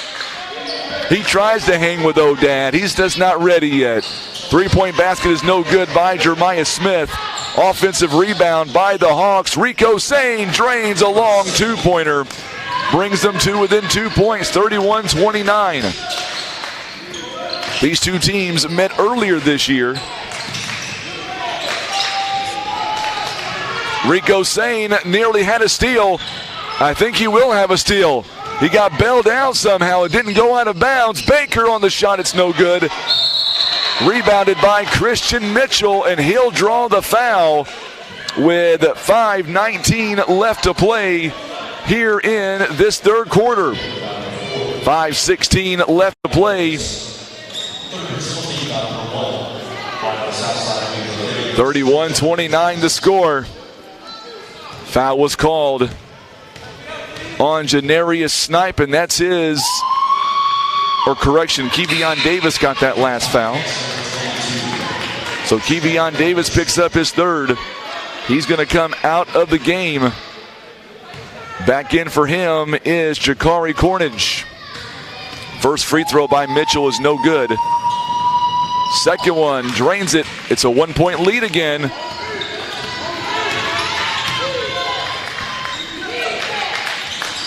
Boy, love the enthusiasm on both of our platforms, social media, Facebook and YouTube. You guys are incredible. Douglas, long 2-pointers, no good. Look at Rico Sane fighting for that rebound. He does not want to lose this game. He's fouled on the jumper, and Cole, the first man to pick him up. Sandra says, let's go Haywood. Michael Weaver says, go Hawks. Rob, I appreciate the kind words, my friend. We are so happy to bring you this game live right here. Nowhere I'd rather be. Free throw coming up by Rico Sane. We are tied again at 31 apiece.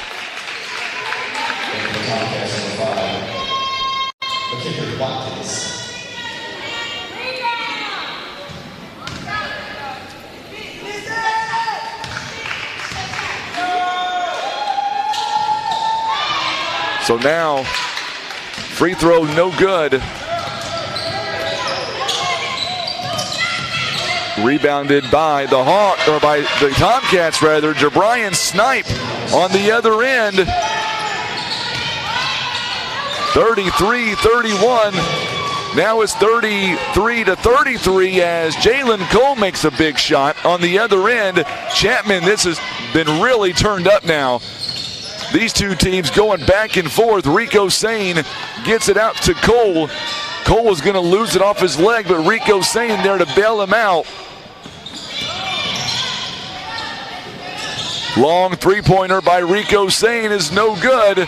Cole with the offensive rebound. It's not going to fall for him. It's going to go out of bounds. Last touched, I believe.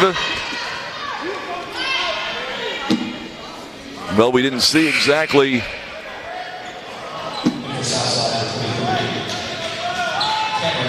Cameron Anderson back in the ballgame now for Southside. He'll come in for Mitchell. So it's going to belong to the Southside Hawks.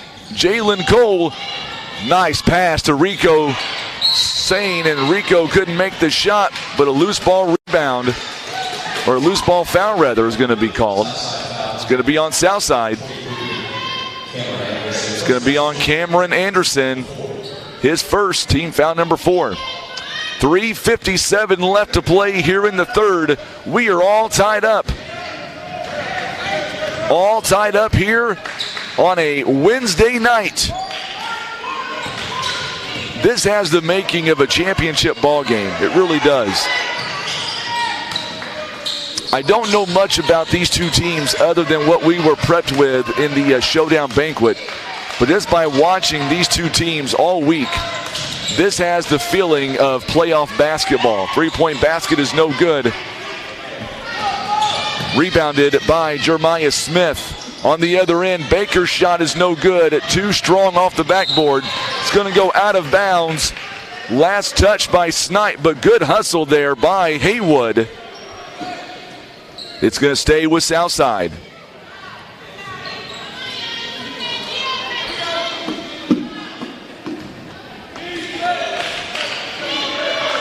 (33-33) the score.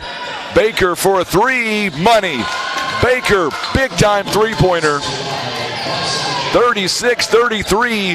That's Baker's first shot of the ball game. On the other end, Cornish now.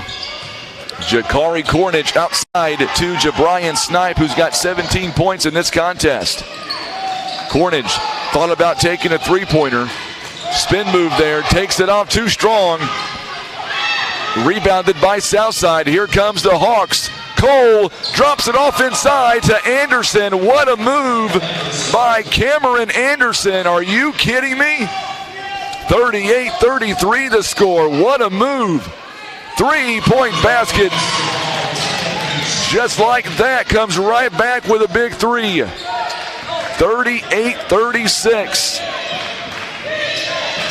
So Haywood and Southside, thank you for clarifying, Marshall. They played twice already this year. I knew it was one time. There's a steal coming up now. Says Southside won both contests. Oh, what a move by Jabrian Snipe. Coast to coast, 19 points. Just like that, though, coming right back, Cameron Anderson flips it in for two. 40-38 the score. Aquarius Douglas at the scores table. We've not had a whistle in a while. 40-38 is the score. Haywood shooting 50% right now. Southside 42%. 125 and counting. Snipe again. It didn't get the roll, but the offensive putback is up and good by Janarius Snipe. We are tied again. It is 40-all. Jalen Cole is going to draw the foul. Woo, what a ball game. Gotcha. Okay, thank you, Marshall. Yeah, only played once. That's what I was told anyway. They played one time. I think Southside won by 7 the first time.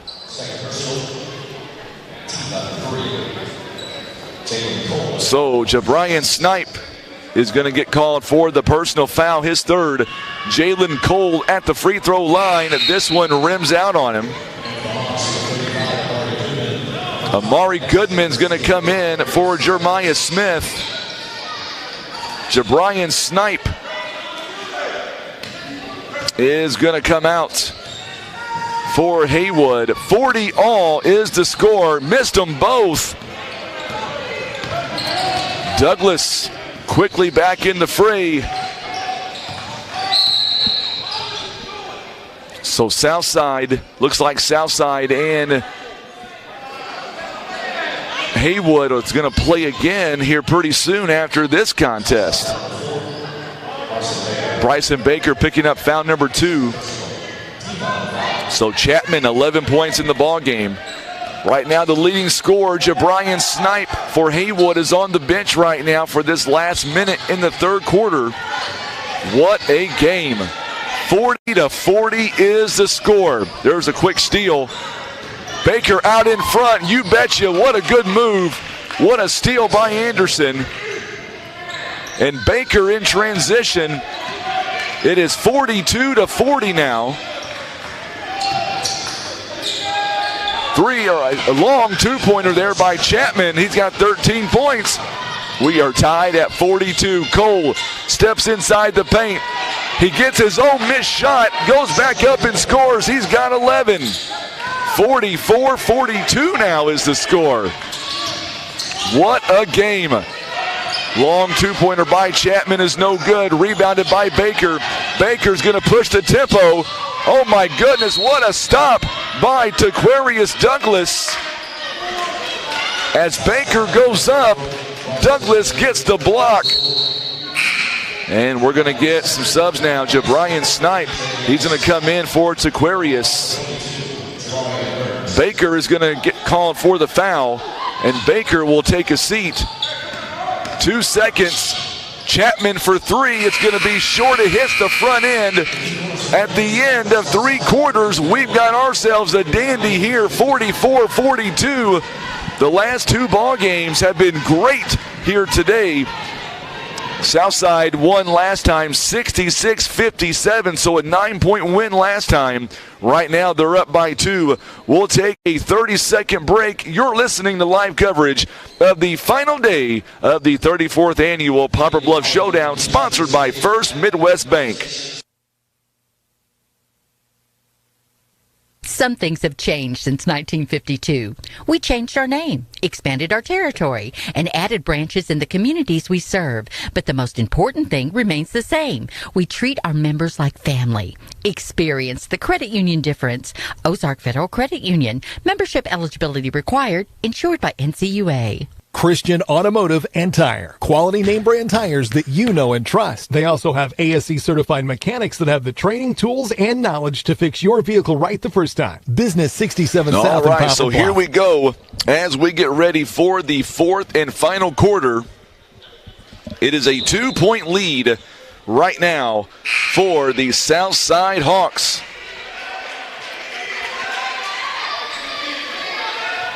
Eight minutes on the scoreboard. So here we go. It'll be Southside basketball. Rico Sane is going to inbound here coming up in just a moment. Here we go. We are back to live action. 2-point game right now. Cameron Anderson, he's also going to stay in the ball game.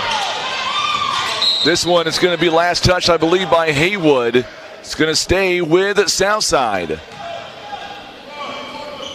Tylen Chapman is in the ball game. Jagari Jakari Cornage.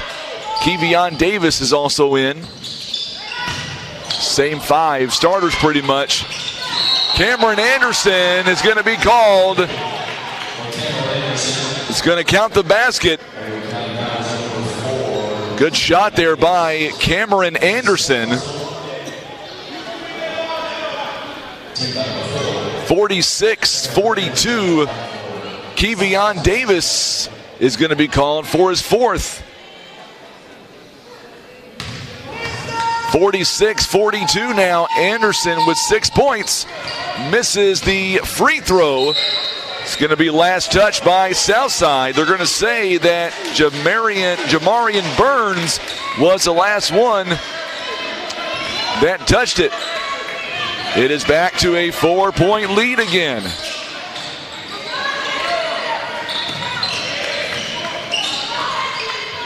Big audience here on Facebook tuning in tonight on a Wednesday night to watch this feed. A turnover there by Haywood. It's a 4-point game right now. If you haven't done so, we ask you to share that video feed for us on Facebook. We want to reach as many people back here in Southeast Missouri that's missing a really good basketball game. 3-point basket by Amari Goodman, no good. Pull-up jumper by Chapman is no good. Good job by Burns on the other end to get that rebound. It's still 46-42 now, coming up on 7 minutes to play here in the ballgame. Rico Sane has shot, no good. Janarius Snipe with the rebound. Chapman going inside the paint, trying to go inside the paint. Now going to Kevion Davis. He's got 4 personal fouls. Triple teamed. Goes up and it nearly fell in for him.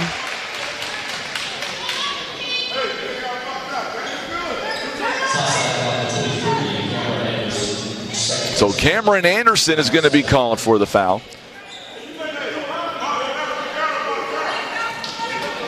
Hope you all are enjoying this at home wherever you're tuning in from, as much as we are bringing it to you. Big shout out to Tim Hicks over here right beside me as Kevion Davis makes it a 3-point game. He's got 5 points here. He has been on that camera all week long. He's been standing. I've got the easy job sitting down. He's standing up, manning all this equipment. I don't know how he does it personally. Sandra says, let's go Davis. Misses a second free throw, but the offensive board by Janarius Snipe. And now he is a free throw away from making this a tie ball game again. 46-45. I'm sensing there's a big rival between these two schools. I'm just going to go on the record and say that. Rico Sane is going to be called for the personal foul. That's his 4th. Keep in mind, I'm a Southeast Missouri fella. Don't know a lot about West Tennessee basketball, but we're watching a very good ball game. Janarius Snipe for the free throw. Money. We are tied at 46. Thank you, Rob. I appreciate that. 6.5 minutes to play in regulation. Thank you, Joseph. I appreciate that. 6:21 to play here in the 4th. We are all tied up. Ball on. Look at the hustle. My goodness, on the floor. They're going to say last touch by Kevion Davis. It's going to stay with Southside. I knew there was some kind of rival there. It always comes down to the last possession or two. I knew it would be. There's a foul on the inbound. Jalen Cole is going to go to the free throw line to shoot a couple of free throws. He's got 11 points here tonight, 1 of 3 on the free throw line tonight. But for the tournament, Jalen Cole is averaging 17 points, and he is shooting 67% on the free throw line. Jabrian Snipe is going to get called for the foul. He's got 4 fouls now. Him and Kevion Davis each with 4 personal fouls. Jalen Cole missing a free throw. He is 1 of 4 tonight on the free throw line. This for the lead, and it goes in. 47-46 now, 6:10 to play here in regulation.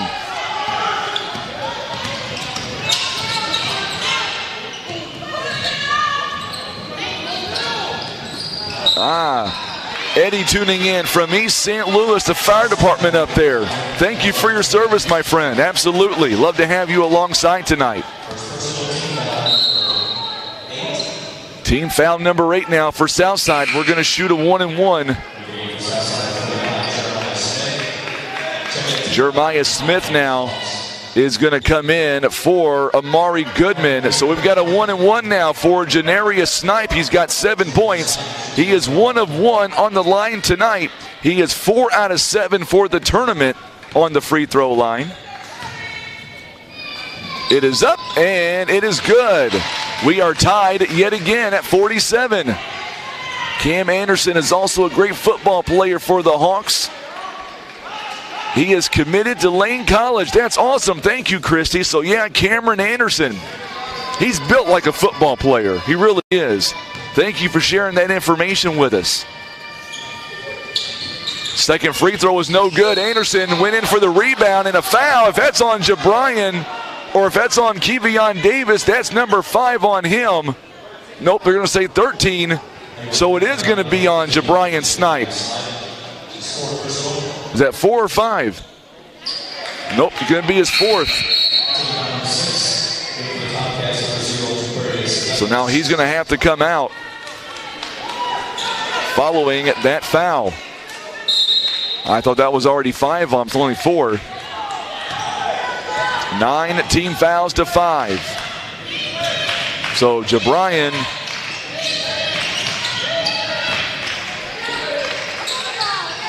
Cameron Anderson goes up and scores. Anderson, he's got 8 points on the night. It's back to a tie or a 49-47 ball game. On the other end, Kevion Davis misses the first one. Janarius Snipe, though, we are tied at 49. Coming up on 5-10, Rico Sane going in the lane. Jeremiah Smith now backs out. Rico Sane gets it to Cole.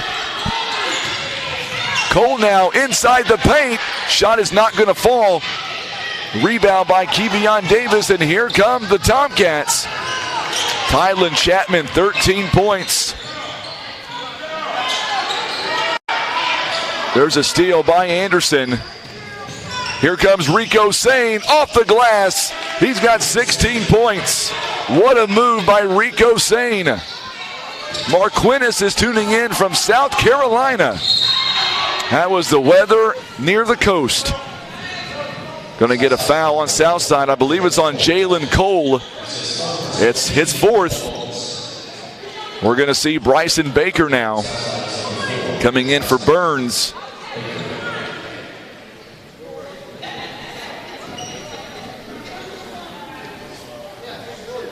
Boy, what a game here tonight. What a way to end this Poplar Bluff Showdown. Tylen Chapman at the free throw line. The first one is up, and it hits every part of that backboard and comes down 51. 50-50.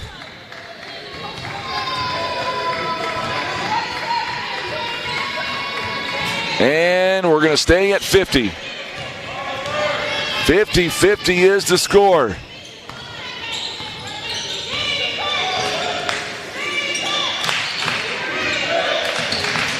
Listen to this crowd by Southside that's in attendance here tonight.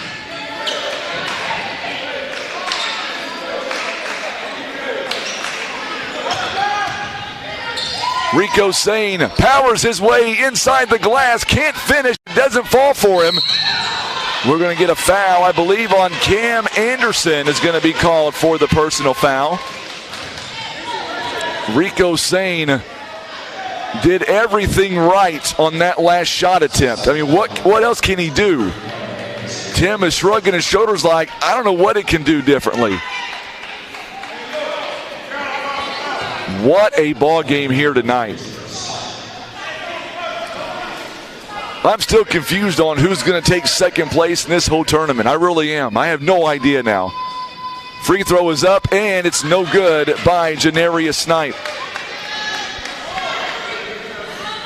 Southside is still in the running for second place. Haywood is in the running for second place. So the free throw is up. Are they going to count they will count it. A foul going to be going against Haywood. Now the officials get together and talk about it. And now wait a minute, they're going to call a foul on Southside, it looks like.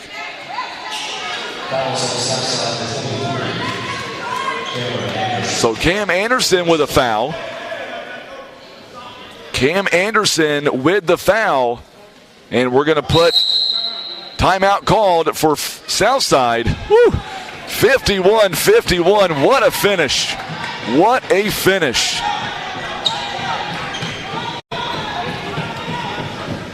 I'm going to get our camera guy in here for just a second. We got to get the camera guy in here and get him his thoughts. Tim, let me ask you, starting on Monday, did you think coming in on a Wednesday afternoon or Wednesday night that this game here, the final game, would feel like a championship game? I'm thoroughly entertained, and these boys have played college-level ball. You can tell they're doing something right over there in West Tennessee for both of them. My goodness. Absolutely. I can't. It's getting to the point where I can't toggle back and forth between YouTube and Facebook. So many comments coming in. We'll let you get back on the camera. I'm going to run that camera. We're going to run that camera. Tim Hicks doing a great job on the camera.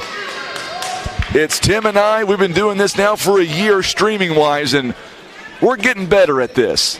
We are getting better. We still got a few kinks to work out, but we're getting better. 4:12 to play. Jessica Parker says, come on, Hawks. We are tied at 51. Cornage missing the first. He'll get one more. It is a two-shot foul. 4:12 on the clock.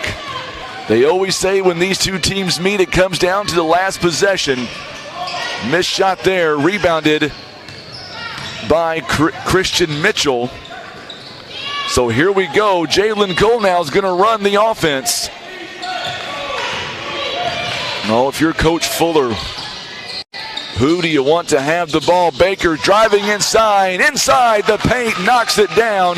Good assist by Rico Sane. 7 points by Bryson Baker. Tylen Chapman, good move to Kevion Davis. What a backdoor cut. Up and good by Janarius Snipe. We're going back and forth. 53 all in this ball game. I hope I'm saying your name right. Dallin. Oh, we got an offensive. It's going to be a turnover on Southside. And now we're going to see coming back in Jabrian Snipe. He's got 4 fouls. 53 all. Haywood is shooting 52% tonight. Southside is shooting 42%.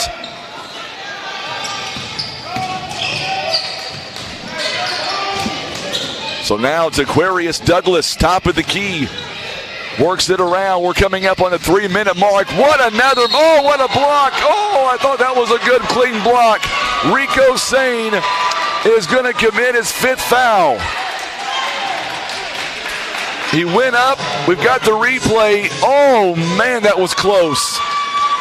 My goodness.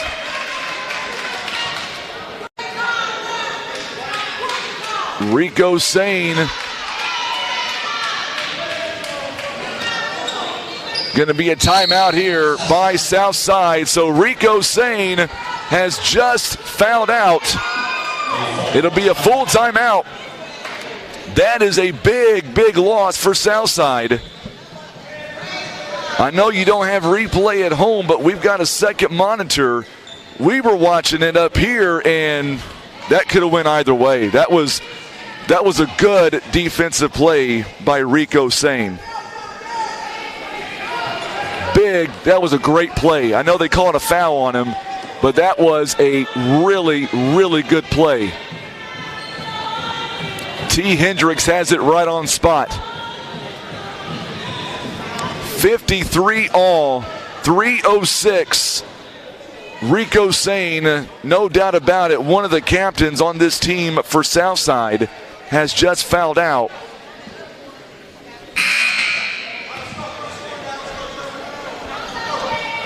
What a game here tonight. I've been saying this all night. This game feels like a championship game. We are being treated right here in Southeast Missouri to some of, I would say, the best basketball in West Tennessee.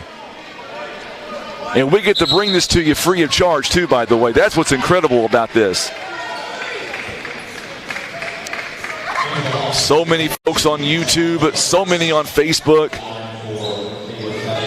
Final moments of this ball game. Let's hear it.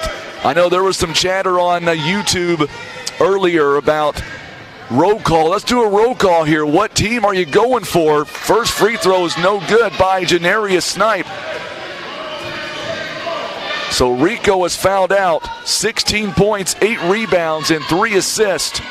What a great game by Rico Sane. My goodness, what a good game. Second one is up and no good. Ball is loose. It's picked up by Southside. Baker now. 3-minute mark. Here we go. Baker going to be blocked by Kevion Davis. Good block by Davis. 53 all. Now we got those comments pouring in there, Tim. This is what a broadcast should look like on YouTube and Facebook. It's incredible. Oh, there's a good steal. Thought he may have stepped out of bounds, but he did not. Instead, Chapman's shot is no good. It's going to be rebounded by Baker. What a move by Cole. He goes all the way down to the baseline. Up and off the glass. 55-53. Timeout is called. Going to be a full timeout here. It's going to be a timeout on Southside. Full timeout, so we'll reset the timeouts. That's not a misprint either. If you look at the scoreboard up there, 1 timeout by Southside remaining, 5 by Haywood. We could be here a while, folks. We could be here a while. Man, all these people chiming in. I'm part of your family. I feel like I'm part of the Haywood family, part of the Southside family tonight for one night only. What a great ball game. We appreciate everybody tuning in, allowing us to come into your homes or wherever you're watching from and share this with you guys. Our final broadcast of this year for 2021.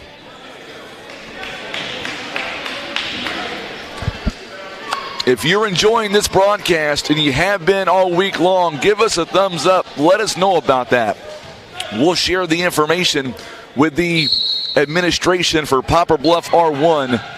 If your teams are able to come back next year, we'll be here as well doing the same thing. What a move inside.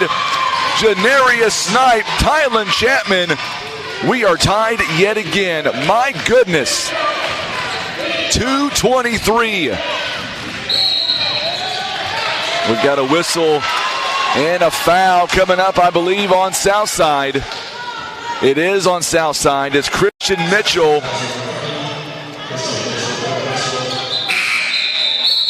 So now we're going to see Cam Anderson back in. He'll be in the ball game now. He'll come in for Christian Mitchell.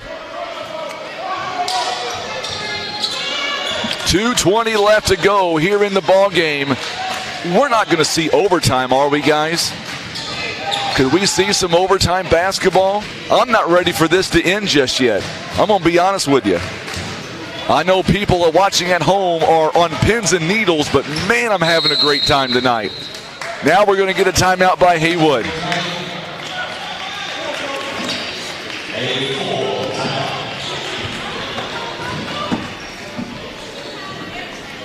So timeout called by Haywood. You look at some of the numbers here. Haywood shooting 52% right now, 23 out of 44.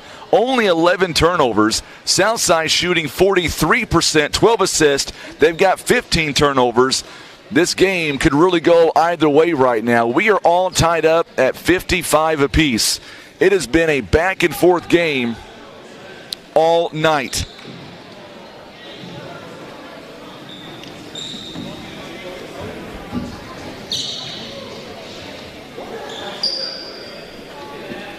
Our helper earlier, John Scott's texting me right now, asking me who got second place, and I'm letting him know I have no idea, because we are all tied up in this game. It's just past 7 o'clock. Having a great time here tonight. You can hear the fans that are still here. They are all over the place. You've got Haywood fans. You've got Southside fans. Incredible. 2:01 left. There's a steal on the inbound. Baker loses it going out of bounds. They're going to say it was last touched. Last touched by Southside. Baker lost it going out of bounds.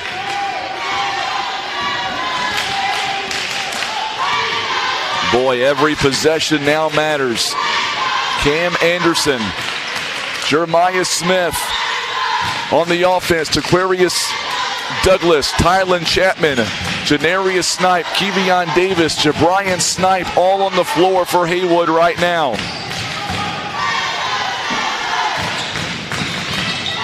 Hit that share button for me on Facebook. What a move again to Janarius Snipe. Goes up. It's not going to fall for him. Woo! Thought that was going in. Rebound hard by Southside Hawks. We're coming up on our final minute in regulation. 1:04 left. 55 all. Final game of this year's showdown. I know Fayetteville won the tournament, but man, these two teams are playing like it's a championship game.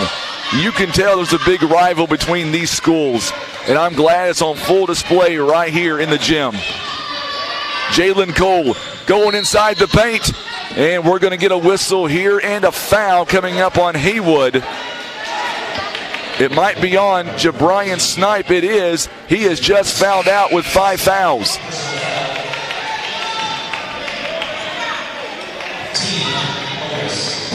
So double bonus now. So Jabrian Snipe is going to foul out. What a game he has had. 19 points, 5 rebounds. He'll be replaced with Jakari Cornage.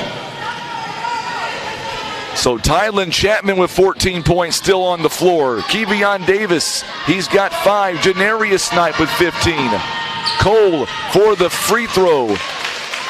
It's up and good. He gives Southside a lead. Jalen Cole now with 15 points.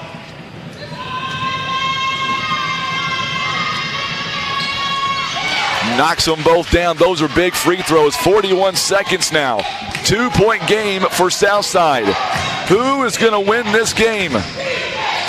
Cornage back to Douglas. Plenty of time here. 30 seconds. Cornage going up. He misses the shot. Rebound comes back to Cam Anderson. 21 seconds. Now they're going to foul Baker. Cornage fouls Baker. It's going to send Baker to the free throw line. It's a 1-and-1 coming up.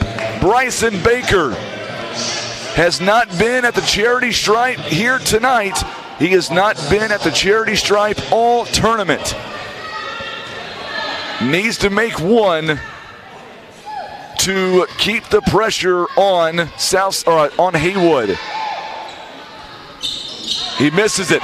It's going to go out of bounds. Who touched it last? We haven't seen a signal. It's going to Haywood. So Bryson Baker misses the free throw. It was his first free throw in this tournament. And here comes Douglas, and we're going to get a timeout here. 14.6 seconds remaining. Oh, my goodness. Here we go. Crunch time now. Now it's crunch time. We'll have second and third place trophies coming up here in just a few moments. And who knows who knows how that's going to go down. It all depends on, my son's right here beside me. He's yelling out overtime. I'm not sure, son, if all these fans that are tuning in want to see overtime right now. They're on pins and needles as it is. What a ball game here tonight for the finale of the Poplar Bluff Showdown. This game is far from over with 14.6 seconds. All that remains here tonight.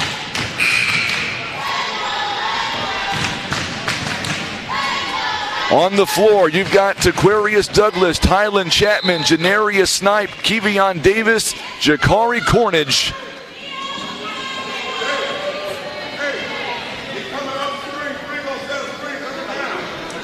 Vincent says we need a good shot. Here we go. Clock has started. 13 seconds. Down the 10. Douglas. Oh, the ball's tipped around. It's stolen away by Baker. They've got one shot. No, it's not going to go.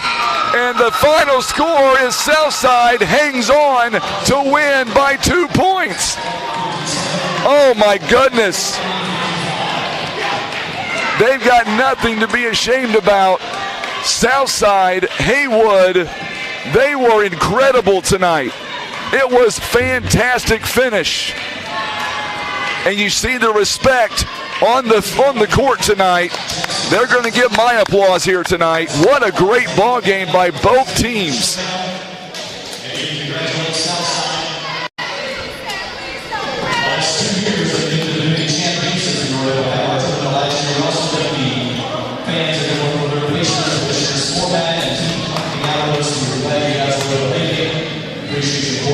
We're going to try to get an interview with Coach Fuller coming up. Stay with us. We'll hear the trophy presentation. We'll turn up the audio for the PA address announcer. We'll come right back. Don't go anywhere. Southside wins it by 2 on the final game of this year's showdown. Stay with us. We'll be right back.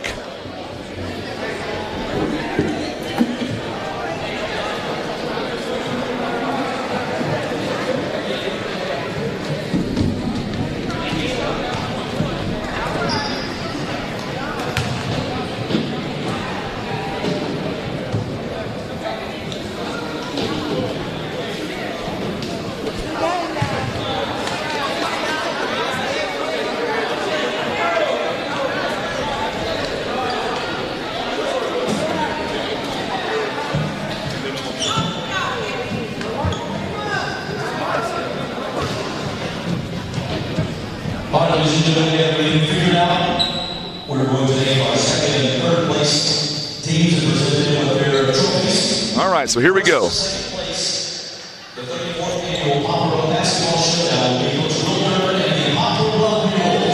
All right, so second place is Poplar Bluff.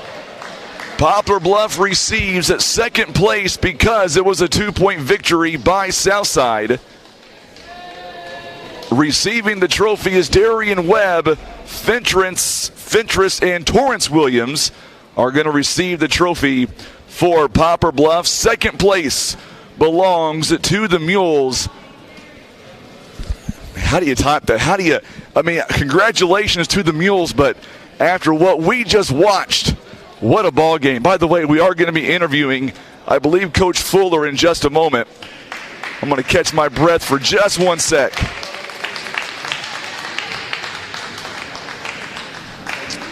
All right, second place goes to Poplar Bluff.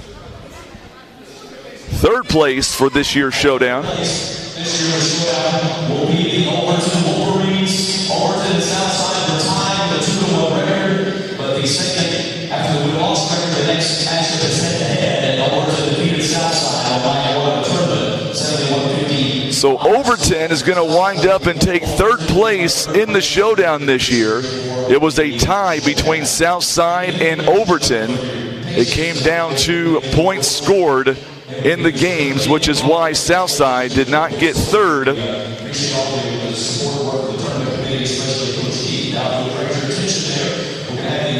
January 7th, Tim, is the next time these two schools lock it up.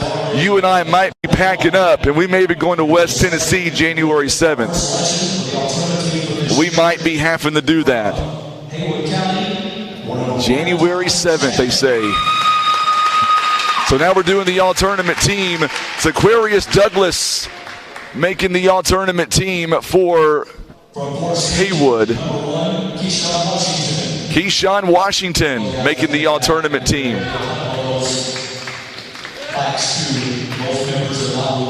We're gonna be interviewing Coach Fuller here real quick.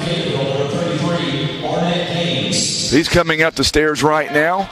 So for all of you that are still waiting to hear from Coach Fuller, we're going to have him right now here in just a few moments. We're going to let him get mic'd up.